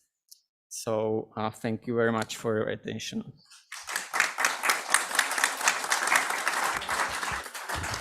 Grazie anche a Patrick che ci ha illustrato altre caratteristiche, diciamo, delle sfide della transizione su altre regioni carbonifere, gli effetti anche che il conflitto russo-ucraino possono avere nel rallentamento di queste trasformazioni, le opportunità per queste regioni, però la necessità di rafforzare il dialogo sociale. Termina qui la nostra lunghissima sessione, le due lunghe sessioni sono state una full immersion ma penso utili per capire quello che sta accadendo, diciamo, a livello europeo. A questo punto chiamerei al tavolo per delle considerazioni finali a cui teniamo tanto sia Jakub che è il responsabile del settore utilities e dei CAE dell'EPSU, che è la Federazione Europea dei Servizi Pubblici. Chiamerei al tavolo, adesso stiamo facendo questo cambio sul palco, Corinna Zierdold di Industrial, che è capo del Dipartimento sulla giusta transizione di Industrial Europe. Ci teniamo molto alle loro considerazioni perché vorrei approfittare, come volete, sì sì.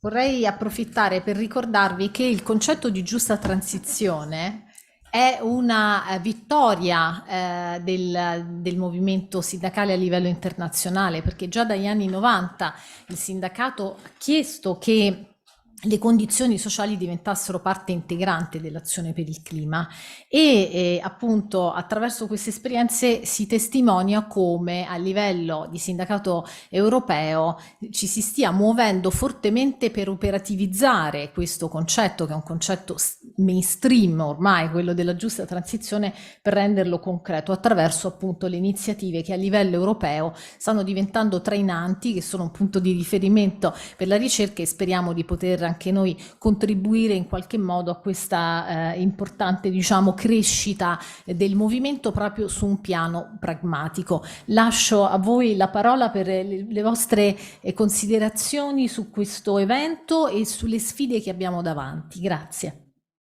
La parola, prego.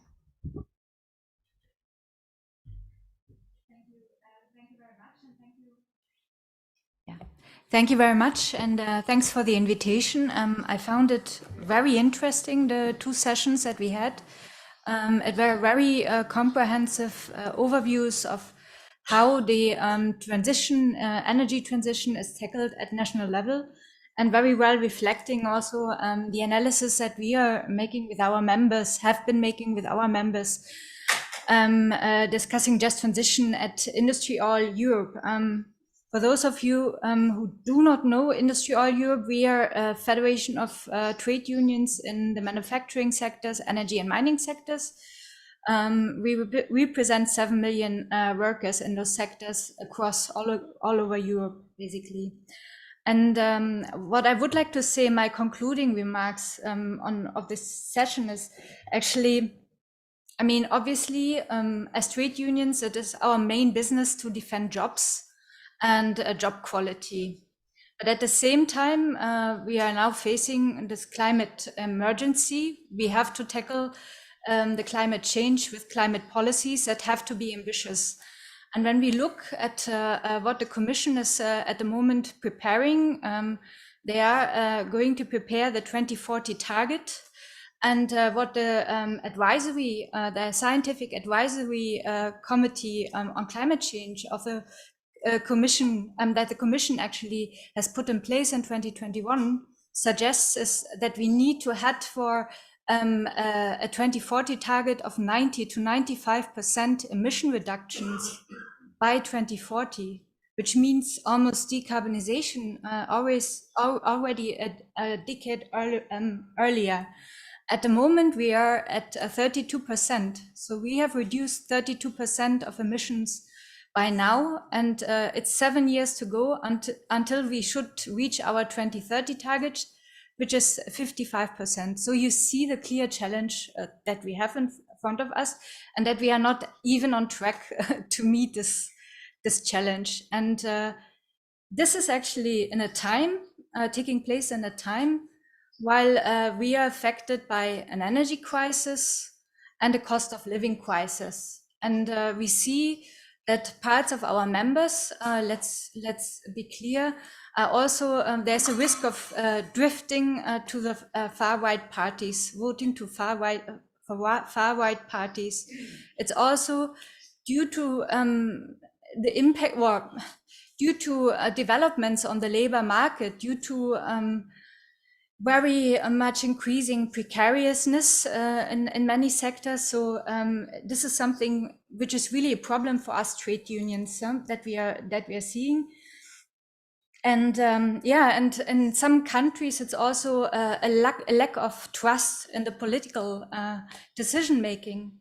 We heard it here in some of the case studies. I think I don't know, was it Hungary, for instance, that it was mentioned. But we also heard it Bulgaria that had like 4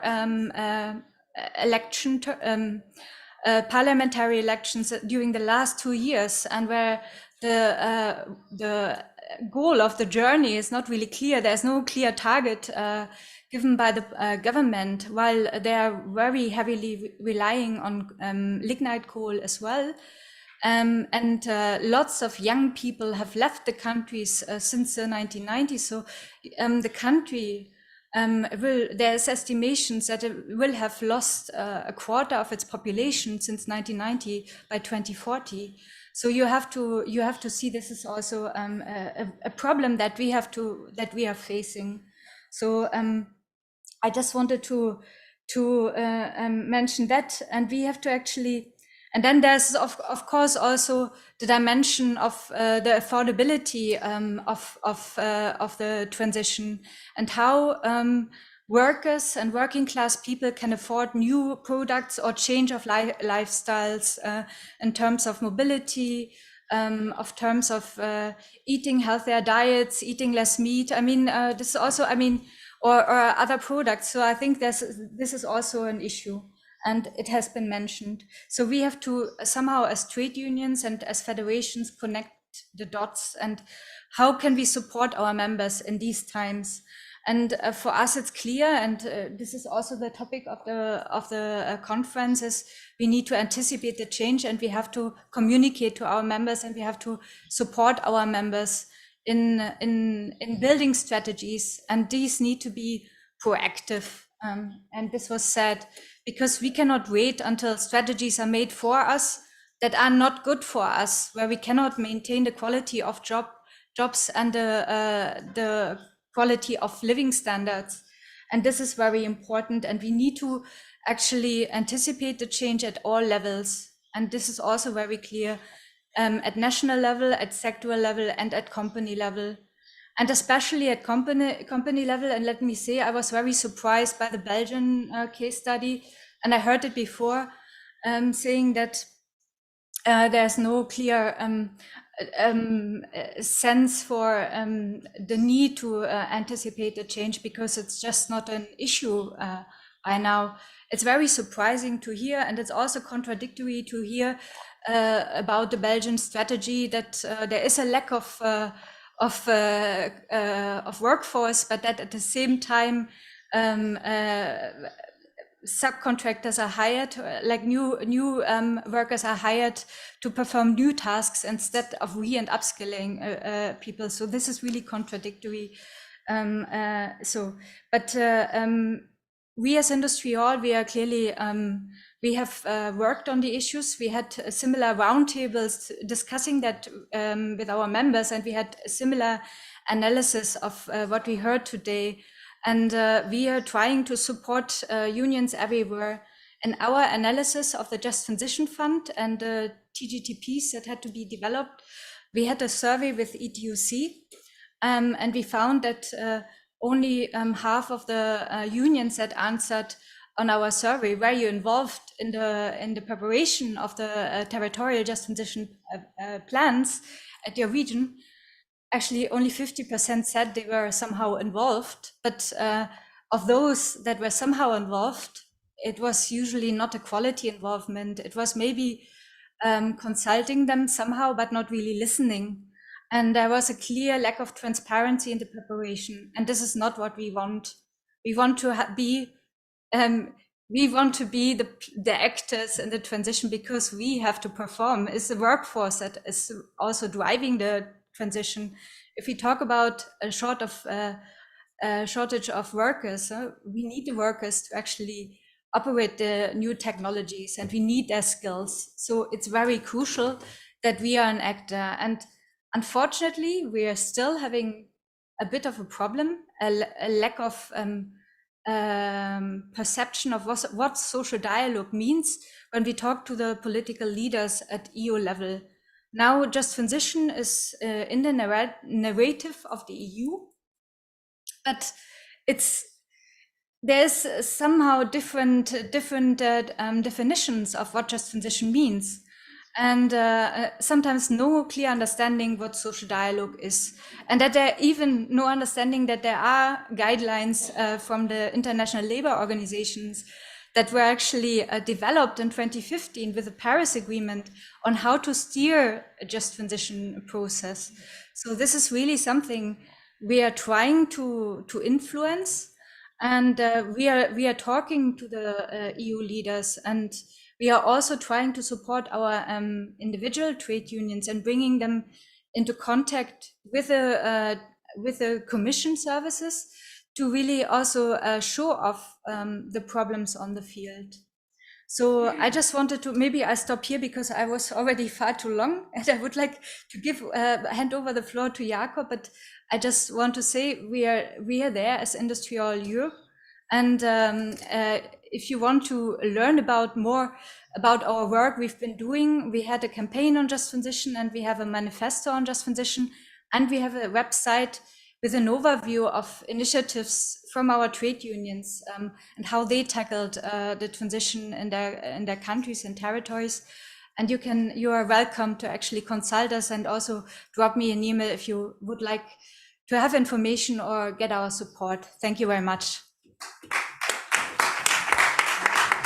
Grazie mille Corinna, davvero, e passiamo a questo punto la parola a Jakub. Many thanks. It's good to be here again. My name is Jakob Embacher. I represent the European Public Service Unions. I'm responsible for the utility sector. So EPSU represents workers across public services in all countries of Europe, the EU and beyond. And I would also like to start my reflections maybe with the political situations. As you know, next year there will be the election for the European Parliament.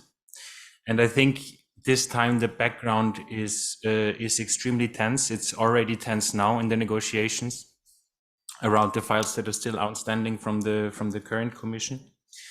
We see at the one hand that the climate crisis accelerates. We see floodings in Italy. We see wildfires all over Europe. The situation is even worse in other parts of the world. In Southern Asia and India, we have heat waves of over 45 degrees, which really test what humans can live through, I would say. At the same time, we see quite a backlash against climate action, especially from the right. I think, Corinna, you mentioned this very rightly. The right is now pitting social objectives against environmental objectives. And I would also say that oftentimes it's those parties that pit social objectives against climate objectives that usually don't have a very credible track record on either of the two. So those parties that now try to defend themselves may present themselves as the defenders of workers against environmental laws, against more climate ambition, are usually parties that in the past have not shown much ambition on social policy either. So I think before this background, it is very crucial to develop a strong trade union vision, a vision that really comes from the workers, that reflects the social realities of the people, that reflects the world of work. Because as was explained before by Bella, a lot of the EU policy making on climate ambition is very much market-based. But it's also crucial to say that the market is very blind. It's very blind to social realities. And we've seen that now also in the energy crisis, where actually the pro-market forces, the business associations, were oftentimes saying, well, it's fine. I mean, we just let the prices work, and you see that demand goes down. They don't consider why demand goes down. They don't consider that people cannot afford to heat their homes. They do not consider that industries are not able to continue to produce. they also see the future as kind of one of for instance, very massive price swings, and people will just have to adapt. So a very Darwinistic view, I would say, and I think it's important to oppose to this a vision of stronger public control of our energy system. We do see a bit of a move towards that, I would say, in the recent reform of the EU electricity market, with a stronger focus on contracts for difference, which is a tool for more public control. However, we, and I think also IndustriAll, have shared this point of view, have actually considered that this reform has not gone far enough. A trade union vision also needs to very much present the world of work, which is still absent from EU strategies in many cases. We need workers to make the transition happen. We see in the electricity sector that there is a real shortage of skilled workers. There is a real shortage of electricians to modernize grids, to modernize substations. Our analysis is also that this is also a consequence of the marketization of the energy provision. So actually, we presented the research a few years back in 2019, I think, that also showed that since liberalization, companies have invested more into competition over consumers. So there was more money going into marketing, into advertisement, rather than investing properly into the training of qualified workers to make the transition happen. And now I think it's also in our discussion with the employers, they now understand, suddenly they see, oops, there is really a lack of workers and we really have a big problem. Even if in an ideal world, all the investment were there and all the regulation was there for the energy transition, if you don't have the workers to carry it out, you're not getting anywhere. And I think this reflection has been defended by trade unions for a long time and is increasingly getting attention by decision makers. Too late, possibly also too slow, but now the urgency of action is very high, I think. And with that, I would also like to move on to another reflection, which is that on European social dialogue. So throughout the morning, we've talked about the different levels of social dialogue on the company level, the sectoral level, and the national level. We are also active together with IndustriAll on the European social dialogue level. And this is a level of industrial relations that might not get as much attention on discussions and just transition. Even though I would actually say there are, in the treaties of the European Union, the opportunities for European dialogue are quite strong. So you can strike agreements, you can strike binding agreements. At the same time, it's also understandable that it doesn't get as much attention, because I think for a long time, the European social dialogue has not lived up to this potential, and especially employers were not willing to strike agreements with trade unions in those committees on just transition. However, now, a silver lining, we have started to negotiate a just transition agreement with the employers in the gas sector, with IndustriAll Europe and Eurogas on the employer side. I mean, IndustriAll Europe on the trade union side, of course, and Eurogas on the employer side.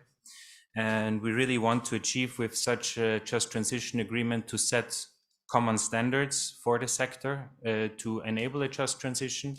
This should be quite a broad agreement that should discuss issues from information and consultation of workers' representatives, that should set strong standards for a right to training for workers, and that should contain binding commitments for companies.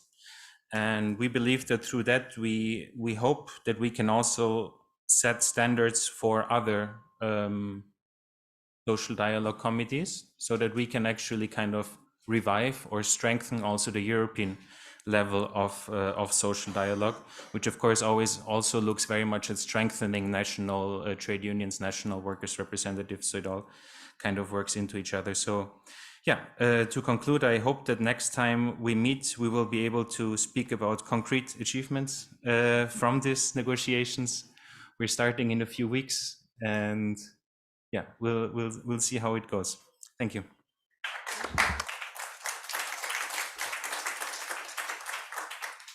Grazie molto per questi commenti, queste informazioni di quadro su quello che si sta facendo a livello appunto del sindacato europeo, che sono per noi un punto di riferimento fondamentale per il nostro progetto e per la nostra attività di ricercazione. Abbiamo sforato molto con i tempi, quindi è difficile pensare adesso di fare domande e risposte, ma possiamo continuare a dialogare ancora. Tutte le informazioni che sono state date sono reperibili a partire dal manifesto per la giusta transizione di Industrial, il Just Transition Agreement per il gas, che seguiremo con molta attenzione. E quindi a questo punto ringrazio tutti per averci seguito fino a questo momento, ringrazio soprattutto Jacopo e Corinna. Direi che possiamo adesso riprenderci con una pausa, e poi appunto possibili ipotesi, domande e questioni le possiamo riprendere successivamente. E direi di accorciarla lievemente, se possibile vederci intorno alle 2:15, anche per le 14 se riusciamo, Grazie.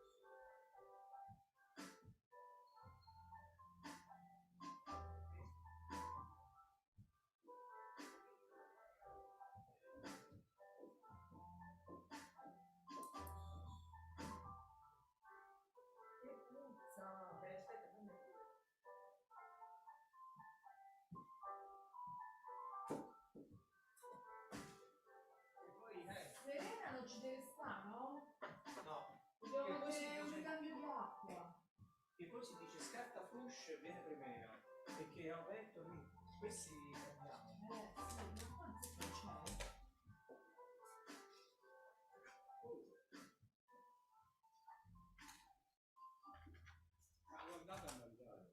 No, no, ma dieta. Allora, questi possiamo... Come li metto anche questo? Nell'oceano dove lo metto? Nell'oceano mettilo... Perché io non lo prendo questo. Sì. No, perché? Poi Marco Falcinelli. Marco Falcinelli lo puoi mettere vicino a Lillo, perché tanto sono prepari. Di qui ce ne sono 1 o 2. Quante ne 1, 2, 3, 4, 5, 6. E tu ne hai quanti? 5. 5. Ok. E quindi questi un po' più centrali, questo magari... Questo Michele De Palma, questo qui è il segretario della Fiamma. Dove lo mettiamo vicino a Falcinelli? Falcinelli è quello che... Questo è il segretario della Fiamma. Diciamo. Poi qua mi sta Ricci o Filuste. No,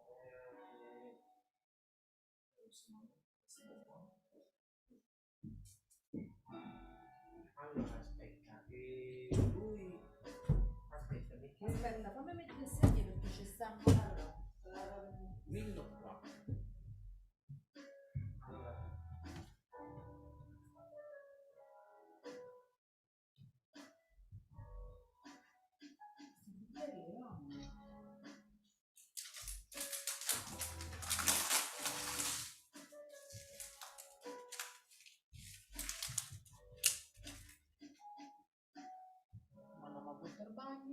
Così Anto? Sì, poi chiediamo a Lillo.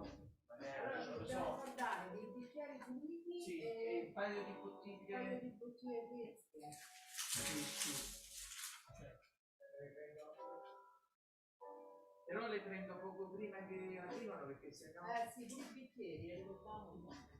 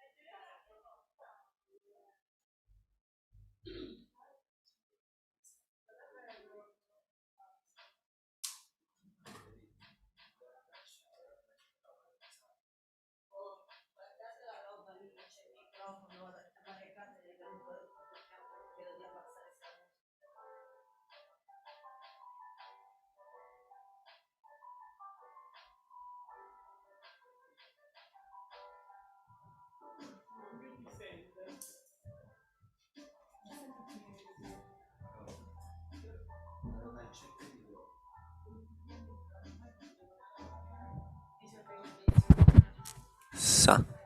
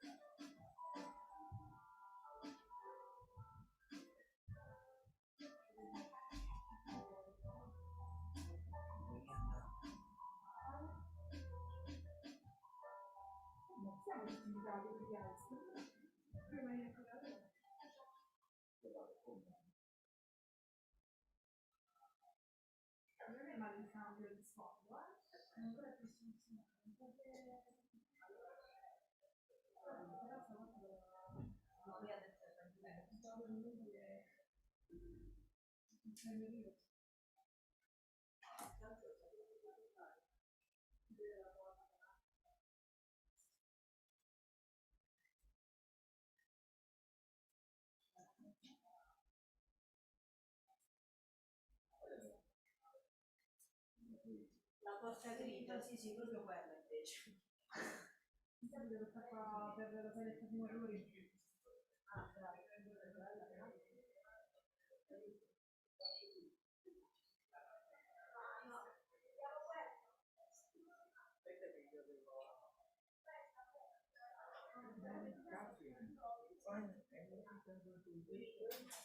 Yeah, just really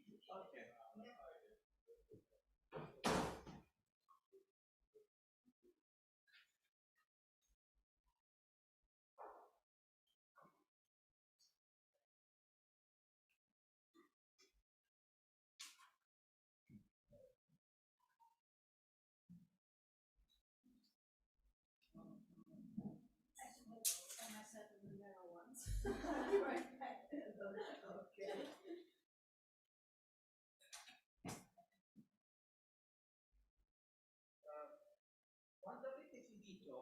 Mi avvisate perché io non faccio entrare nessuno. Va benissimo, arriviamo.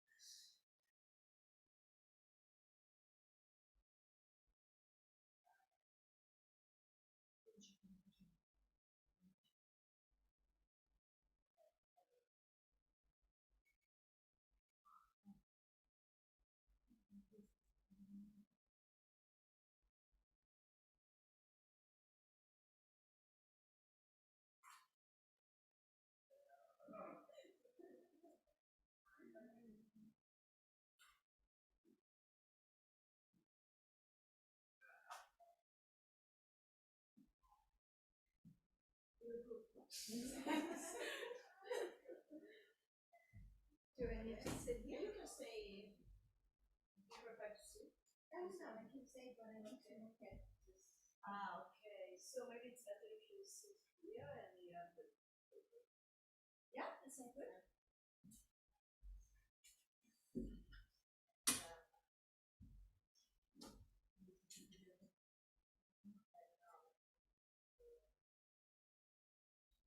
If that's a problem, I can. Yeah, but it's if you prefer to sit, you can sit and. Yeah, does it look funny or the?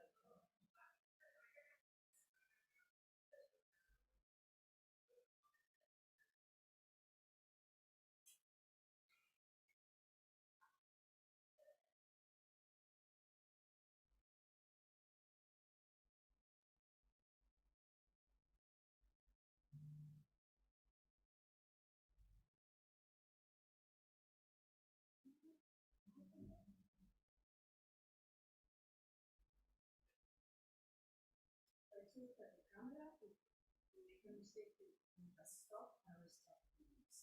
I will cut. Okay? In your language.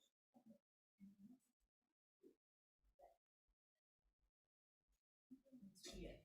Oh, that's it. Is that okay with the what? Yeah, yeah. Okay.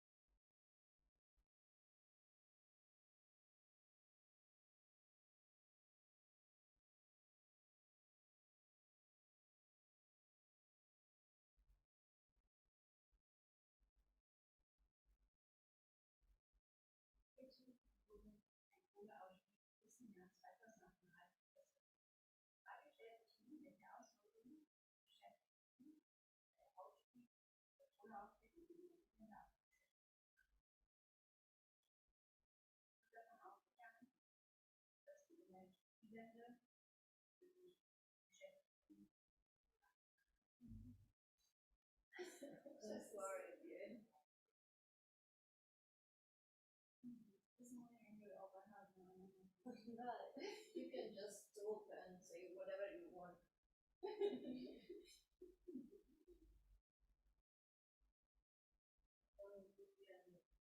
Yeah. I don't even remember that.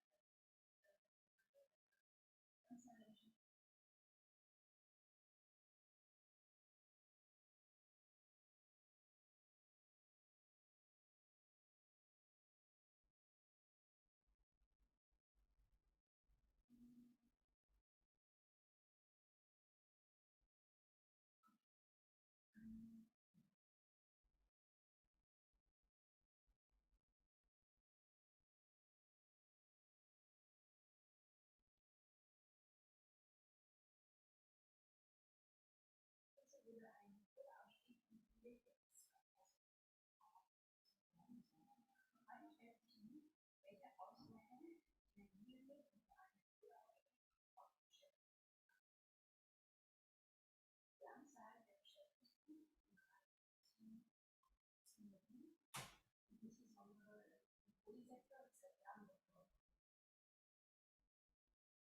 Hinsichtlich der Beschäftigung mit erneuerbaren Energien erfüllen die Angaben.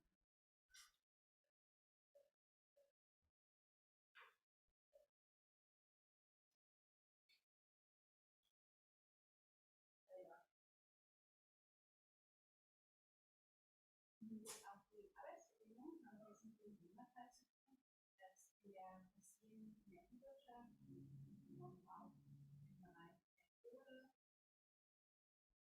die Arbeitsbedingungen reduzieren. Über die Leute sind.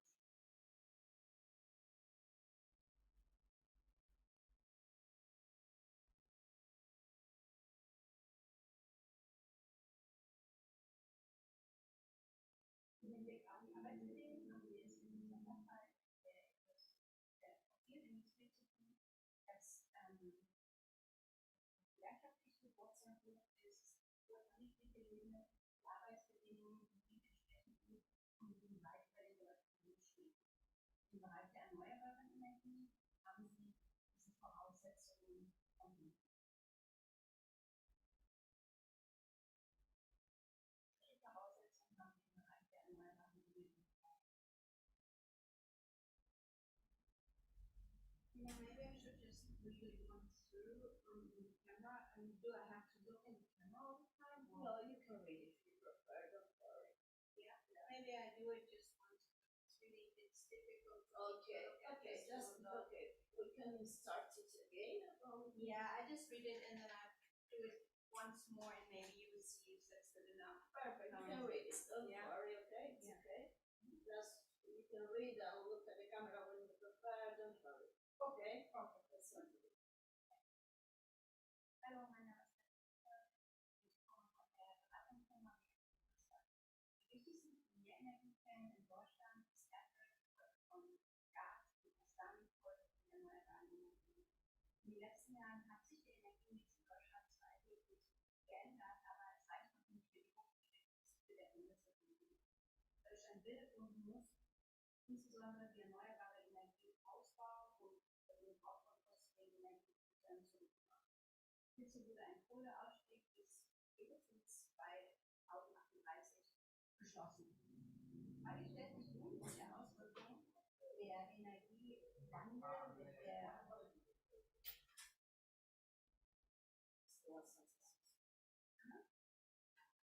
Frage stellt sich nun, welche Auswirkungen die Energiewende auf die Beschäftigten hat. Die Anzahl der Beschäftigten im Bereich der fossilen Energie und insbesondere im Bereich der Kohle ist seit Jahren rückläufig. Die Angaben zum Beschäftigungsaufbau hinsichtlich der erneuerbaren Energien variieren. Im Hinblick auf die Arbeitsbedingungen haben wir es mit dem Sonderfall zu tun, dass in den Unternehmen der Kohleindustrie und der restlichen fossilen Energiewirtschaft gewerkschaftlich sehr, sehr hoch ist. Die betriebliche Abdeckung ist umfassend, dementsprechend die Arbeitsbedingungen über den deutschen Durchschnitt. Welche Voraussetzungen haben Sie im Bereich der erneuerbaren Energie auch? Die Ergebnisse unserer Studie legen nahe, dass im Zuge der Energiewende nur wenig neue Berufe existieren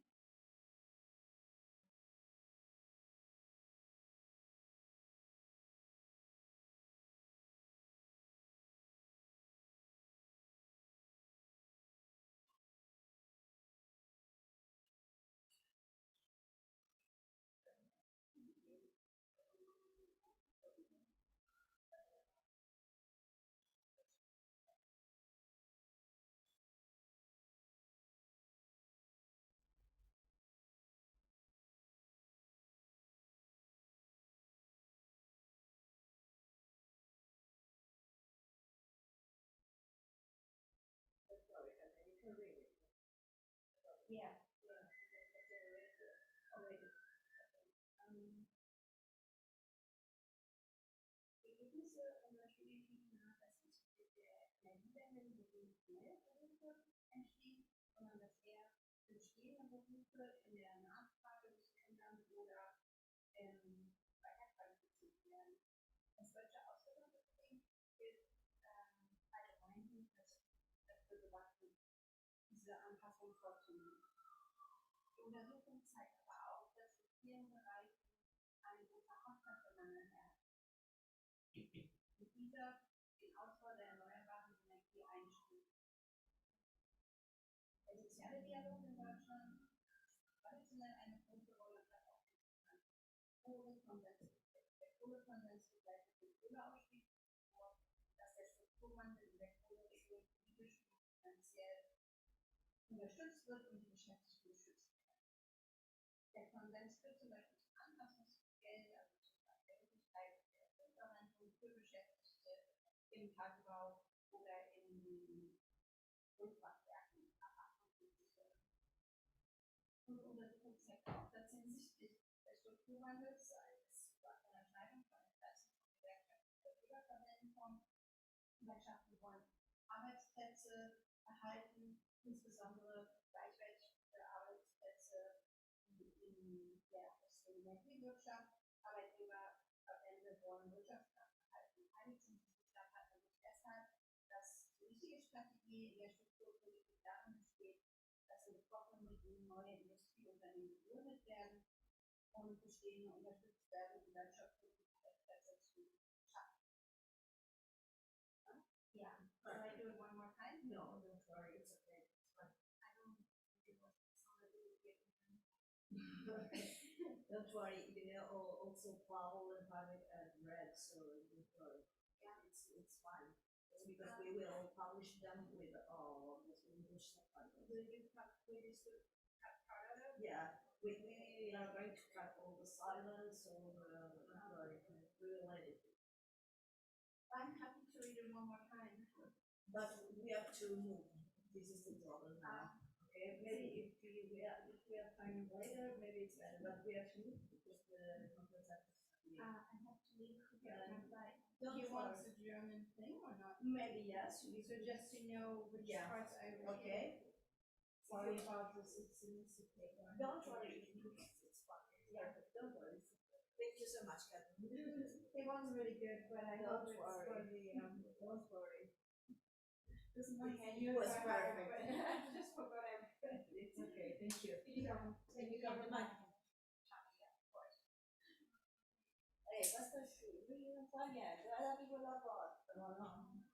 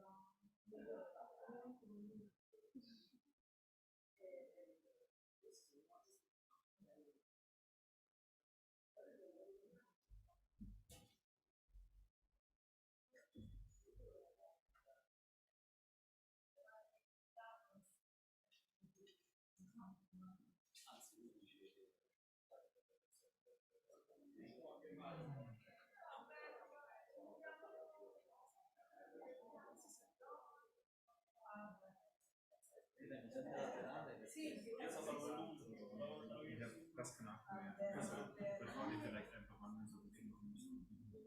Aber ich glaube,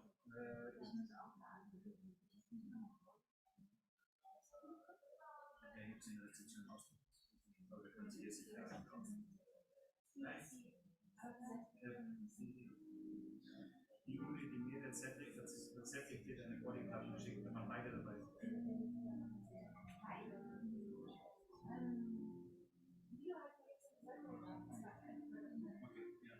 Ich muss auch laden.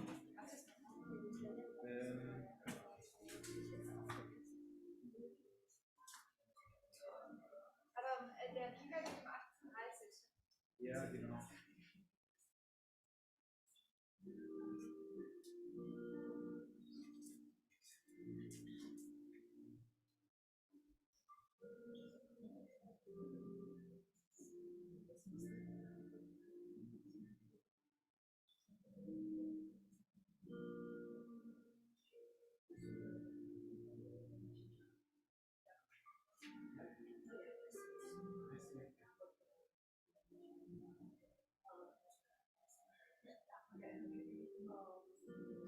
Ah, nee, ich habe sie bekommen.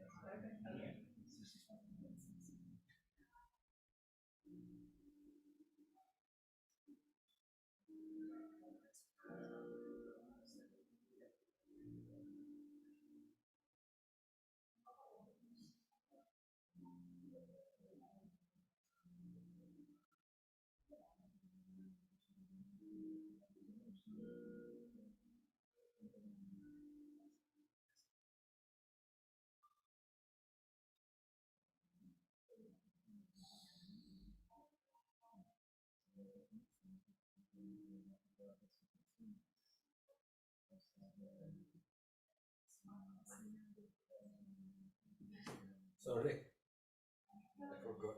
No. I actually, is it about the boarding? I received it. I didn't see the email. Ricevuto non ho visto.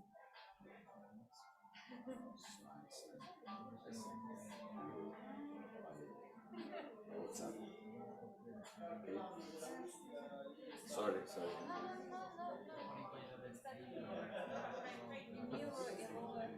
Che non ho visto, non ce l'ho visto che è già inviato.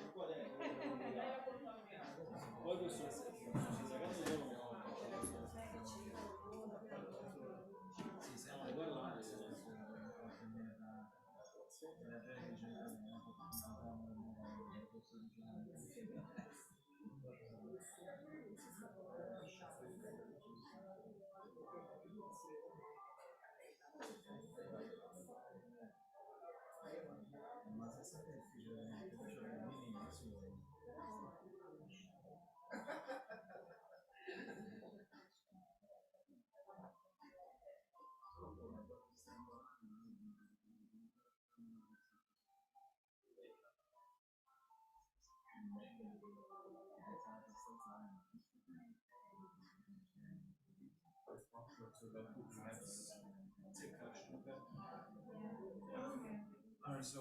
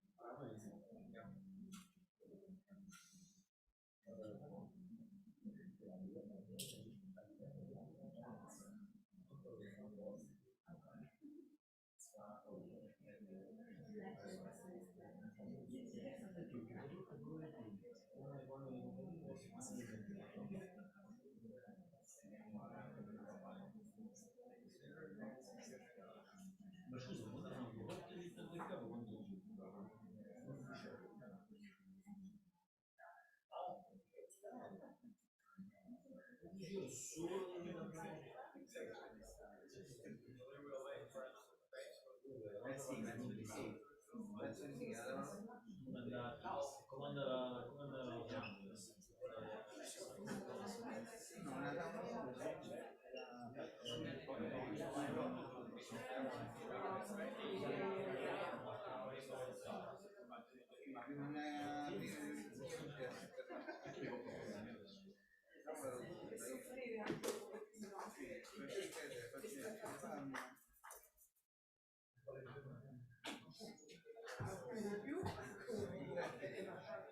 andava considerato che probabilmente però direttamente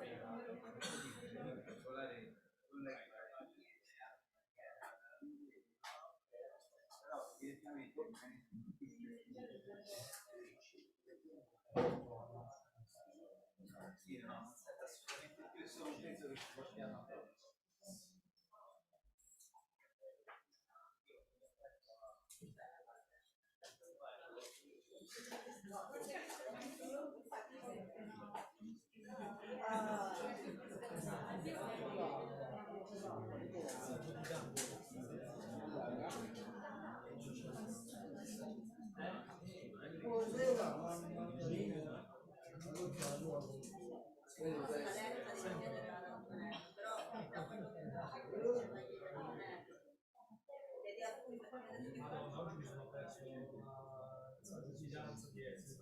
questo è grave.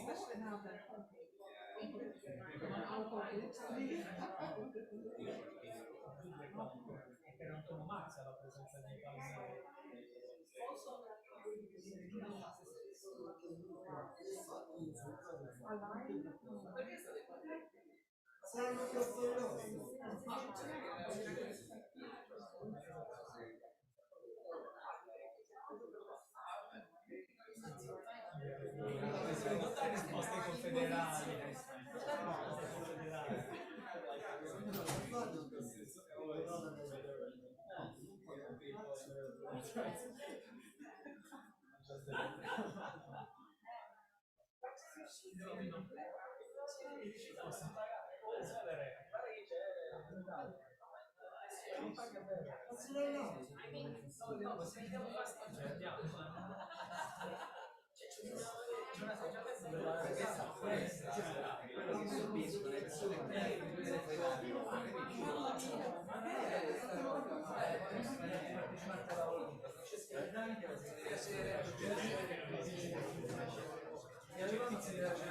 È il mio modo di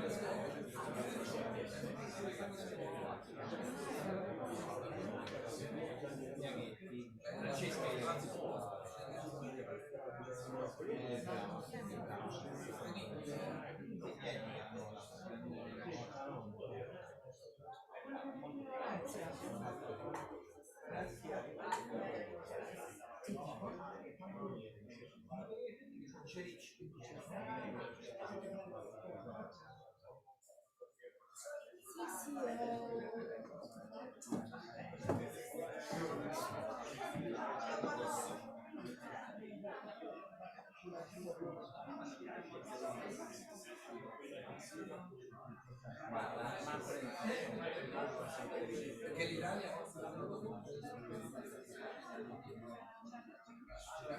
è rimasta.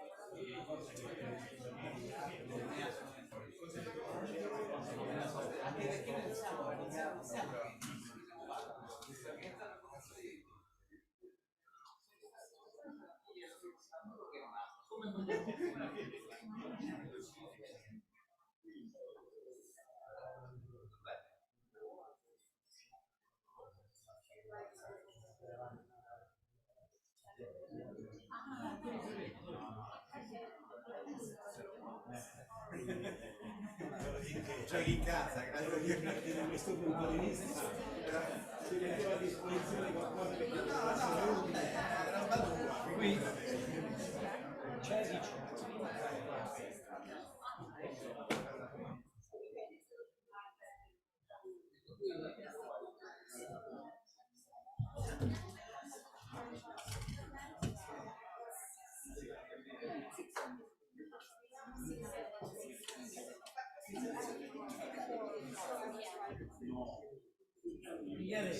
sarà un caso che a me mi hanno messo a destra e a sinistra. Dipende sempre da dove guardi. Marco, dipende sempre da dove guardi. Noi vediamo a destra. Dottore, mi scusi, troppa dipendente al miserio per il suo nome.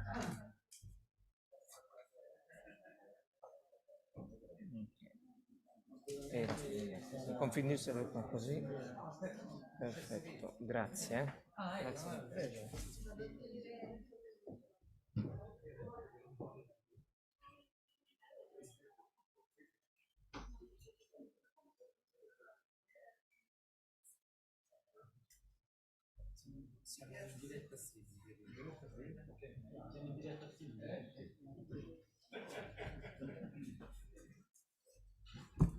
Se la regia mi dà il via, posso?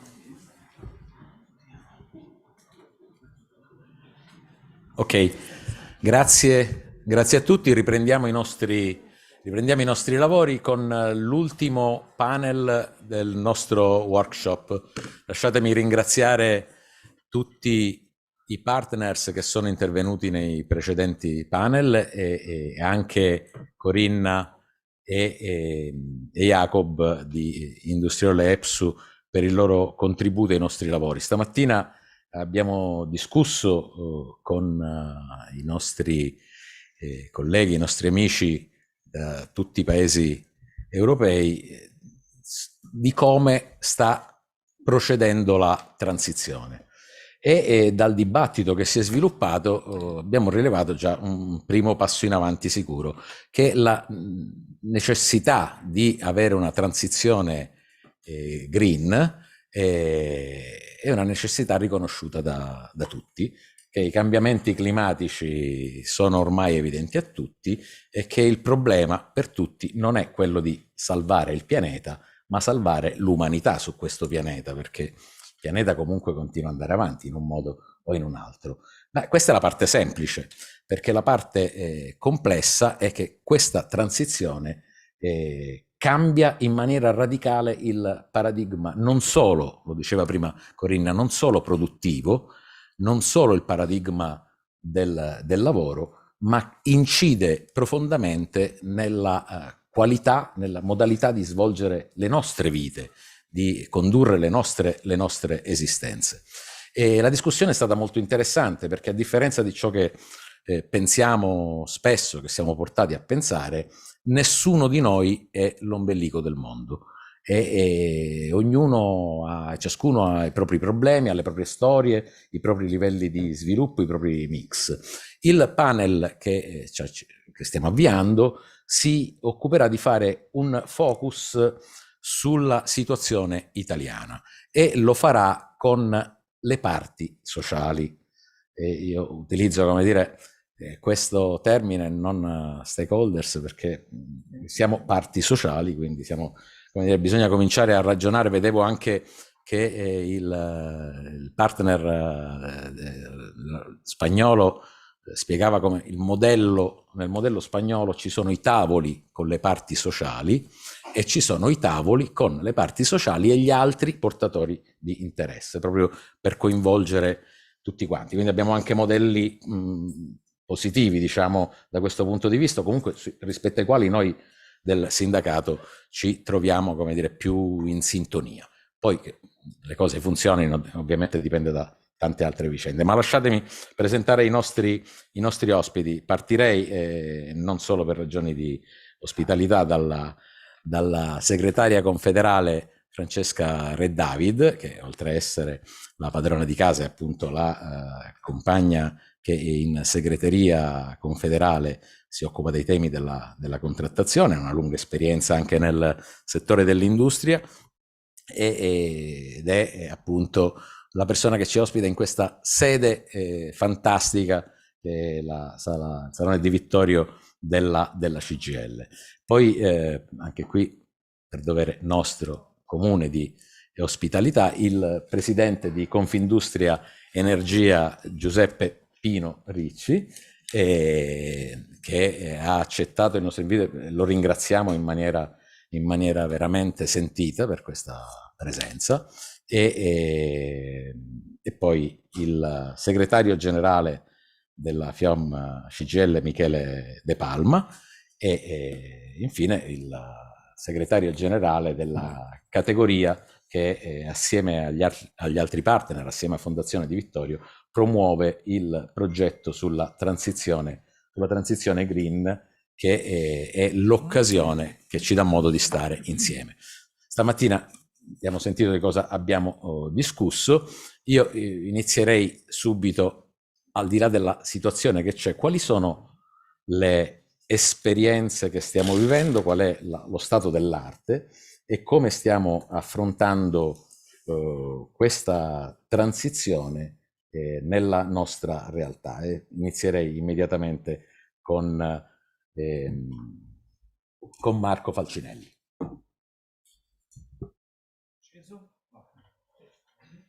Adesso è acceso.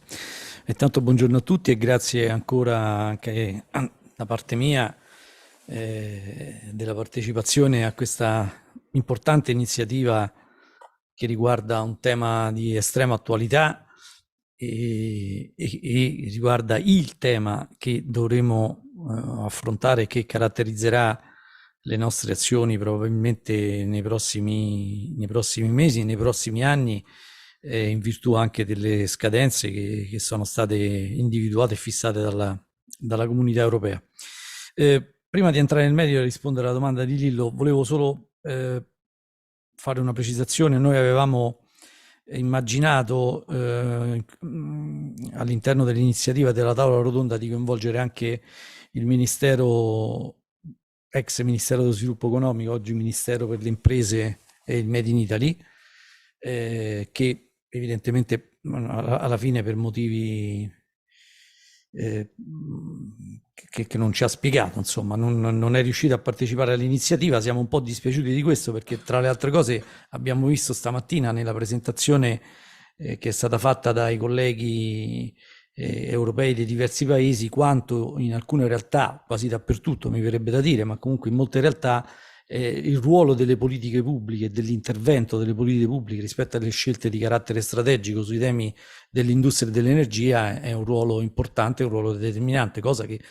vorremmo fosse così anche nel nostro paese. Per questo avevamo immaginato che un contributo a questa discussione da parte della politica, intesa nel senso del ruolo istituzionale, ci avrebbe in qualche modo anche aiutato a comprendere la strada che dobbiamo tutti insieme intraprendere per raggiungere gli obiettivi.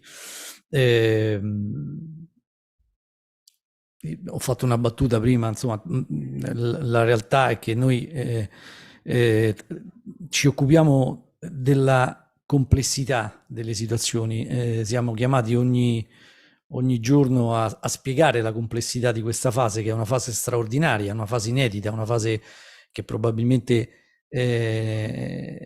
se vogliamo immaginarne una simile, dobbiamo tornare alla prima rivoluzione industriale. Siamo in una condizione assolutamente nuova che ci mette di fronte a grandi sfide e ovviamente noi queste sfide le vediamo tutti i giorni, perché, come giustamente è stato sottolineato stamattina, la transizione è in atto, non è una cosa di cui parliamo in astratto e che avverrà da qui a qualche tempo, ma ormai è in atto da parecchio tempo, e gli effetti già cominciano ad evidenziarsi e a generare situazioni complicate di gestione. Se dall'altra parte si preferisce una narrazione in cui si racconta che il paese va bene, che non ci sono problemi, mentre la produzione industriale cala, i risparmi delle famiglie calano, l'energia continua ad avere costi più bassi di qualche tempo fa, ma comunque per molti settori delle nostre attività industriali ancora complicati da gestire, è una scelta politica di cui prendiamo atto, ma avremmo voluto avere la possibilità di confrontarci anche su questo. Vengo alla domanda che faceva Lillo, che ringrazio. Io ho percepito questo dalle presentazioni ascoltate nella mattinata, e devo dire che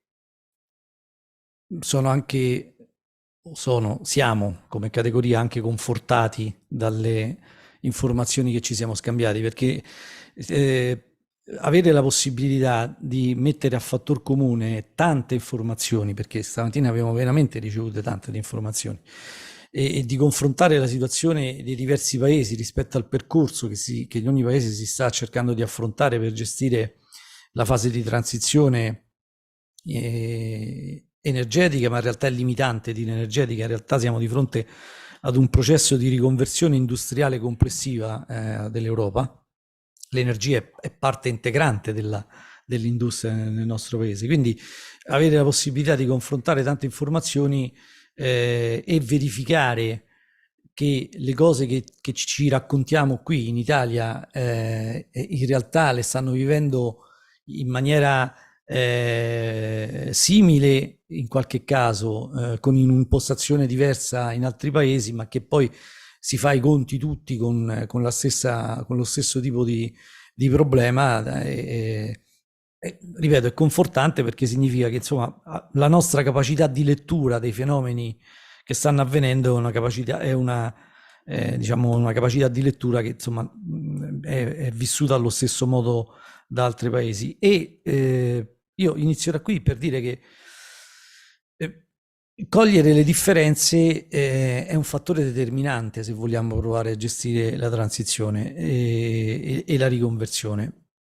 Abbiamo visto stamattina che non solo ci sono enormi differenze tra paese e paese, ma ci siamo resi conto, perché uno dei punti, lo dico a beneficio di Pino Ricci che non c'era, uno dei punti che è stato affrontato nello studio condotto da diversi paesi era proprio quello di capire l'impatto della transizione nelle regioni e nei territori.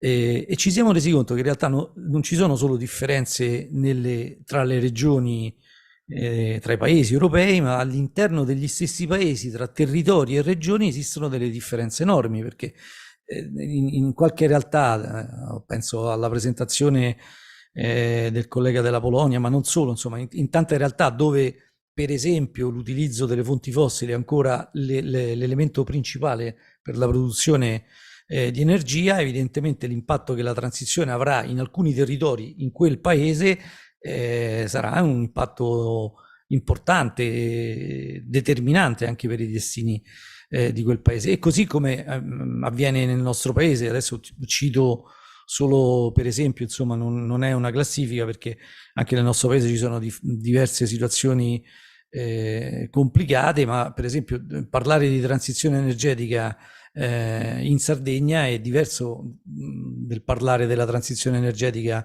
in qualche altra regione dell'Italia, perché lì c'è una condizione di partenza diversa. E il punto è proprio questo, cioè la cosa che voglio sottolineare è proprio questa, Cogliere le differenze significa avere la consapevolezza che il tema della transizione deve essere affrontato, è un tema ineludibile da questo punto di vista. Lillo faceva riferimento ai cambiamenti climatici, ne siamo tutti consapevoli e dobbiamo porre rimedio a determinate situazioni. Ci sono degli obiettivi che dobbiamo cogliere, però dobbiamo avere la consapevolezza, e lo deve avere l'Europa, la consapevolezza, che non partiamo tutti dalla stessa condizione.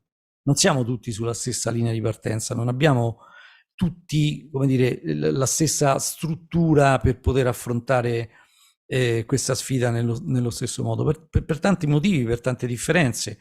Siamo diversi tra di noi dal punto di vista degli assetti industriali, siamo diversi rispetto alla composizione delle imprese. L'Italia è un paese fatto per il 90 o per oltre il 90% di piccole e medie imprese. Stamattina questo è un altro dato che io ho registrato, cioè le grandi aziende in quasi tutti i paesi la transizione la stanno facendo anche bene. Quello che è problematico è quel vasto mondo di tessuto industriale che è a valle delle attività di queste aziende, che hanno invece più difficoltà, enormi difficoltà in qualche caso ad affrontare il tema. Quindi la composizione delle imprese è un primo elemento di differenza, la loro dimensione. Le filiere industriali dedicate, che dovrebbero essere dedicate alla produzione di quella tecnologia che ci consentirebbe di fare una transizione giusta ed equa, in alcuni paesi sono più avanzati, in alcuni paesi non ci sono. L'Italia da questo punto di vista credo che sia in forte ritardo nell'idea di avere nel paese quella produzione industriale della tecnologia che serve alla transizione. Abbiamo qualche esempio d'eccellenza anche recente, ma penso alla Gigafactory a Catania, ma non solo, insomma. Però siamo comunque in una condizione di ritardo e nonostante investimenti di eccellenza importanti, anche quella realtà alla fine produrrà 3 gigawatt, mi sembra, di potenza elettrica, che sono lontani dagli 8 gigawatt all'anno che dovremmo implementare da qui per i prossimi 10 anni per poter cogliere gli obiettivi che ci sono stati indicati dalla Commissione europea.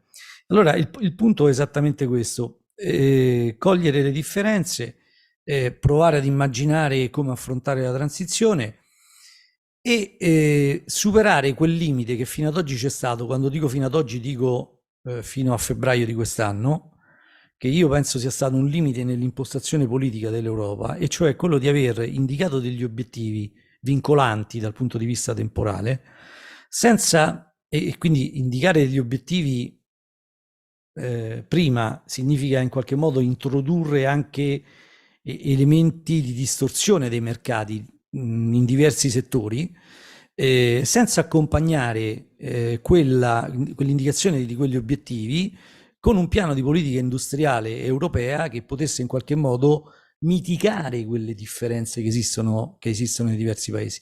Ci siamo arrivati a febbraio del 2023 ad avere un piano dell'Unione Europea sulle politiche industriali, che a mio avviso, io l'ho visto, insomma, ovviamente ho visto anche la posizione che è stata assunta dai sindacati europei rispetto a quel piano, va incontro ad alcune esigenze di carattere generale, ma in realtà io penso che ci sia anche lì lo stesso difetto di impostazione. Io non vedo in quel piano elementi che possano cogliere le differenze di stato dei diversi paesi.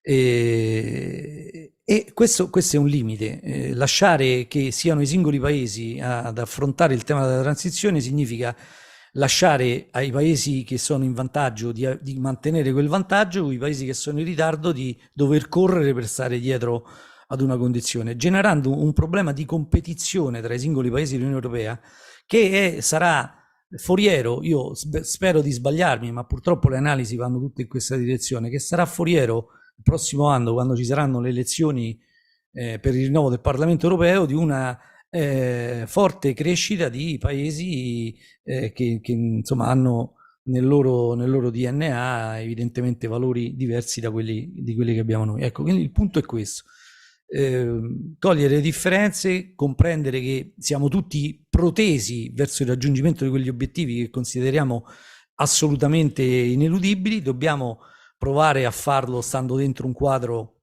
di compatibilità e di sostenibilità dal punto di vista industriale, di sostenibilità dal punto di vista sociale, perché l'aspetto sociale è quello probabilmente meno discusso ancora, invece è quello più drammaticamente presente e che sarà più drammaticamente presente nei prossimi anni. E in questo ovviamente, lo dicevo all'inizio e chiudo su questo, il ruolo del sistema pubblico è un ruolo fondamentale dal punto di vista delle risorse, dal punto di vista dei finanziamenti, dal punto di vista dell'individuare un luogo fisico, politico per poter discutere con le organizzazioni sindacali, con i corpi sociali come affrontare insieme la transizione, perché se ognuno va per conto proprio evidentemente avremo difficoltà a gestire questa fase.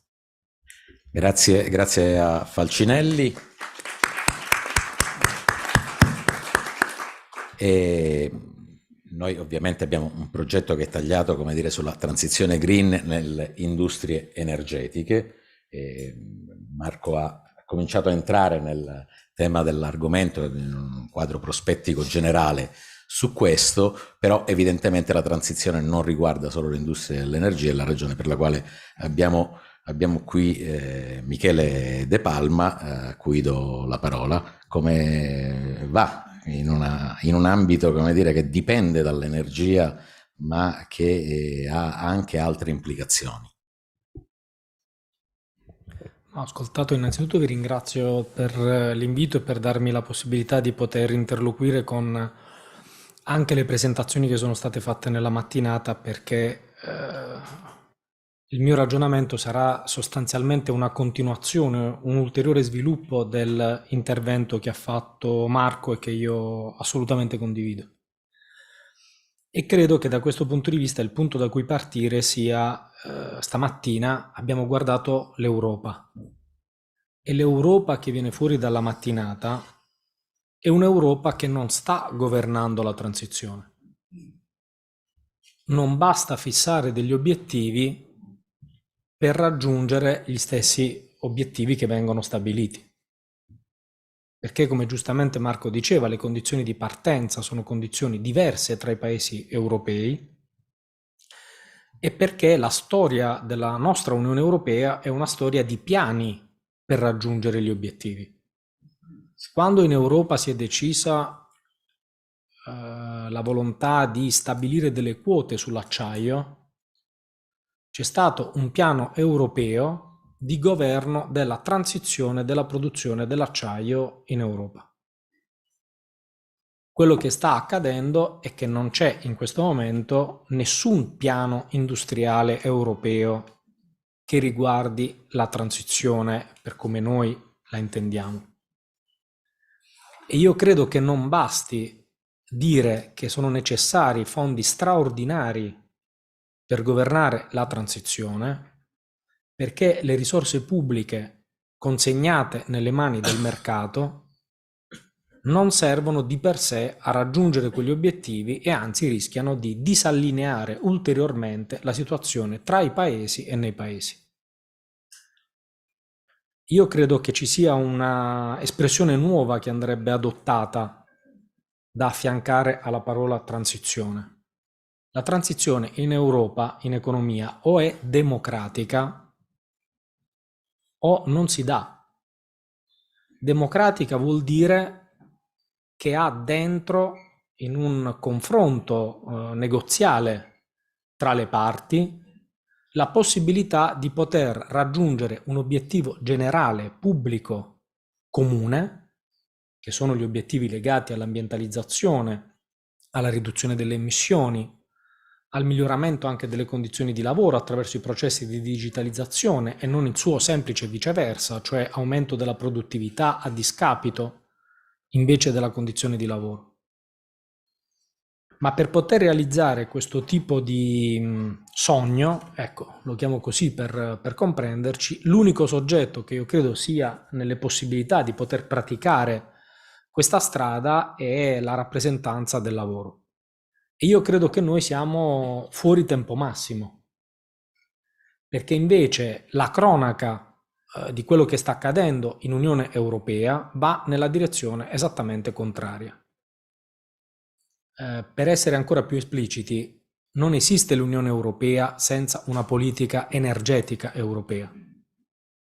Perché il dumping che si sta determinando tra i singoli paesi europei sul costo dell'energia, sull'approvvigionamento dell'energia, determina una, come dire, variazione, una variabile nella competitività di sistema dei paesi industrializzati, in particolare i 3 principali, che rischia, in una visione miope e cieca, di aprire una competizione tra Germania, Francia, Spagna, Italia, e non comprendere il fatto che nel corso degli anni c'è stato un processo di interrelazione dei sistemi industriali. Nessuno di noi potrà pensare che se la Germania subisce un arresto, come del resto ci dicono in molti, in maniera prospettica rispetto a quello che succederà molto probabilmente nel corso dei prossimi mesi, di una fermata in Germania, di sicuro non se ne gioverà il nostro sistema paese, che ha una parte consistente della sua filiera produttiva industriale. Ecco perché penso che la visione nazionale, ecco, se ci fosse stato il ministro del Made in Italy mi sarebbe piaciuto interloquire con lui, perché è straordinario vedere un governo che dice che da un lato bisogna, come dire, rallentare il processo di transizione e dall'altro lato per inaugurare una fabbrica di batterie bisogna andare in Francia. Diciamo che lo trovo abbastanza suggestivo e credo che invece il punto fondamentale sia un altro, sia il fatto che non bastano le risorse, ma che le risorse sono e ne servono molte per poter invece provare ad immaginare l'industria del futuro in Europa e le filiere e le catene produttive. L'Italia ha una debolezza strutturale rispetto agli altri paesi europei industrializzati. 2 sono i fattori principali, io ritengo. Il primo è quella della dimensione d'impresa. Il piccolo è bello, è stata, come dire, una narrazione, un racconto che poco ha a che fare con invece la possibilità di poter essere player principali nelle scelte industriali del futuro. E la seconda è che la sovranità industriale ed economica dipendeva dal fatto che le multinazionali non sono soggetti apolidi, mentre abbiamo pensato nel nostro paese per lungo periodo che le multinazionali non avessero, diciamo così, una relazione con i propri sistemi paese.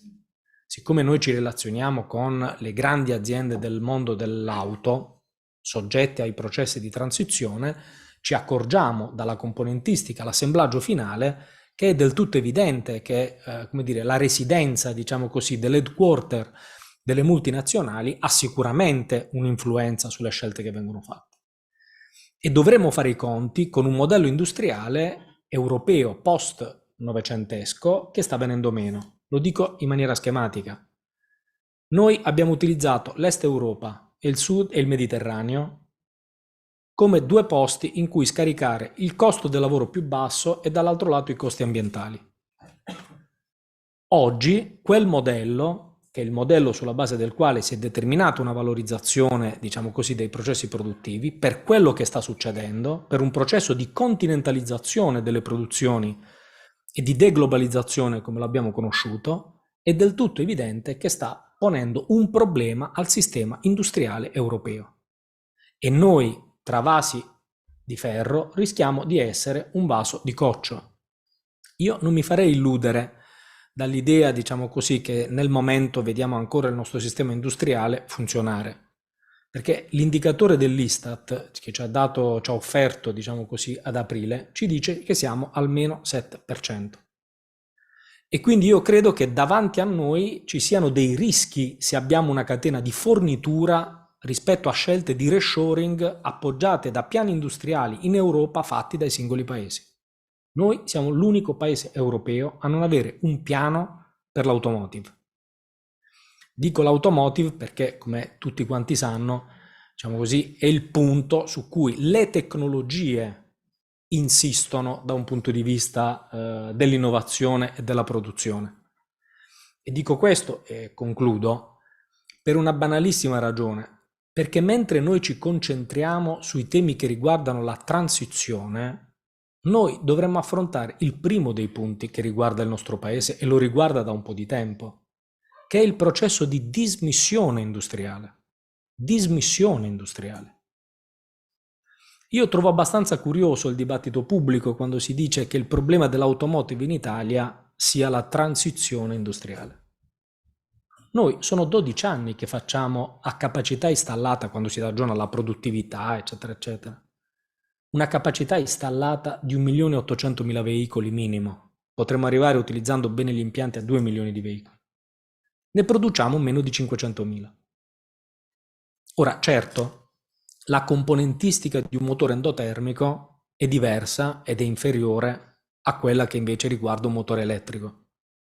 Ma il sistema della mobilità implementa elementi di occupazione. A fianco allo stabilimento Enel a Catania sarà raddoppiato lo stabilimento di ST Microelectronics che produce semiconduttori e lo fa a Catania.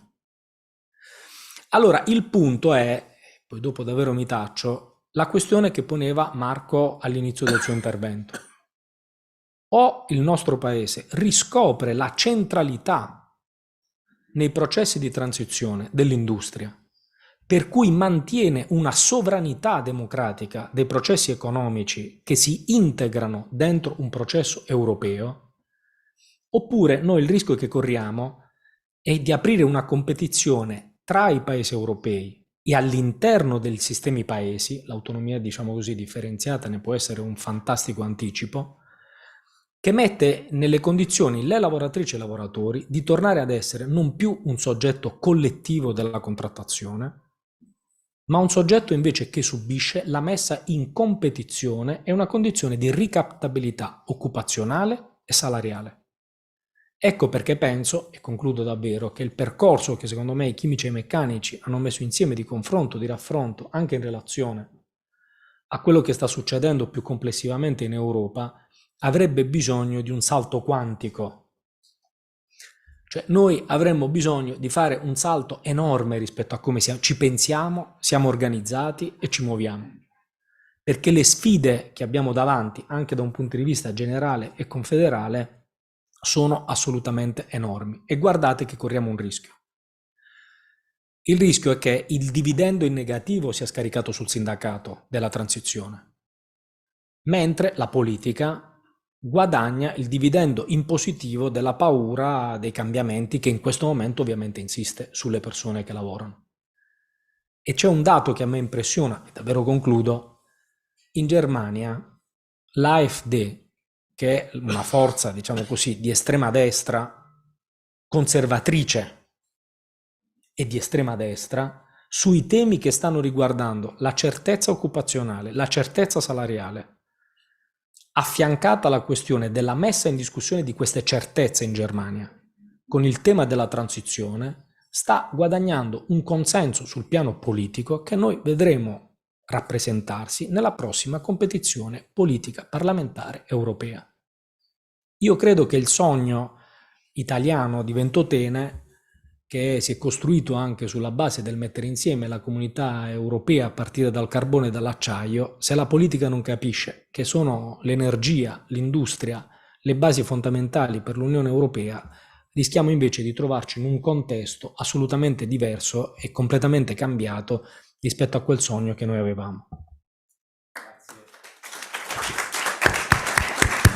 Grazie Michele, grazie per anche il tuo contributo e richiamo anche, come dire, al sogno di Ventotene, al sogno di un'Europa unita. Presidente, nel darle la parola mi permetta, come dire, una sollecitazione.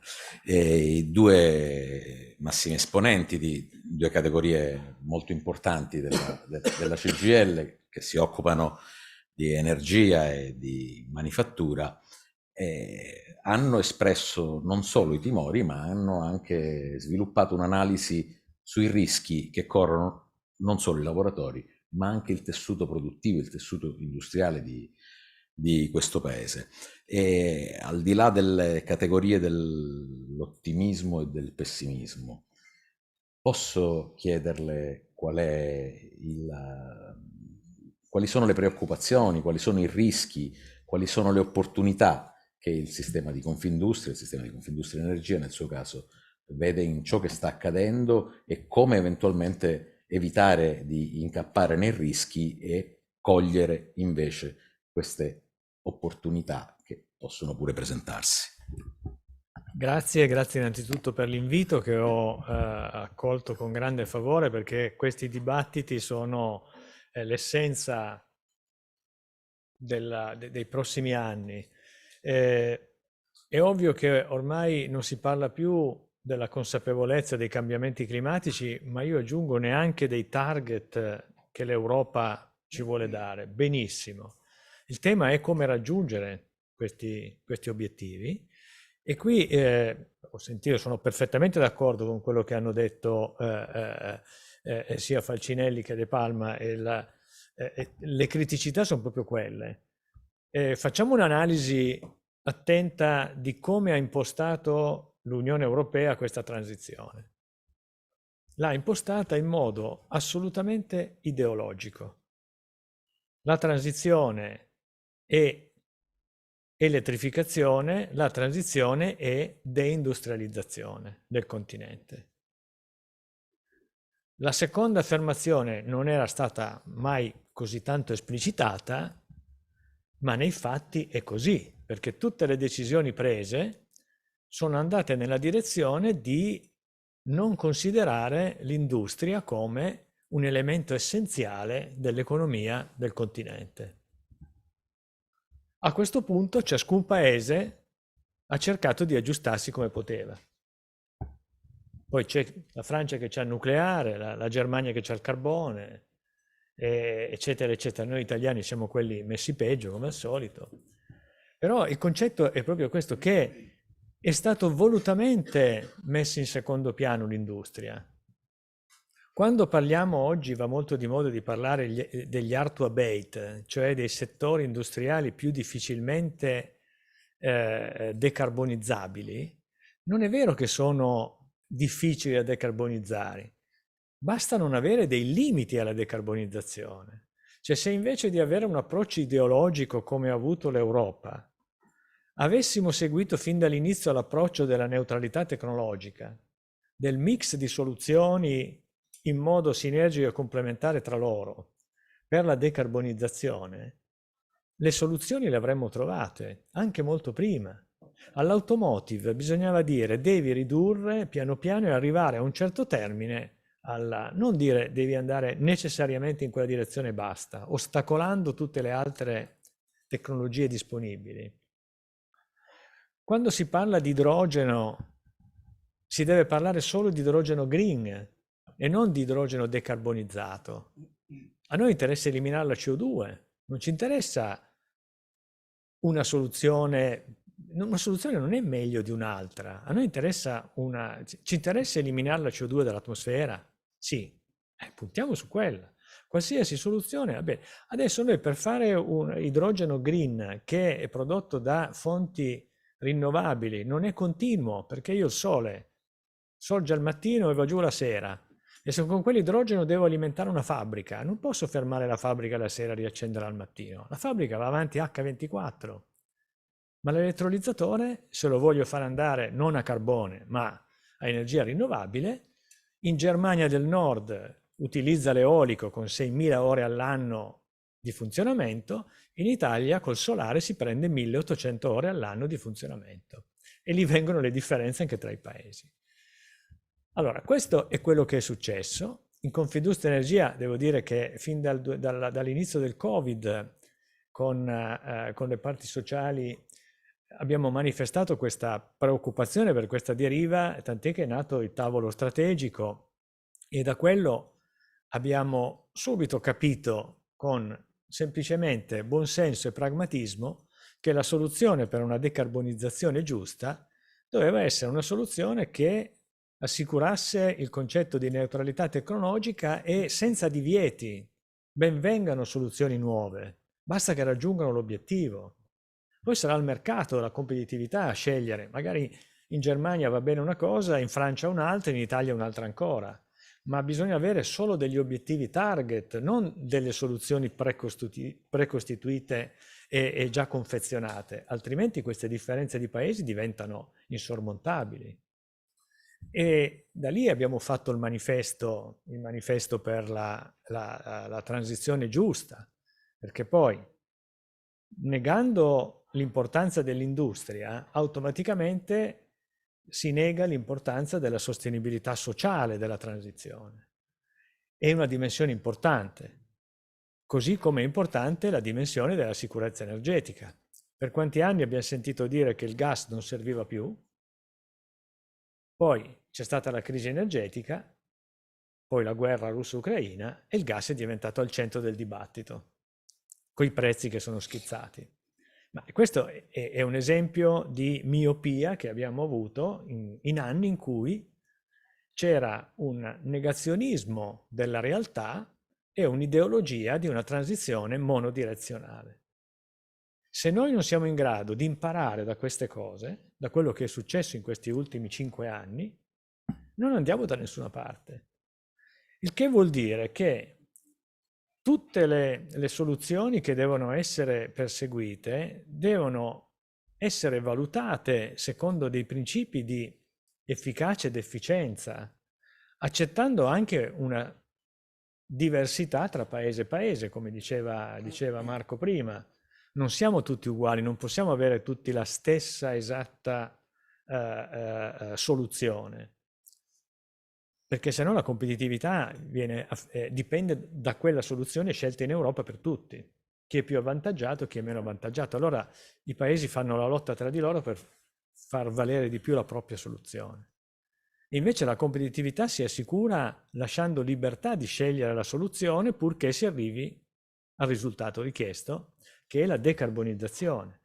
Una decarbonizzazione che deve assicurare una tenuta sociale del sistema, non perché le imprese possono essere così interessate al numero di lavoratori, adesso lo dico provocatoriamente, ma perché se non c'è la tenuta del sistema, tutta la transizione viene meno, perché nel momento in cui le tensioni sociali poi superano una certa soglia, la transizione non si fa più. Quindi è un elemento fondamentale quello della tenuta sociale e quindi della capacità di anticipare la transizione dell'industria, delle filiere produttive, della capacità occupazionale, della riconversione industriale, ma con un'onestà intellettuale anche.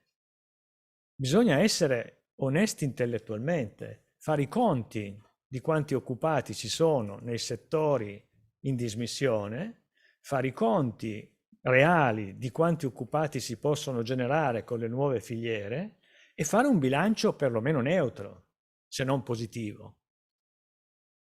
Questo non avviene perché spesso anche i numeri vengono un po' mistificati.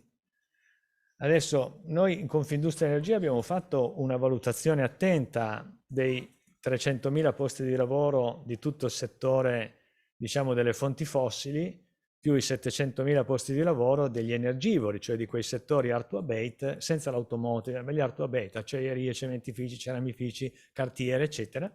Totale 1 milione di posti di lavoro. Se questi vengono meno, dobbiamo trovare 1 milione di posti di lavoro alternativi. Come facciamo? Purtroppo le energie rinnovabili, noi stiamo investendo tantissimo in queste, poi le difficoltà burocratiche, autorizzative, eccetera, eccetera, lasciamole da parte, guardiamo al nocciolo.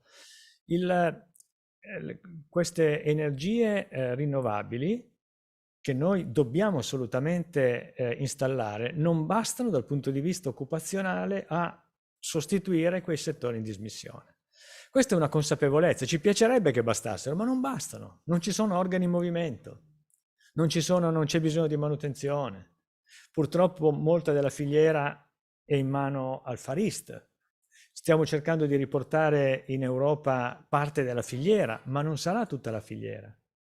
Purtroppo non sarà tutta la filiera. E sulle batterie, vi voglio vedere quando si cercherà di aprire qualche miniera di litio in Europa. con tutto l'impatto ambientale che hanno le miniere di litio? Non riusciremmo a farlo, sicuramente.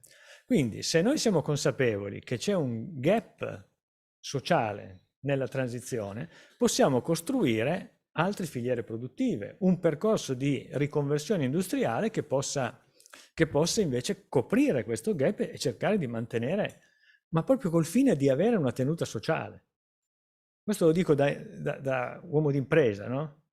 Ecco, questo, se noi abbiamo questa consapevolezza, non ci illudiamo, abbiamo molta più probabilità di fare questa transizione. Il piano che abbiamo presentato con i segretari generali di categoria dell'energia al governo Draghi e adesso a questo governo, è un piano che mette insieme tutte queste dimensioni: decarbonizzazione secondo gli obiettivi dell'Europa, senza sconti, tenuta sociale del sistema, tenuta anche economica, investimenti necessari e sicurezza energetica. E lì non vediamo dei passi indietro nello sviluppo delle rinnovabili, gli stessi obiettivi, anzi rilanciamoli. Vediamo però affiancati anche le altre soluzioni: biometano, biocarburanti, carbon capture, l'idrogeno blu oltre a quello green, tutte le soluzioni di economia circolare, tutte soluzioni che favoriscono anche la riconversione industriale. Nell'insieme si trova una quadra di tutte le dimensioni della sostenibilità, quella che gli americani chiamano just transition, ma noi chiamiamo la sostenibilità integrata, ambientale, ma anche economica e sociale. Ecco, basterebbe che l'Europa si rendesse veramente conto di questo. Io credo che questo governo qua comunque è abbastanza consapevole nel quadro generale. Poi tradurlo infatti è un po' più complicato, non è tutto rose e fiori. Però basterebbe già questa consapevolezza per poter condurre una transizione un pochino meno pericolosa e soprattutto avendo l'umiltà di imparare da quello che è successo negli ultimi 3 anni. Grazie per questo primo intervento.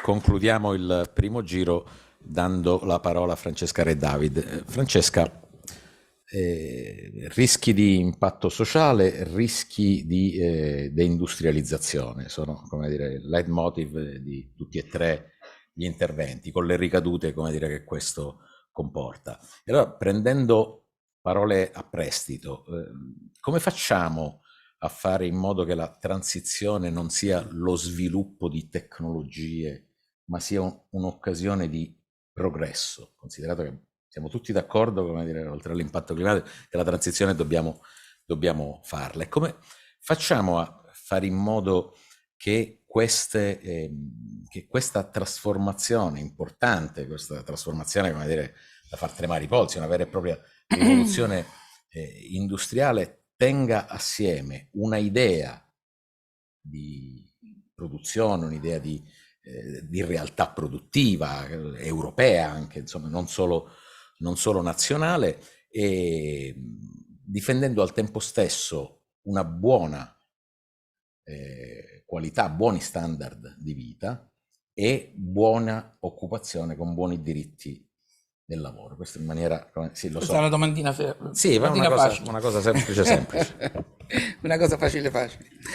No, sì, intanto mi viene da dire una cosa, avendo sentito ovviamente sia la discussione di stamattina che anche la tavola rotonda e le cose che questa tavola rotonda è quello che sta avvenendo nel mondo.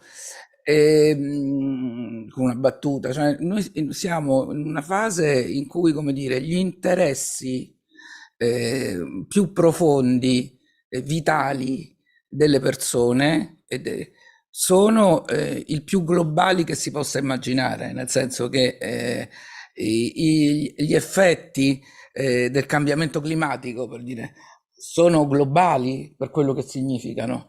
Per dire due cose banali, proprio si vedono nelle alluvioni in Emilia-Romagna e si vedono nella desertificazione in Africa, che è una parte del processo migratorio e tutto quello che questo significa. Quindi gli interessi sono globali. E invece rischiamo e siamo dentro una fase che più conflittuale di così sarebbe difficile immaginarlo, no? Si parla di conflitti concreti, cioè molto concreti, le guerre nel centro d'Europa, che poi ha degli altri effetti per quanto riguarda le questioni energetiche e tutto il resto, ma anche conflitti tra le persone, conflitti generazionali. Il tema climatico è un elemento di conflitto generazionale fortissimo, rispetto appunto ai giovani che dicono è prevalente che mondo dovrò vivere e vivo piuttosto che l'interesse del tuo posto di lavoro.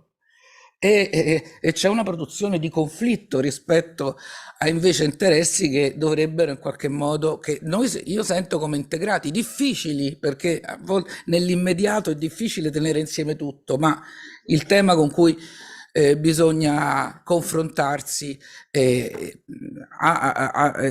questo. E questo io credo che parli molto all'Europa. L'Europa non sta affrontando, se non in modo molto parziale, come Europa, il tema che noi abbiamo di fronte. Allora, di fronte alla Cina più Africa, perché c'è una relazione, di fronte agli Stati Uniti, che stanno facendo gli investimenti che sappiamo e che però sono collegati anche a vincoli rispetto a come fanno questi investimenti e che producono un anche spostamento su quel territorio, no? Di reshoring, di riavvicinamento, perché sono collegati agli investimenti che fanno. In Europa sono state prese delle decisioni, ma poi ognuno ha la sua politica industriale. E neanche ognuno ha la sua politica industriale, perché la Germania ha una politica industriale che parla ad altri paesi, fa alleanze, la Francia fa alleanze, e l'Italia, per stare a noi, invece è, come veniva detto, in mano alle multinazionali, per grandissima parte, non nella produzione di energia, è un'altra cosa, diciamo, per alcuni versi, che non rispondono e non hanno vincoli di nessun tipo.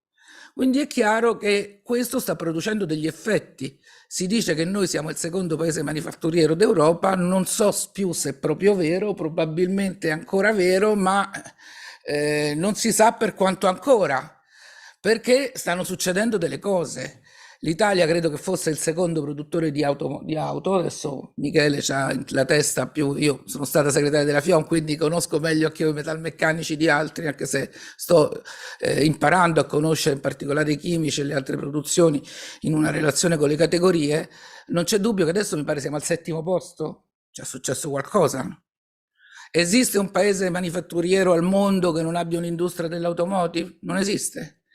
Quindi noi, questo ci dice dove stiamo andando per alcuni versi. Quindi noi stiamo perdendo i posti di lavoro e vedremo gli effetti, diciamo, della transizione, se la transizione è fatta senza delle regole e quindi è il mercato che la guida, e vedremo gli effetti della transizione energetica sull'occupazione, ma già stiamo vedendo gli effetti di un processo di deindustrializzazione, di riduzione prodotto dal fatto che non c'è un'idea di politica industriale, di alleanze internazionali. Michele parlava dell'ST microelettronica. L'ST microelettronica è metà francese e metà italiana. Non è italiana, ed è una delle cose più italiane che abbiamo nella manifattura.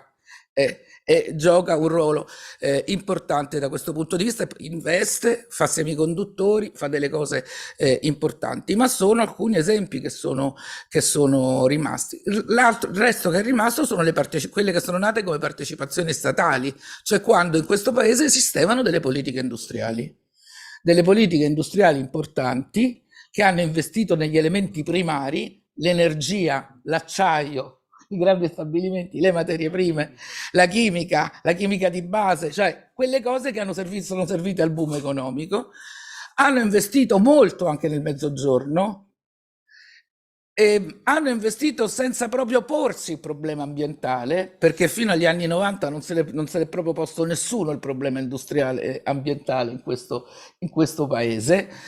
E adesso rischiano, diciamo, di governare il processo di deindustrializzazione a partire dal Mezzogiorno, in una maniera molto, molto violenta e molto significativa. E sono diventate delle bombe da un punto di vista ambientale. Parlo dell'Ilva, ma potrei parlare di stabilimenti della Sicilia, diciamo per alcuni aspetti anche della Chipre, cioè perché non sono state e poi però non si è costruito. Allora che cosa facciamo? Chiudiamo? Allora io penso che sia molto, a proposito di globale, dico una cosa che cioè penso che sia molto ipocrita dire non facciamo più l'acciaio perché abbiamo bisogno di acciaio. Se noi non facciamo più l'acciaio vuol dire che semplicemente lo spostiamo in Africa. E quindi, come dire, sposto il problema da un'altra parte, o non faccio più chimica di base nella Marghera, perché la sposto in Nord Africa, no? E qui faccio delle altre, faccio per dire delle cose. Il tema è come la fai bene qui. Cioè il tema di porsi di come la fai bene qui è il tema che noi abbiamo, non è spostando un tema e magari tra le popolazioni più da cui hai depredato sempre tutto che tu risolvi il tema. Il tema è come la fai qui nel modo migliore possibile, sempre migliore possibile, avendo degli obiettivi molto precisi. Allora non c'è dubbio, e qui appunto è stato detto, che parlare di ambiente, cioè di transizione ambientale, senza parlare di industria è una finta. Cioè se noi non cambiamo il modo con cui si produce l'industria e non cambiamo i prodotti dell'industria, sì, possiamo fare una gran raccolta differenziata che è fondamentale, però se tu non cambi come produci e cosa produci, non stai cambiando. Se tu non cambi l'energia con cui produci e come produci, non stai cambiando. Se noi non affrontiamo il nodo energetico, è chiaro che non andiamo da nessuna parte. Poi io non ce l'ho la soluzione, non sono un'esperta della materia in modo preciso, però è chiaro che questo è il nodo che noi oggi abbiamo di fronte. Devo dire che porsi ancora il tema, se è giusto o non è giusto, faccio per dire che dal 2035 non si possono più produrre auto con motore endotermico, ci serve? Cioè si va in quella direzione. Se l'Italia si attarda in questa discussione, invece di pensare come riguadagnare posizioni di qualità rispetto al futuro, e invece si prospetta come quella che gestisce le code del passato, perché comunque il motore endotermico andrà verso una... Io credo che non serva, ma lo dicono le stesse aziende della componentistica. Smettiamola di discutere e vediamo come si fa a mantenere qui, a fare le cose che vanno fatte, a trarre le aziende che appunto producono componentistica avanzata, piuttosto che dire strappiamo qualche anno in più. È una battaglia, perché le famose multinazionali stanno già in quell'altra direzione. Se vogliamo dire è il mercato che governa, non è giusto che fosse così, la scelta non è l'elettrico, il mercato la scelta l'ha fatta. E quindi, come dire, in ogni caso, al di là di quello dei pensieri diversi che possiamo avere noi, dobbiamo capire come noi non facciamo una cosa di retroguardia, ma come in qualche modo invece come negli anni 60 l'abbiamo fatto in un certo modo, quali politiche industriali ci vogliono per farla in quell'altro modo. E io credo che questo è il tema su cui ci dobbiamo rompere la testa tutti insieme, diciamo, per alcuni versi. E per far questo ci vuole una politica partecipativa. Perché è chiaro che intanto bisogna uscire dalla logica che i lavoratori e le lavoratrici inquinano. I lavoratori e le lavoratrici non inquinano, lavorano in aziende che sono inquinanti magari, ma lavorano il lavoro che fanno.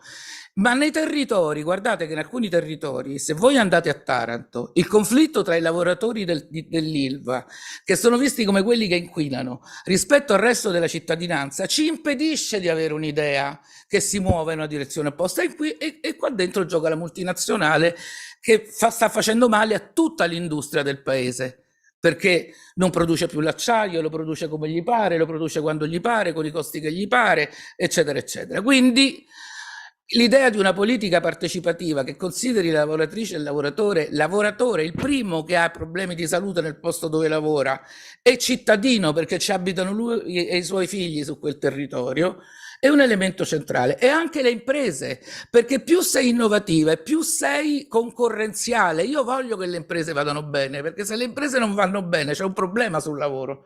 Quindi io credo che da questo punto di vista ci sia da lavorare insieme. Ci vogliono quindi politiche industriali europee e non concorrenza tra gli stati europei. Il mercato non ce lo risolve questo tema, perché c'è uno scaricamento. Ci vogliono politiche europee come ce l'ha gli Stati Uniti e non come ce l'ha, non so se esiste ancora un paese socialista con cui possiamo rapportarci rispetto a questo. La Cina sì, c'è un certo tipo, un capitalismo di Stato di un certo tipo, ma gli Stati Uniti sono molto precisi da questo punto di vista, hanno delle politiche.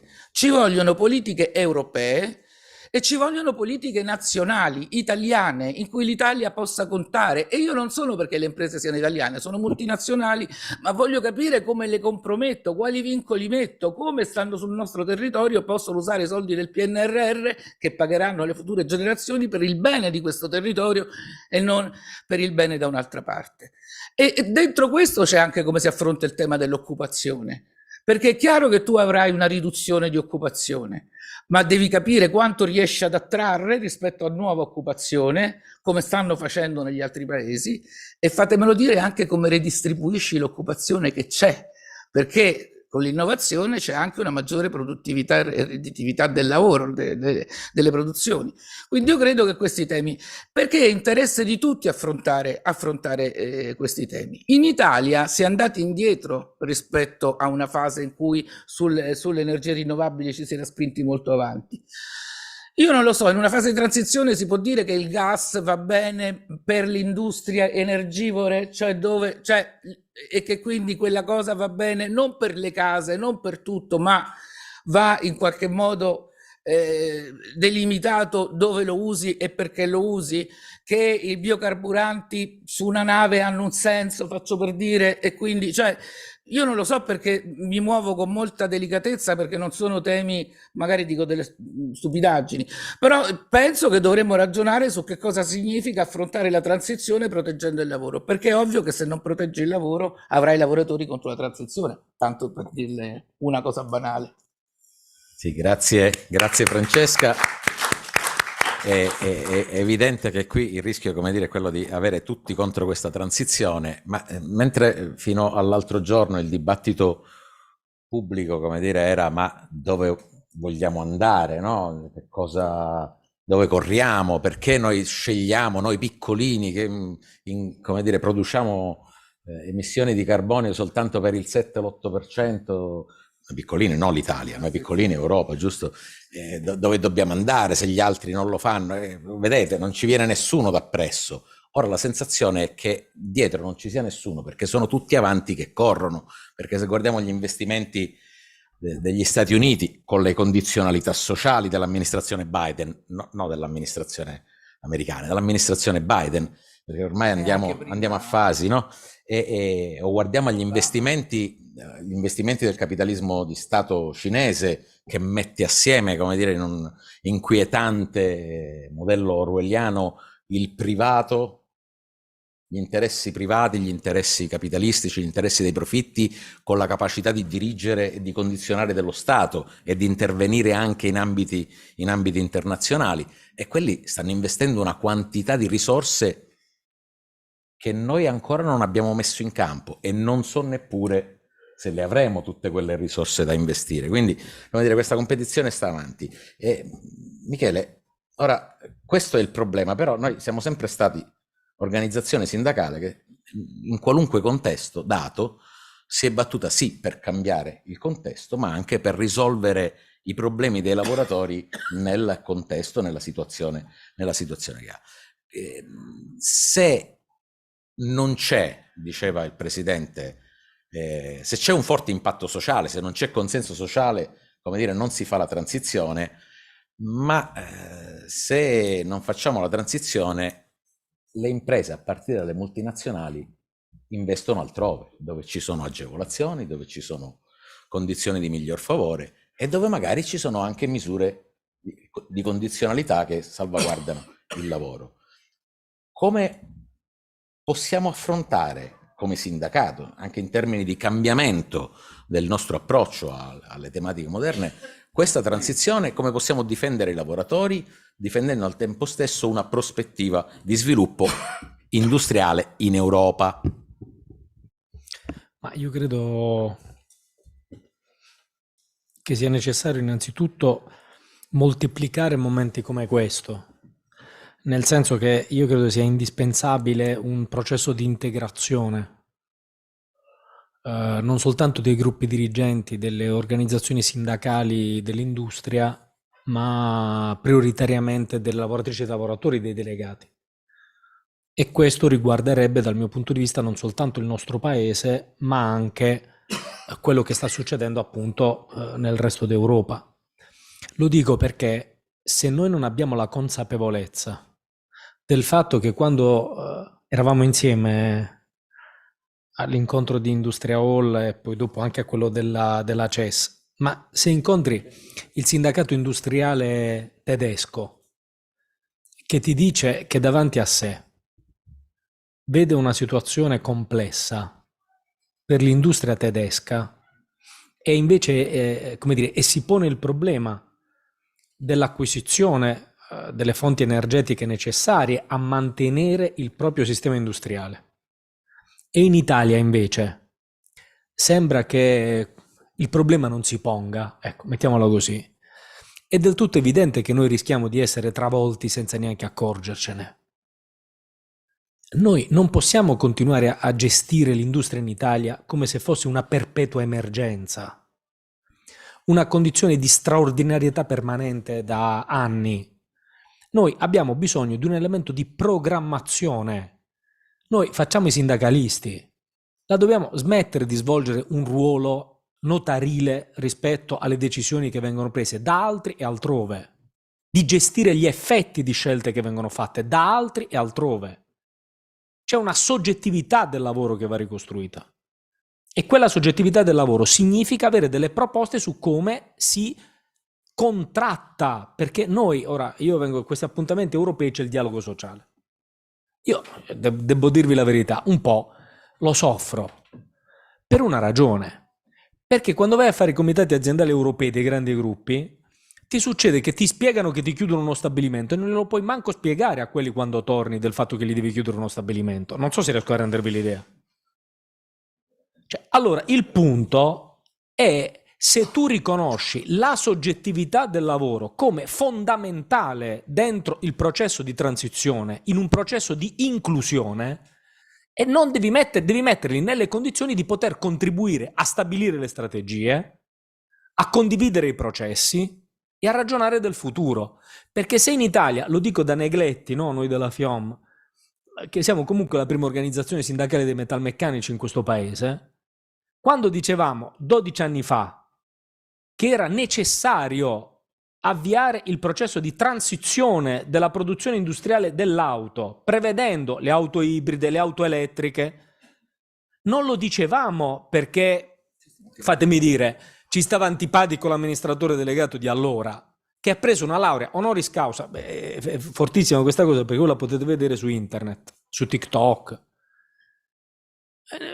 Marchionne, quando prese la laurea honoris causa dall'università, disse che in Italia non sarebbe mai prodotta una 500 elettrica perché il costo della 500 elettrica era troppo alto da poter sostenere nel nostro sistema industriale. La prima e unica auto elettrica ad oggi prodotta in Italia da Stellantis è la 500 elettrica e si fa a Mirafiori. Certe volte la storica si incarica anche di essere abbastanza, come dire, ironica davanti al fatto che veniva applaudito da tutto il mondo accademico che ci aveva lì davanti. Cioè, quello che voglio dire è che la considerazione che bisogna avere del ruolo del lavoro, delle lavoratrici e dei lavoratori, ha un punto di innovazione che è fondamentale. Permettetemi un aneddoto. Quando è successo al comitato aziendale di una famosissima azienda dell'elettrodomestico, una lavoratrice metalmeccanica che le monta le lavatrici, dice, l'amministratore delegato dice, noi stiamo facendo un'indagine tra le donne per capire il futuro dell'elettrodomestico. E giustamente la nostra delegata alzò e disse, guarda, forse dovreste cominciare da noi, che le produciamo e le utilizziamo. Ecco, è qui il nodo, secondo me, della transizione. Cioè, il nodo della transizione, quando dico che è democratica oppure non è, perché non è vero che non ci sarà. Il punto è chi è dentro e chi è fuori. Perché guardate che il processo che in questo momento è in corso corre il rischio di espellere una parte dei cittadini, che sono quelli che noi rappresentiamo, dalla condizione di essere dentro il perimetro cosiddetto della ZTL. Chi ha l'auto elettrica oggi, ha il Porsche, o comunque ha un'auto endotermica di grosse dimensioni e si può permettere di avere l'auto elettrica. Il problema è della classe media in questo momento, che è costretta a comprare l'Euro 2 o l'Euro 3 o l'Euro 4 di seconda mano, perché l'unica possibilità che ha di poter accedere alla mobilità individuale è quella. Quindi il ragionamento è di prospettiva. Ecco perché penso, vengo per esempio a una questione che riguarda il nostro paese, che forse sarebbe necessario un investimento sull'energia che è indispensabile nella mobilità pubblica. Guardate che il problema principale che noi abbiamo nel nostro paese è la perdita del diritto alla mobilità delle persone. Noi non stiamo comprendendo che quando dico che c'è un elemento di inclusività democratica nell'economia e nella transizione, lo dico perché una parte della popolazione, cioè i nostri, quelli che lavorano dentro le fabbriche, e io l'ho detto in un dibattito anche col movimento ambientalista, gli dissi guardate che poi dopo, se non facciamo insieme la battaglia per la transizione tenendo conto della questione sociale, e poi dopo a me mi trovate davanti ai cancelli a difendere quello che c'è. Perché questa è la condizione, ma so che è una battaglia di difesa che ti dura quanto tempo? E se guarda l'automotive è curioso, perché gli amministratori delegati spiegano con la pubblicità che fanno che entro il 2030 c'è il phase out e quindi loro fanno tutti auto fichissime elettriche. Poi quando vengono a fare le discussioni con noi ci spiegano che quello determina il problema sociale dal punto di vista dell'impatto occupazionale. Cioè delle due l'una, non so se rendo l'idea. Questo punto è un punto fondamentale perché qui la discussione non è sul 2035 che sono gli obiettivi stabiliti dalla Commissione europea. Volkswagen e Stellantis il phase out dall'endotermico lo fanno al 2030 e se vogliamo essere sinceri le marginalità sull'auto elettrica sono nettamente superiori perché c'è un processo di verticalizzazione della produzione dell'auto nettamente superiori a quelli che abbiamo conosciuto con l'auto endotermica. La componentistica si sta semplificando e, come dire, la valorizzazione sta nell'elettronica che viene, nella softwareistica che viene impiantata sui nuovi modelli. Cioè, se noi non ragioniamo di questo, corriamo il rischio noi di, come dire, di fare una battaglia che non ci consente di poter da un lato collocare il nostro sistema paese dentro il processo che in questo momento è in corso e dall'altro lato di non salvaguardare, diciamo così, anche la nostra base occupazionale, perché qui, e poi sto zitto, viene il punto.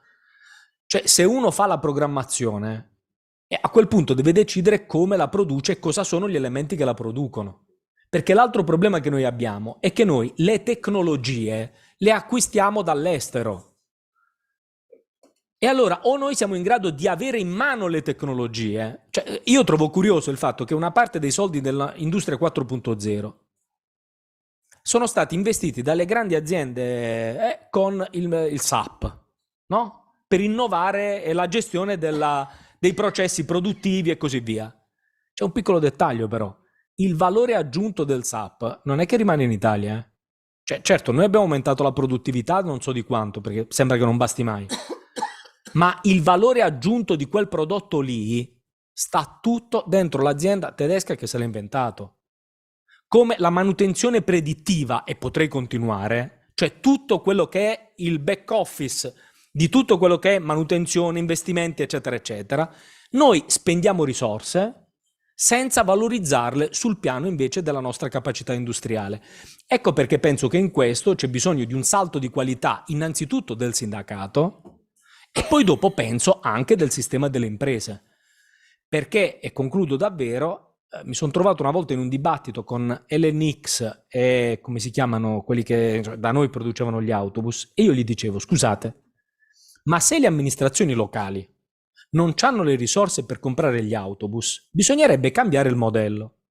Cioè, basta fare le gare Consip come si fanno nel nostro paese. Bisognerebbe invece organizzarsi in modo che fai una specie di, come dire, leasing di lungo periodo, in cui mette insieme quello che gestisce l'energia e che produce l'energia con quelli che hanno i vettori della mobilità delle persone, e magari potremmo inventarci un sistema o ragionare di un sistema della mobilità che mette insieme l'industria che genera l'energia con quella che invece muove e produce i vettori della mobilità pubblica. E noi invece il punto a cui siamo è sempre lo stesso, cioè quello che siamo un paese che il massimo che facciamo da un punto di vista delle politiche industriali è mettere in campo dei bonus per pagare un po' di meno le tecnologie che vengono prodotte altrove. Grazie Michele anche per questa riflessione. Mi veniva da dire nuova rivoluzione industriale, aumento della produttività, semplificazione, c'è bisogno di meno lavoro per fare le stesse cose, ma quando ci sono le rivoluzioni industriali di solito si riduce l'orario di lavoro. Di solito accade questo, insomma, è un grande tema, ma non è la domanda per lei, non so se sia tranquillo. Le faccio una domanda più semplice, molto più semplice. Noi abbiamo, lei rappresenta Confindustria Energia, quindi indubbiamente, come dire, le imprese italiane, grandi player dell'energia, non solo in Italia, ma anche in altri posti del continente e del mondo. Abbiamo una sfida che è quella energetica, che è una sfida appunto epocale, e abbiamo in campo la necessità di accompagnare questa trasformazione, perché servono nuovi impianti, servono nuove infrastrutture, servono nuove... Ma i player italiani stanno facendo tutto quello che serve per rendere questo paese più moderno, non dico indipendente, ma meno dipendente dalle fonti di energia che vengono dall'estero. Se sono fossili o sono rinnovabili, poco conta. Diciamocelo, insomma, se portiamo petrolio o portiamo un cavo sottomarino che porta energia rinnovabile, siamo sempre dipendenti anche da ambiti, come dire, poco tranquilli sul piano. Si sta facendo questa operazione, si stanno facendo questi investimenti per mantenere un sistema industriale dell'energia, nel nostro caso anche qui in questo paese. E altra domanda, siccome servono i soldi per fare queste cose, nel processo, noi come dire sappiamo poco, alcune cose le sappiamo, ma nel processo di revisione del PNRR e di implementazione di REPowerEU, cosa sta accadendo? E si va nella direzione che io le chiedevo, cioè ci stiamo attrezzando per costruire insieme un paese più forte dal punto di vista energetico? Allora, certamente si sta cercando di andare in quella direzione. Confindustria Energia ha fin dal 2017 ha iniziato a sviluppare annualmente degli studi sulle infrastrutture necessarie per raggiungere gli obiettivi dell'Unione Europea al 2030, obiettivi che nel frattempo sono ampliati anche.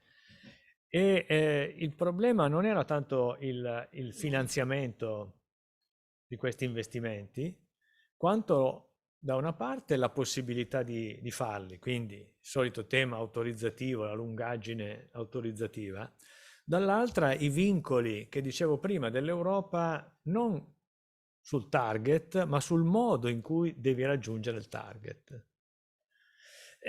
Qui mi tocca fare un riferimento anche al discorso di De Palma prima sull'automotive. È chiaro che c'è qualcosa che non ha funzionato in questo percorso di trasformazione, però è anche chiaro che secondo me nel momento in cui hai tolto il motore a combustione interna, guarda caso la Cina ha cominciato è diventata il primo esportatore, subentrando al Giappone, nel mondo di veicoli. E quindi nel momento in cui aumenta la competizione è difficile guadagnare, se tutto va bene pareggiamo, è difficile vincere. Quindi la consapevolezza che la difficoltà è grossa ci vuole. È difficile che se facciamo 2 milioni di auto ne possiamo fare 3. Va bene se ne facciamo uno solo, no? In questo contesto. Cioè non voglio essere pessimista, però è chiaro che abbiamo introdotto, cioè l'Europa con una proibizione di un certo tipo, ma non che non poteva anche essere giusta, ma questi ragionamenti andavano fatti prima. Che cosa faccio per mantenere almeno la stessa competitività del settore? Che cosa fa tutto il sistema europeo prima di mettere un divieto?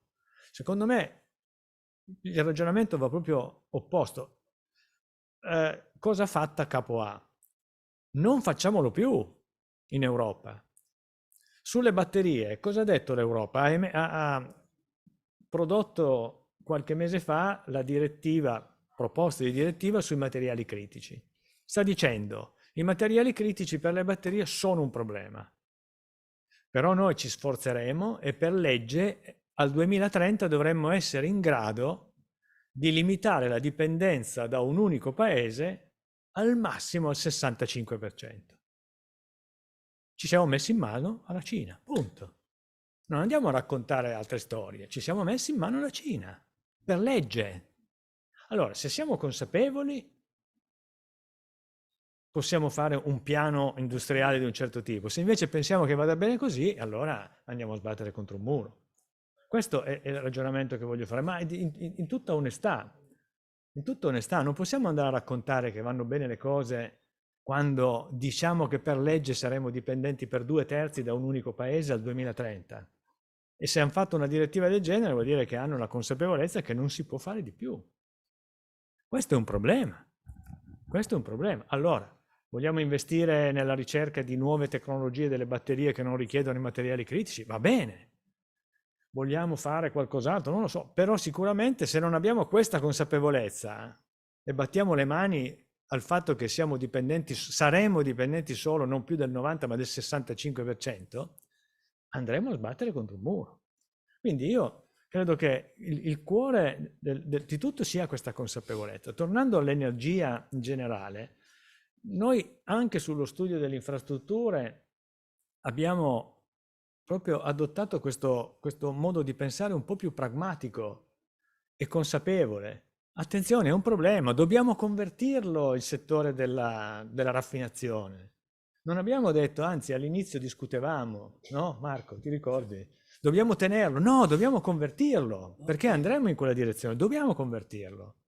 Però pretendo che tutte le componenti siano d'accordo a convertirlo, se no saremo costretti a chiuderlo. Il ragionamento è diverso. Il ragionamento è diverso. E dobbiamo accettare anche dei modi di conversione, perché poi una conversione industriale può essere un problema, una difficoltà, non è una cosa che si fa facilmente. Ognuno deve mettere un contributo, l'azienda deve mettere il suo contributo, la tecnologia, l'investimento, eccetera. Anche il sindacato deve mettere il suo contributo e dire guarda, io devo cambiare mestiere, devo imparare a cambiare mestiere. L'istituzione deve mettere quei fattori abilitanti che mi permettano di convertire. Non deve dirmi no, quello non lo puoi fare. E se non lo posso fare, cosa faccio? Mi togli questo, mi togli quello, io devo stare in piedi con l'impianto. Non posso stare in piedi con l'impianto se non ho una soluzione. Lasciami libertà di trovare delle soluzioni. Quando con l'ENI abbiamo fatto le bioraffinerie, è stato un esempio di riconversione industriale. Però se mi dici che i biocarburanti non li posso usare, io cosa faccio con questa riconversione industriale? Posso produrre pannelli solari nella raffineria? Posso anche farlo. Purtroppo però, signori, dobbiamo essere consapevoli che anche se facciamo i pannelli solari e li assembliamo, la miniera del silicio e sulle batterie il litio, il cobalto, eccetera, è in mano a qualcun altro. I processi di produzione intermedi, non l'assemblaggio, ma i processi di produzione, quelli pesanti, non sono in Europa, sono tutti fuori e sono fortemente impattanti. Proveremo anche a portare qualcosa in Europa, però non è la stessa cosa. La gigafactory dei pannelli solari da 3 giga all'anno, che dicevi prima, no? Occuperà a regime 2000 persone. All'anno noi abbiamo bisogno 9 giga di installati, 3 fabbriche, 2000, 4000, 6000 persone. Abbiamo risolto il problema? Con 6000 persone? C'è un problema. Se noi ne perdiamo 300.000 da una parte e ne mettiamo 6.000 dall'altra, abbiamo un problema. Quindi consapevolezza. Allora, concludo, non è impossibile il problema. Bisogna, una volta che ci sia questa consapevolezza, poter dire ok, devo riconvertire l'industria, devo riconvertirla mettendo in campo delle proposte e non dei divieti. Devo accettare anche delle soluzioni che possono essere, dal punto di vista ambientale, paragonabili alle altre, ma hanno maggiore vantaggio sociale, di occupazione. Non posso escludere una guardando solo un aspetto. Torniamo al concetto di prima. Io l'analisi la devo fare complessiva, altrimenti diventa un'analisi parziale e miope, che poi a priori sembra fattibile, ma quando arriviamo poi alla resa dei conti, casca. Lo stesso vale per l'acciaio, dicevate prima l'acciaio. Certo, se l'acciaio lo vogliamo, l'acciaio lo possiamo far fare a qualcun altro, però perdiamo posti di lavoro, oh, ragazzi, non è che ci sia uno o l'altro. Quindi se partiamo dalla consapevolezza riusciamo a costruire qualcosa di buono. Se facciamo finta che certe cose sono diverse da quelle che in realtà sono, allora è un problema grosso. Grazie anche per questo secondo intervento. Marco, oltre, come dire, al tema dello sviluppo della riconversione nel settore dell'energia, ti voglio chiedere una cosa per provare a cominciare a chiudere il cerchio rispetto a questa nostra iniziativa.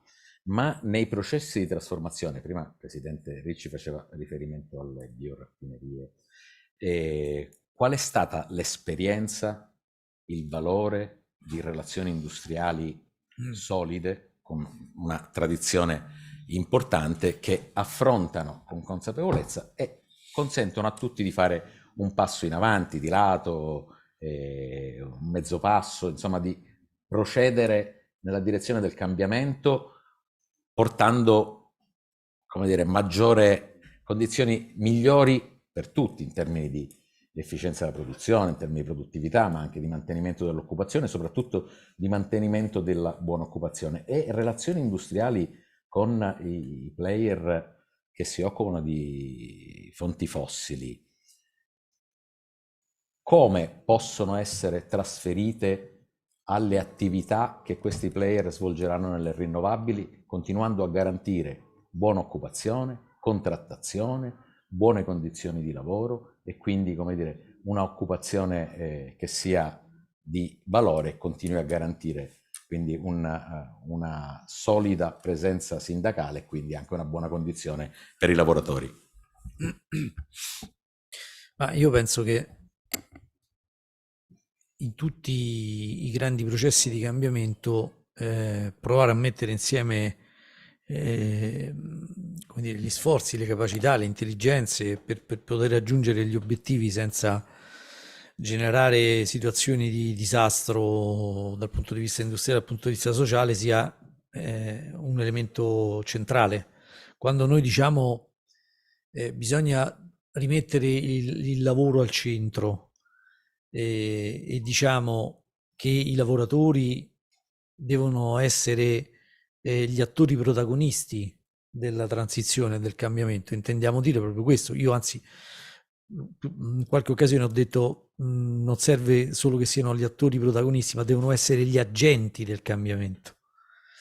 Il ruolo che all'interno delle imprese nei processi di riconversione industriale hanno i lavoratori e le lavoratrici è un ruolo fondamentale, intanto di conoscenza e di capacità e di competenze sviluppate nel corso degli anni, perché guardate, se c'è una cosa che noi abbiamo registrato, lo dico anche al Presidente Ricci perché di questo abbiamo parlato in tantissime occasioni, se c'è una cosa che abbiamo registrato è che soprattutto nelle grandi realtà dove c'è un sistema di relazioni industriali che funziona, dove il sistema è di qualità, dove c'è quello scambio tra la cultura di impresa e la cultura, diciamo così, del lavoro che è storico, i lavoratori e le lavoratrici hanno percepito il cambiamento molto prima rispetto a quanto magari non l'abbiamo percepito noi che eravamo soggetti esterni e che guardavamo i cambiamenti che sarebbero arrivati in funzione di macro condizioni e macro scenari.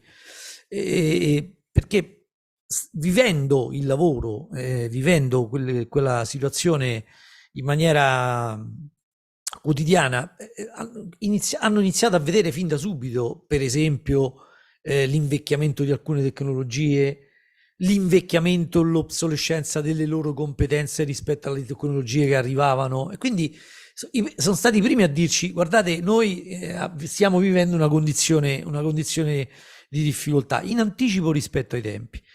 E un sistema di relazioni industriali che funziona è un sistema che agisce tempestivamente rispetto a condizioni di questa natura. Quindi essere agente del cambiamento significa avere in mano quelle leve che ti consentono, nel confronto complessivo e con la contrattazione, di poter determinare, dico una parola, non voglio, può apparire provocatoria, ma non è provocatoria, non solo nel poter determinare, ma nel poter codeterminare insieme alle imprese gli orientamenti strategici per cercare di affrontare il processo di cambiamento. Io penso, quando Michele prima diceva le relazioni industriali da questo punto di vista devono fare un salto di qualità, io penso che il salto di qualità che possiamo tutti insieme provare a fare per guardare il futuro è esattamente quello di metterci nella condizione, come dire, di prevedere non una partecipazione, come dire, simbolica del lavoro alla definizione della strategia, ma una partecipazione reale, concreta, fatta del sapere, delle conoscenze, delle competenze dei lavoratori e dei loro rappresentanti, evidentemente, da questo punto di vista, rispetto al fatto che, soprattutto in alcune condizioni, immagino i grandi player nazionali, i grandi gruppi nazionali, c'è l'esigenza di capire, e vengo alla domanda che mi faceva Lillo, come queste grandi aziende accompagnano il paese nei grandi processi di cambiamento, perché altrimenti il tema è quello che dicevamo prima.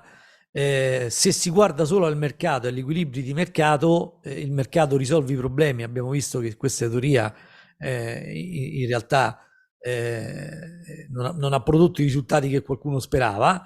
Evidentemente c'è da immaginare di tornare ad una condizione diversa. Quando noi diciamo che serve un luogo dove ci si confronta e dove, per esempio, le imprese ex partecipate si confrontano anche con l'attore pubblico, con il ruolo pubblico, non nel determinare ovviamente le scelte dentro ai consigli di amministrazione, ma nell'orientare le scelte strategiche in modo tale che quelle scelte aiutino il paese a traguardare i processi di cambiamento. Penso che questo sia il percorso che bisognerebbe provare a immaginare. Non si tratta di essere nostalgici delle partecipazioni statali, Pino, lo dico, perché non è questo, però quelli erano i tempi in cui attraverso quel sistema le grandi imprese di questo paese determinavano la politica industriale del paese. Oggi questa condizione non c'è più. Non solo non c'è una politica industriale autonoma del paese fatta di scelte politiche di carattere generale sui macro temi che possano rendere attrattivi gli investimenti nell'industria, ma non c'è neanche un ruolo che il pubblico gioca nel cercare di orientare quelle scelte strategiche. Quante volte ci siamo trovati a discutere e a dire, l'esempio l'ha fatto il presidente Ricci,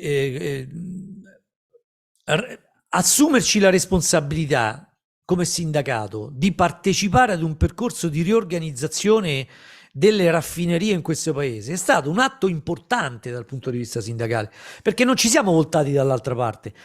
Avevamo compreso le condizioni di scenario generale, dove stava andando il mondo, e nel momento in cui l'azienda ci ha detto: guardate, noi le raffinerie in questa condizione non possiamo più immaginare di tenerle o di investirci, dobbiamo pensare ad una condizione diversa. Investire sulle bioraffinerie è stata una scelta politica importante, strategica. Certo, se poi l'80% di quello che producono quelle raffinerie, quelle bioraffinerie, lo dobbiamo esportare perché nel nostro paese non c'è un mercato del bioraffinato, questo è un tema.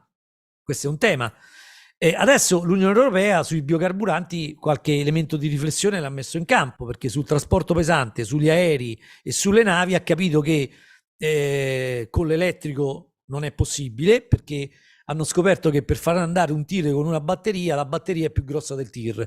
Si sono resi conto che non era possibile, quindi stanno ragionando. Però quando io dicevo all'inizio, e torno al punto iniziale, se tu determini, fissi degli obiettivi senza accompagnare quegli obiettivi con elementi di politica industriale, tu, fissando quegli obiettivi, distorci il mercato. Ha ragione Michele quando dice le grandi fabbriche automobilistiche la scelta dell'elettrico l'hanno fatta 10 anni fa, ma l'hanno fatta 10 anni fa perché qualcuno aveva fissato quell'obiettivo che bisognava andare tutti verso l'elettrico. Se si fosse avuto un po' più di buonsenso, io dico, e di ragionevolezza, provando ad immaginare un percorso graduale per arrivare a quella condizione, probabilmente le scelte strategiche di investimento, di ricerca e sviluppo delle grandi imprese rispetto alle nuove tecnologie avrebbero avuto un percorso diverso, avrebbero lasciato anche più spazio al lavoro di poter crescere dentro quella condizione. Non c'è stato il tempo. Il tempo è un fattore fondamentale per poter raggiungere gli obiettivi. Adesso ce ne sono altri di cambiamenti che stanno arrivando. Stamattina molte delle presentazioni hanno evidenziato il fatto che si continua ad accelerare nel processo. Le accelerazioni, se guardiamo alle condizioni climatiche e agli eventi climatici che accadono, sono assolutamente necessarie. Ma se non acceleriamo di pari passo rispetto ad elementi di scelta politica e industriale che accompagnano quelle accelerazioni sui temi dell'ambiente, è sempre una rincorsa. È sempre una rincorsa dove noi, come dire, noi quando dico noi dico il lavoro, la centralità del lavoro, rischia di arrivare sempre in secondo piano. Quindi elementi di partecipazione, innovando le relazioni industriali, provando a comprendere che, la dico così perché così la dico in maniera netta senza che nessuno possa pensare ad ambiguità di ragionamento. A noi non interessa stare nei consigli di amministrazione, lo dico in maniera molto, molto chiara. A noi interessa un ragionamento che ci consenta di determinare insieme alle imprese, insieme al sistema delle imprese, quelle scelte strategiche di politica industriale che mettano al centro lo sviluppo dell'impresa, il cambio del modello di sviluppo nel paese. Su questa ragione Francesca, bisogna ripensare alla tipologia dei prodotti, al tema della mobilità complessiva, di quello che facciamo per vivere, utilizzando meno l'energia quando possiamo risparmiare e quant'altro. Però in quei frangenti, quando si fanno quelle scelte, i lavoratori devono essere al centro, devono essere coinvolti e devono poter partecipare rispetto a quelle scelte. Abbiamo degli esempi, da qualche parte li abbiamo fatti, con Eni abbiamo fatto un protocollo che si chiama Insieme, con Enel abbiamo fatto lo statuto della persona, la CGIL ha fatto la carta dei diritti, cioè ci sono quegli elementi che raccontano come il lavoro e i lavoratori possono essere protagonisti nella fase di cambiamento. Se non facciamo questo, il rischio che corriamo è quello che ci siamo detti un sacco di volte, che noi, quelle persone, quei lavoratori sulla transizione, non solo non riusciremo a convincerli della direzione che sta prendendo il pianeta, ma purtroppo saremo costretti a registrarne la contrarietà, perché non ci seguiranno, sarà complicato, perché se il lavoratore percepisce che il primo rischio che corre per cambiare il mondo e cambiare il pianeta è perdere l'occupazione, ma non ci ascolterà da questo punto di vista, e noi faremo un'enorme fatica a convincerlo del contrario. Se vogliamo avere successo in questa operazione, invece, cosa che dobbiamo in questa partita, la possibilità di perdere non è prevista, perché non è una sfida. Nella sfida, nel concetto di sfida, c'è la possibilità che tu vinci o perdi.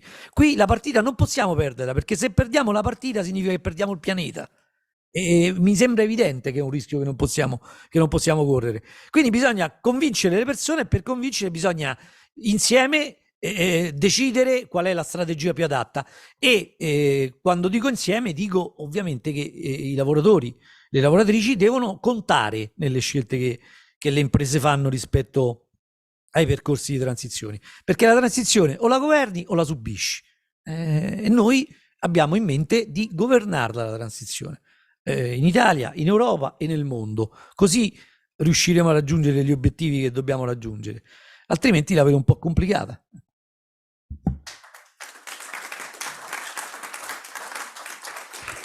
Grazie Marco. Adesso per l'intervento conclusivo diamo la parola a Francesca Re David, segretaria confederale della CGIL. Francesca, hai seguito i lavori dell'intera giornata, quindi puoi tranquillamente, come dire, fare un ragionamento su questo. Se poi tu preferisci come dire, una sollecitazione, mi piacerebbe rendere, come dire, anche il senso del dibattito interno alla nostra organizzazione in relazione, come dire, agli strumenti per affrontare questa transizione, la formazione dei lavoratori, la formazione lungo tutto l'arco della vita, gli strumenti che servono a transitare i lavoratori da lavoro a lavoro, quindi quello che ci aiuta a superare la asimmetria della chiusura delle vecchie attività con l'apertura delle nuove. Ecco, questo potrebbe essere anche un tema interessante per il nostro uditorio. Sì, sicuramente, e anch'io avevo pensato infatti di soffermarmi più su questo. Riprendo però un attimo le cose che diceva Marco, che mi sembrano molto importanti rispetto al significato che noi diamo, diciamo, a perché diciamo che vogliamo essere, determinare cosa e come si produrre, qual è la nostra idea di partecipazione, mi sembra fondamentale. Mi viene in mente una cosa, io circa 2 settimane fa più o meno ho partecipato a una discussione organizzata dall'Università di Modena, europea, appunto sui temi dell'innovazione e così via, il lavoro. Mi ha molto colpito un intervento del centro studi di Confindustria, ma per un motivo, a parte per l'interesse, che era molto interessante, ma anche perché hanno detto una cosa che per me, come dire, rispetto alle cose che stiamo dicendo, insomma, ho trovato interessante. E ha spiegato come ci sono degli obiettivi precisi legati alla digitalizzazione che dalla 4.0 di Calenda in poi, con un progetto preciso che naturalmente cambia alcuni aspetti, alcuni nomi, alcune determinazioni col cambiare dei governi, ma che è portato avanti positivamente con un tavolo, adesso fatemi semplificare, praticamente costante fra governo, Confindustria, università, eccetera, e diceva quindi con tutti gli stakeholder. Peccato che non c'era il sindacato, non c'è il sindacato. Cioè noi quante volte abbiamo chiesto di discutere come si fa l'innovazione, dove va, dove non va, cosa comporta, ma è talmente assente che pensano di esserci tutti e noi non ci siamo. Questa cosa secondo me ha un significato, non di poco conto, perché è esattamente l'opposto di quello che noi diciamo. Cioè non si può pensare che i lavoratori subiscono l'innovazione, perché in questo modo la subiscono l'innovazione e le conseguenze che l'innovazione ha è che poi magari capiscono pure che è inevitabile e ti danno pure una mano. Noi di solito veniamo chiamati, tranne che io poi taglio con l'accetta, tranne naturalmente casi positivi che pure ci sono, come dire, quando c'è da gestire i licenziamenti, le riduzioni. Cioè noi siamo quelli che dobbiamo spiegare ai lavoratori che non c'è tanta scelta, che bisogna vedere come si fa. E questo a noi non ci va più bene, soprattutto in una fase come questa. Dopodiché abbiamo esempi positivi, importanti. Qui sono stati ricordati gli accordi che vengono fatti, lo stato della persona, tante, che sono cose molto significative e molto rilevanti anche in altre categorie. È chiaro che ci sono alcune aziende, quelle più grandi, cioè quelle partecipate, come dire, che nascono da quella storia e che però anche da quella si è trasformata. Perché se io dico ad un'azienda che ha parte di capitale pubblico, che deve svolgere un ruolo pubblico nella relazione con... mi dicono no, io sono quotato in borsa e ho quello, cioè non devi aspettarti da me una cosa diversa, io faccio l'azienda, seguo gli interessi e quindi devo fare... E quindi è chiaro che il ruolo, quando diciamo è cambiato. Le grandi aziende che noi abbiamo in questo paese, italiane, ma non perché sono particolarmente sovranista, sono quelle nate come partecipate e poi si sono trasformate, quindi con soldi di tutti, poi sono diventate aziende che hanno guidato i cambiamenti di questo paese. Poi adesso, se per stare in quello che conosco di più, spieghi a Leonardo Fincantieri che sono aziende, diciamo, con capitale pubblico e che quindi bisogna fare determinate cose, ti spiegano che no, loro sono quotati in borsa e che quindi si comportano come un'azienda privata da ogni punto di vista.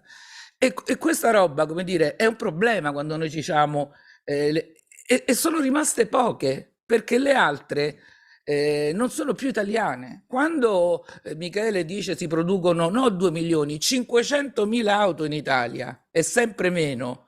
Abbiamo un solo produttore che è nato in questo paese sulla base del quale si sono costruite le autostrade invece che le ferrovie, si è fatto questo al posto di quell'altro, e che ha deciso con tutta l'autonomia possibile di andarsene da nessuna parte e nessuno ci parla, perché con lui neanche col governo gli pone nessun elemento. Quindi c'è qualcosa, e non è che non ha avuto una partecipazione pubblica, pur essendo da sempre un soggetto privato, non gli si sia costruito intorno a un mondo, no? Perché gli è stato costruito intorno a un mondo.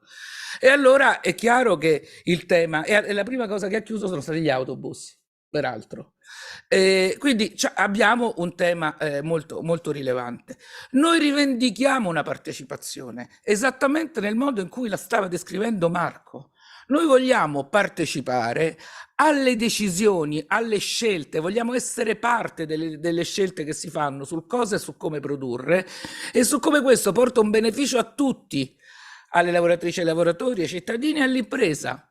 Non può essere che le conseguenze negative siano un fatto oggettivo e dopo io le devo gestire, perché chi l'ha detto che sono un fatto oggettivo? È un fatto oggettivo che per fare il motore endotermico ci vuole più lavoro che per fare il motore elettrico. Quello è un fatto oggettivo, ma cos'altro ci puoi fare intorno? Che cosa attrai, cosa non attrai, come ridistribuisci, eccetera? Non sono un fatto oggettivo.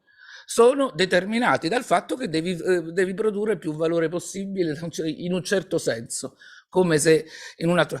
E quindi io credo che l'intelligenza, sono molto d'accordo su quello che diceva Marco, i lavoratori e le lavoratrici sanno come si fa, perché ci stanno dentro a quei processi e allora hanno una competenza che non utilizzare è sbagliato. Loro e anche noi che li rappresentiamo, perché ce l'abbiamo pure noi, perché abbiamo una visione, il lavoratore c'ha il suo posto di lavoro e noi magari abbiamo una visione magari del settore e così via.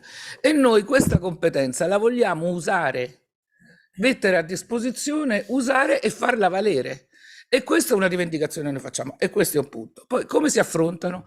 Ma se una transizione, ne parlavamo l'altro giorno esattamente con gli stessi soggetti che sono intorno, ma se io per fare un piano di transizione ho bisogno di 5 anni e ho degli ammortizzatori sociali che durano 2 anni, è chiaro che prevedo che le persone vengano licenziate.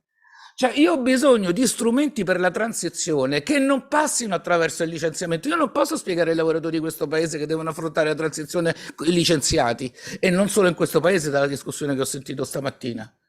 Io per affrontare la transizione devo stare tranquillo, cioè devo stare dentro un percorso e quindi ho bisogno di ammortizzatori sociali. Dicevamo, il Fondo Nuove Competenze è un fatto positivo perché ragiona sulla formazione e sull'orario, però mettendosi anche nei panni dell'impresa, se il Fondo Competenze me lo rifinanzi da anno in anno, faccio difficoltà a programmare che cosa devo fare e quali strumenti utilizzo e come li metto in sequenza e come devo fare le cose. Io ho bisogno di strumenti per la transizione, per le imprese, ma anche per i lavoratori che attraversano questa transizione.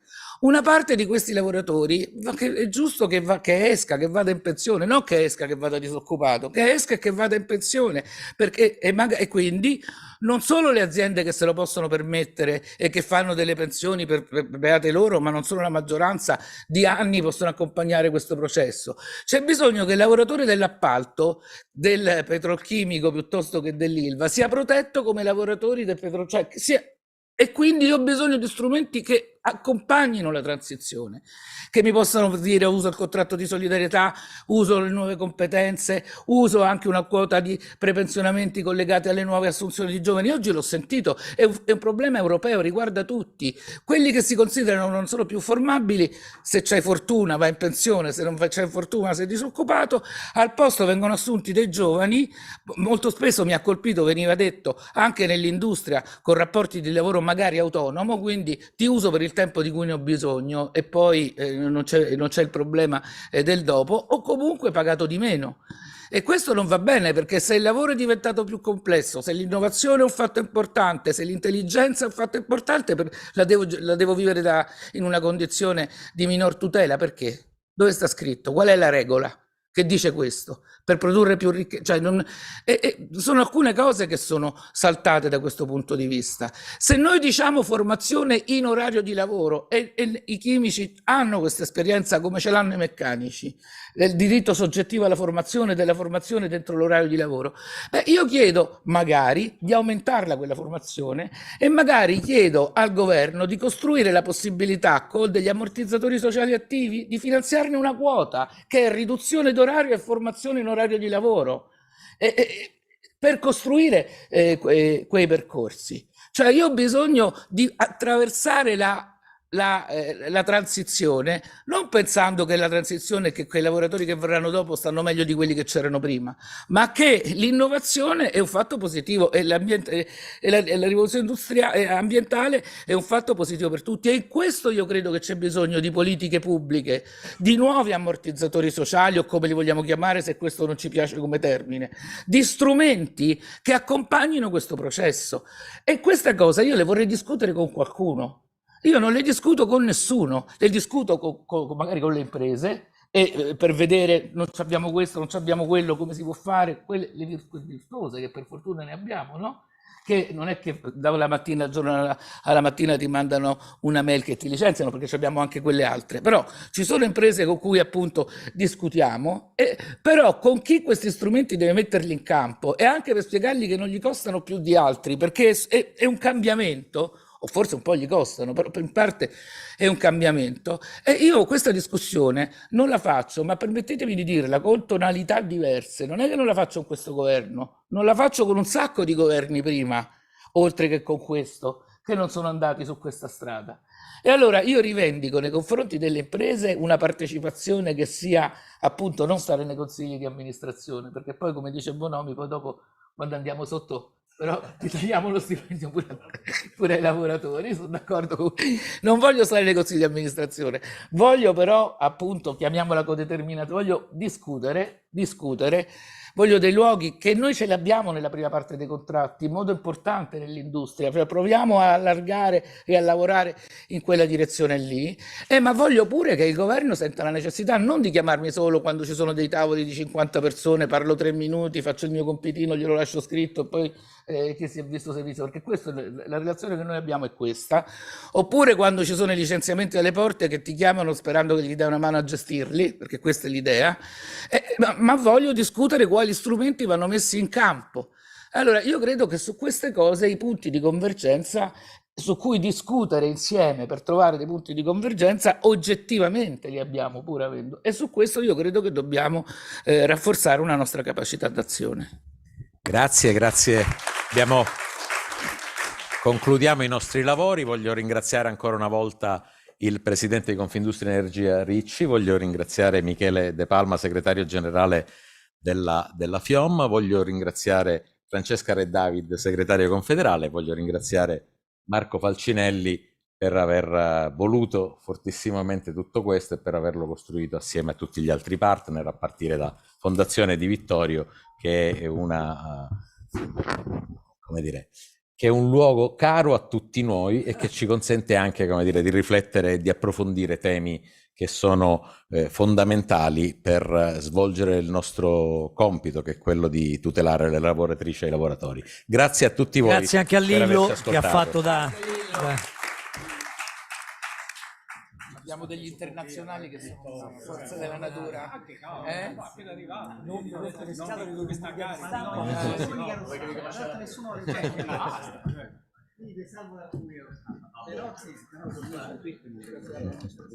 è scritto? Così lo porrò. Io ti aspetto.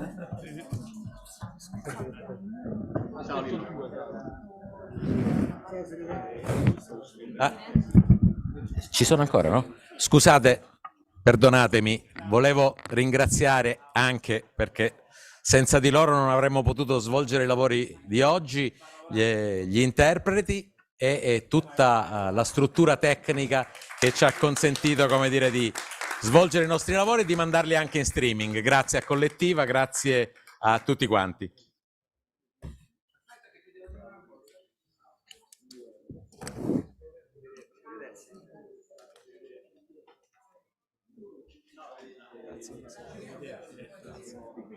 Battesimo del fuoco.